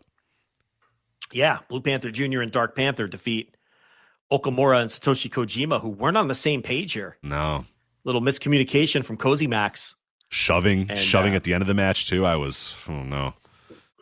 Pushing and shoving. Looks like a breakup is afoot. Dombrowski, he tries hard, I got to say. He was trying to put over the idea. He actually said this. He said, what a big win for Blue Panther Jr. and Dark Panther in a stacked MLW tag team division. Joe, there's 3 teams in the MLW tag team division. Magnus and Ruhito beat the Panthers on the last MLW taping. They beat the Panthers in a title defense in Arena Mexico, and the Panthers just beat Cozy Max on this show. And Magnus and Ruhito wrestled Cozy Max 3 times in a row before that. It is 3 teams that constantly wrestle each other. There is no stacked division. It is all the same teams that wrestle each other over and over. And now one of them has split up. There are 2 teams left in MLW, Joe Dombrowski. 2 teams. You know what? I always got to appreciate Joe for trying. He always tries. He tries. He always tries. And Austin Aries, this is his, or what is he? He's there too. Is he Austin Healy? Or what is he in MLW? I forget if he's Aries or Healy or whatever. He's just Austin Aries. But he thinks he obviously doesn't watch any of this stuff. He doesn't keep up with any of it. He has no idea. So he does basic, like he'll make up angles in his head. On this match, I love this. I made a note of this because I thought it was hilarious. He's like, Joe, Blue Panther, Junior, Dark Panther. I'm going to call them the Panther Brothers. How about that? And Joe's like, you can call them the Panther Brothers indeed. They are brothers. They are the Panthers. It's just like, but Austin thought he was like, he like cracked the knuckles. He's like, I'm going to call them the Panther Brothers. It's like, okay. All right, Austin. And as he was describing, I love this too. He's describing Okamura and Kojima because he obviously got a tip that like, hey, mention that these guys aren't, don't feel like they're on the same page. And he's like, Joe, we've seen in recent weeks that Okamura and Kojima, they just don't feel like they're best friends anymore. These guys used to be inseparable. They don't even go to Waffle House together anymore. I'm like, how many times do you think Okamura has stepped foot in a Waffle House? I love the recent weeks too. Like MLW doesn't like they run one show a month. Like they run literally one show a month. Yeah. Austin doesn't know that. He doesn't care. But so I guess the Panthers are back in line for a title shot, even though they just lost twice. Well, they got a big win in the stacked division, man. They're going to move up the rankings too. Go look at those rankings. They did. They beat have the to move other up. team. Right. They were number 2 in the rankings, but now they're number 1. Yeah. So there you go. So right. Yes. And then War Chamber. One ring. You never, when you go in, Joe, you never come out the same. I love this promo because they had, you don't, because Brett Ryan Gosling's like, I want War Chamber. And then C.W. Anderson says, Ryan, you go into War Chamber, you never come out the same. And then Bobby Fish goes, Ryan, you never come out the same. And it's like, we know Bobby just said that. Yeah. Do you have another line? Can you offer anything else, Bob? Yeah. No, we cannot. No. And then the commentators tell you that line too. Austin Aries tells you how it has shortened careers. It's like people just repeat the same shit they've heard years and years and years when it comes to these matches. But this was a single ring, no roof on the cage, if people are wondering. Barbed wire around the top. And for some reason, we had pinfalls. We had pinfalls in this version of the War Chamber. So otherwise, the same rules applied. One guy every 5 minutes or whatever the fuck. So you always have the man advantage until everybody gets in there. And then the match doesn't officially start until they're all in the ring. And by War Games, War Chamber standards, I guess this was perfectly fine. Yeah, I actually enjoyed it. I don't know if it's just my perverse enjoyment of MLW, but I thought this is booked pretty well. I thought as War Chambers matches go, this is booked pretty well. And the right people were in at the right time. They had Matthew Justice came in. Like everybody, all the babyfaces seemed to come in at exactly the time that it worked out best for them to come out in. Yes, yeah, it was perfectly fine. They did the gimmick where they had Mr. Thomas tied to the cage with the zip ties to take him out of things. But then the big spot at the end is where he just broke free through the zip ties, and he actually scored the pin. Yeah. Mm-hmm. Which I thought was interesting. They gave him the pinfall, and they knew Alex Kane's contract was coming due, but they didn't beat him here. He was on the winning team. So that would imply that they probably think that they can keep booking him.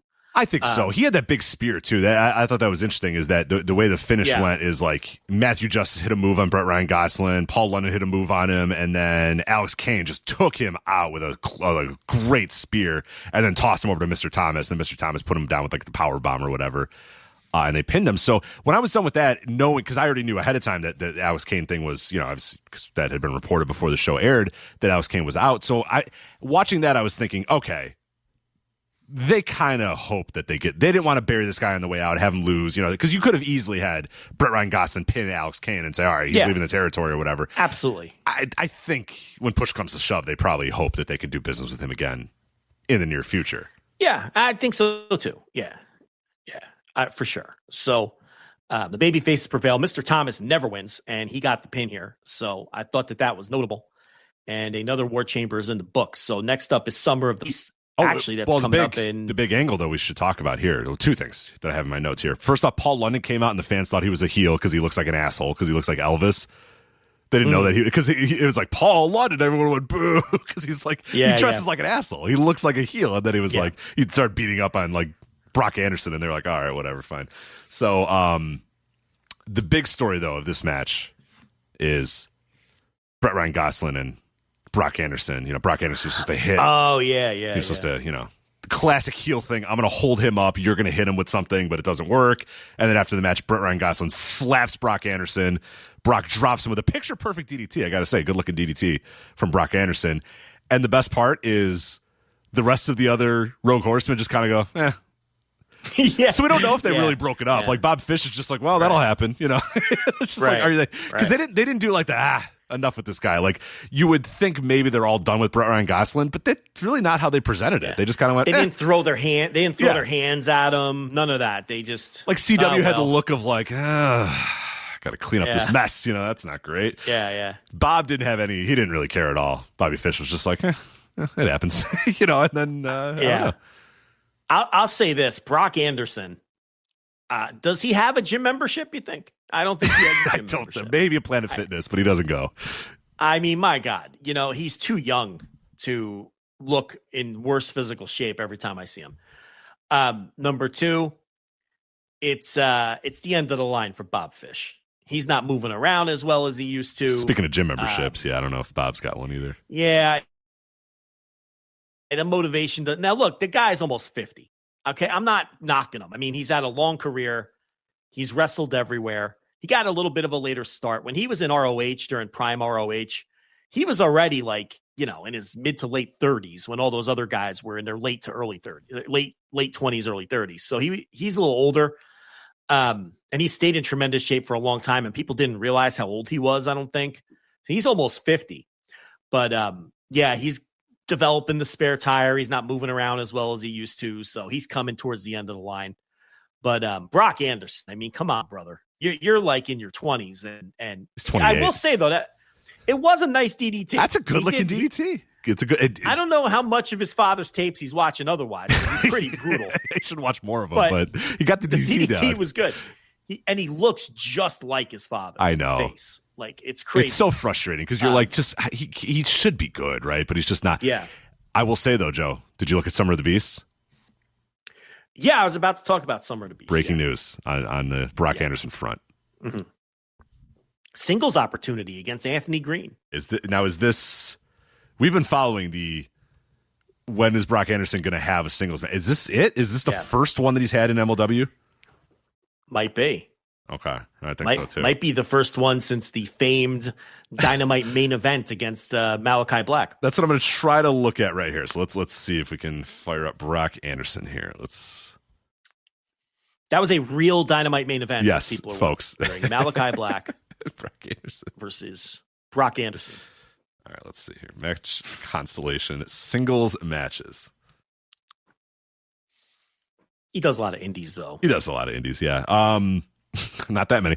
Last singles match he had was in October of 2024 in North Carolina against Chase Emery. And all right, so he's had 7 singles matches since the main event of AEW Collision number. Oh no, that was against Luchasaurus. He had a singles match against Luchasaurus for the TNT title. That was what? I don't remember that. That was in August of 2023. So it's been a while. And then what the fuck? I'll take your word for it. I don't remember that one. There's then one. Yeah, it's not many. So again, the last one most recently was October of 2024 is the last singles match for Brock Anderson. So. Well, he's going to get in there against the retrosexual Anthony Green on June 26th in New York City at the Melrose Ballroom. Ultimo Guerrero defends the national openweight title against Alex Hammerstone. Interesting matchup. Matt Riddle against Kenta, as previously noted. And then Yuki Kamifuku versus Wakana Uehara. Oh, I think you're going to hate that match. No, you're going to hate it. Just these are Tokyo Joshi Pro wrestlers. Yes, yeah. They're going to be all wearing frilly skirts and doing idol shit. Yeah. She was also a DDT wrestler too, so you're not gonna like that one at all. Yeah. I will prepare my hatred for A lot of screaming Meteoras. Yeah, I don't think I could guarantee you're not going to like that match. So okay. Also at that taping, they're going to run it back. Paul London versus Neon. Oh, hell yeah. Match. Hell yeah. So you got to respect the Court Bauer sometimes. You know, he understands what the fans want. And what the fans want is Neon and Paul London to run back that lightning match from Arena Mexico. That's a great match. That went to a time limit draw. We demand a winner. Because London, he was doing a JOB, but he wanted a rematch. He you know what? He got one more payday out of it. So I'm not winning. Let's run it back. Demand a winner. You think they're going to go time limit draw again? You think they'll do time limit draw lightning again? Match. You know what? I hope they do. We get it one more time. And then we get it one more time. So, as a Renegade, I like that they're going to try to give us a finish here. You want to see this fight. You want to see this fight again. You're a true Renegade that wants to see this fight between these two fighters again. And I agree. I'm with you. If they go the full 10 on September 13th in North Richland Hills, Michigan, I'll tell you what, I'll go to the show if they run it back. You're going to go to Michigan? Oh, wait, North Richland Hills, Texas. Texas. North Richland Hills, Texas. Fightland, September 13th. If they have another time limit draw and they run it back again at the NYTEX Sports Center, I'll go to the show. You're in. How long is the commute? How long is it to get there for you? It's probably like 4 hours. I think. Okay. That's Let me see. All right. If it's a Sunday, I change my mind. So It'll probably be a Saturday. I think it'll be a Saturday. North Richland Hills. It's almost always a Saturday, so I would assume. 2 hours and 49 minutes. Oh, you got it. On a Saturday? Wait, that's not where I thought it was. I got to go through Waco to get there. I thought I was going up to North Texas, like DFW. This is not anywhere where I thought it was. Okay. Wait, it kind of is. But it's shorter. It's shorter than you thought, though, right? It's shorter, though. Okay, yeah, for sure. Go. So, all right. So, you if and only if they run Paul London Neon 3. No, it's like, you know what? It's like, no, I just overestimated how long it takes to get to Dallas. Yeah, it's around that. It's near Dallas. Okay. All right. So, yeah, if they have another draw and they run the match back a third time, I will go to North Richland Hills. There it is. You heard it here first. Court Bauer. You know what, too? It's funny. Lighter schedule here. They're running June and then not running until September. We're skipping some months here with they used to do okay, what was the order that they would do? They would do Fightland, Summer of the Beast. What is the one? We're missing one here. What is the one? Well, War Chamber used to be its own thing. That's true. It wasn't it was. Oh, wait, it was this time too. Fury Road. We had Fury Road a couple years ago. Wait, hold on. Let's make sure. So last year you had Kings of Colosseum, and you had that this year. You had Super Fight. This year we had Super Fight. Oh yeah, Super Fight. Yeah. But it came after. Oh yeah, that was next. Super Fight. Okay. Then you had Intimidation Games, but they ran that the same night as Super Fight this year. Then War Chamber. See, the order's never the same. Okay, so I think what the difference is here is, I was looking at last year, 2024, we had Blood and Thunder was in July, but they're not running a July, right? They didn't run. They're not running July. They're not running August either. Right. So the Summer of the Beast, they had last year, late August, they had Summer of the Beast. Yeah. So they moved that around. And they didn't run March this year either. Right. So they're skipping, and they're not running December. So they skipped 4 months this year. They only ran 8 shows. Last year they ran every month, and they had 12 shows for a total of 24 events. You see what I'm saying? Yeah. A little downsizing there. Same thing the year before, too. A little downsizing. Oh, no, they skipped a few months the year before, but they were still running fusions and shit. Yeah. Now that they're only running specials, so it's a little different because there's no TV tapings, really. It's just all these specials. So, yeah. I mean, 15 straight sellouts, though. 15 straight sellouts. Did they run through that lawsuit money already? What's going on? 15 straight sellouts, Joe. That's all that matters. That's all that matters.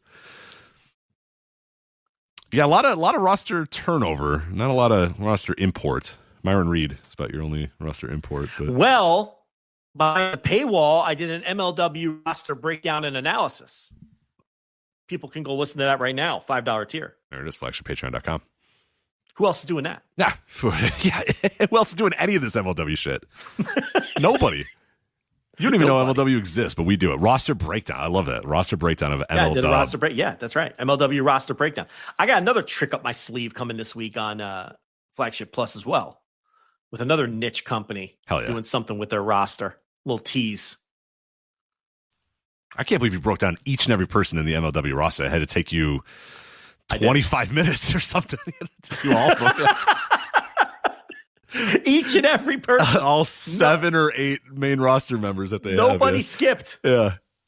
Each and every one. Yeah, incredible work there. FlagshipPatreon.com. But I think that's it for us, right? Those are all the topics. We've nailed it. We got to be done. I'm gonna leave my in-laws. It's 1 o'clock in the morning. I should probably leave their house and go home and sleep. Man. Yeah, I gotta drive. How many did we go? Like 4 hours too? How long? We went 4 hours. We started 2 hours late. It's 1 a.m. I'm gonna get pulled over on the way home. I'm gonna be like, no. I assure you, I was doing a podcast at my in-laws. Okay, all right. What are you doing out at this hour? And I'm like, I know, I agree. Yeah. Probably shouldn't. But anyway, thank you guys for sticking with us, obviously, with the very weird show that we had this week. But we'll be back to normal, hopefully, once I can get this fucking cable figured out. Appointment tomorrow night. Got somebody from Xfinity coming out, so hopefully get that thing fixed. Anyway, that is it for us. FlagshipPatreon.com for all our bonus content if you want. That is Joe. I'm Rich. We'll talk to you guys next time. Take care. Bye. Hey now, it's Mike Gilbert, host of the Mike and JD Show, right here on the Voices of Wrestling Podcasting Network. Join JD by God Oliva and myself every Thursday night live on the Voices of Wrestling YouTube channel at 11:30 p.m. Eastern Standard Time, as we stay up all night discussing all the hottest stories in professional wrestling. You can also check us out right here on the Voices of Wrestling Podcasting feed, or you can subscribe to the Mike and JD Show feed. Now, enjoy the show. If you're a podcast host, listen up, this one's for you. My name is Allie Jackson. I'm the host of Finding Mr. Height, a dating and relationship podcast that I've been doing for 4 years now, sharing my positive and practical approach to dating that's built on my own life experience. And I wanted to share another experience that I've had, my secret behind monetizing my show. It's called Red Circle, and I was just telling my colleague about how much I love their platform. With Red Circle, not only am I getting a seamless hosting experience, but I also love the support I receive in ad sales. It's not just typical ad sales either. It's targeted opportunities based on my show and my life. And the platform is super simple. You just set your preferences and Red Circle matches you with sponsors that align with your show. You can vet every opportunity and their platform gives you great analytics. More recently too, my Red Circle team has brought me opportunities outside of my podcast on social media to really augment the podcast partnerships, bring them full circle. I just can't recommend them enough. If you want to give it a try, go to redcircle.com to get your free trial. That's redcircle.com for a free trial.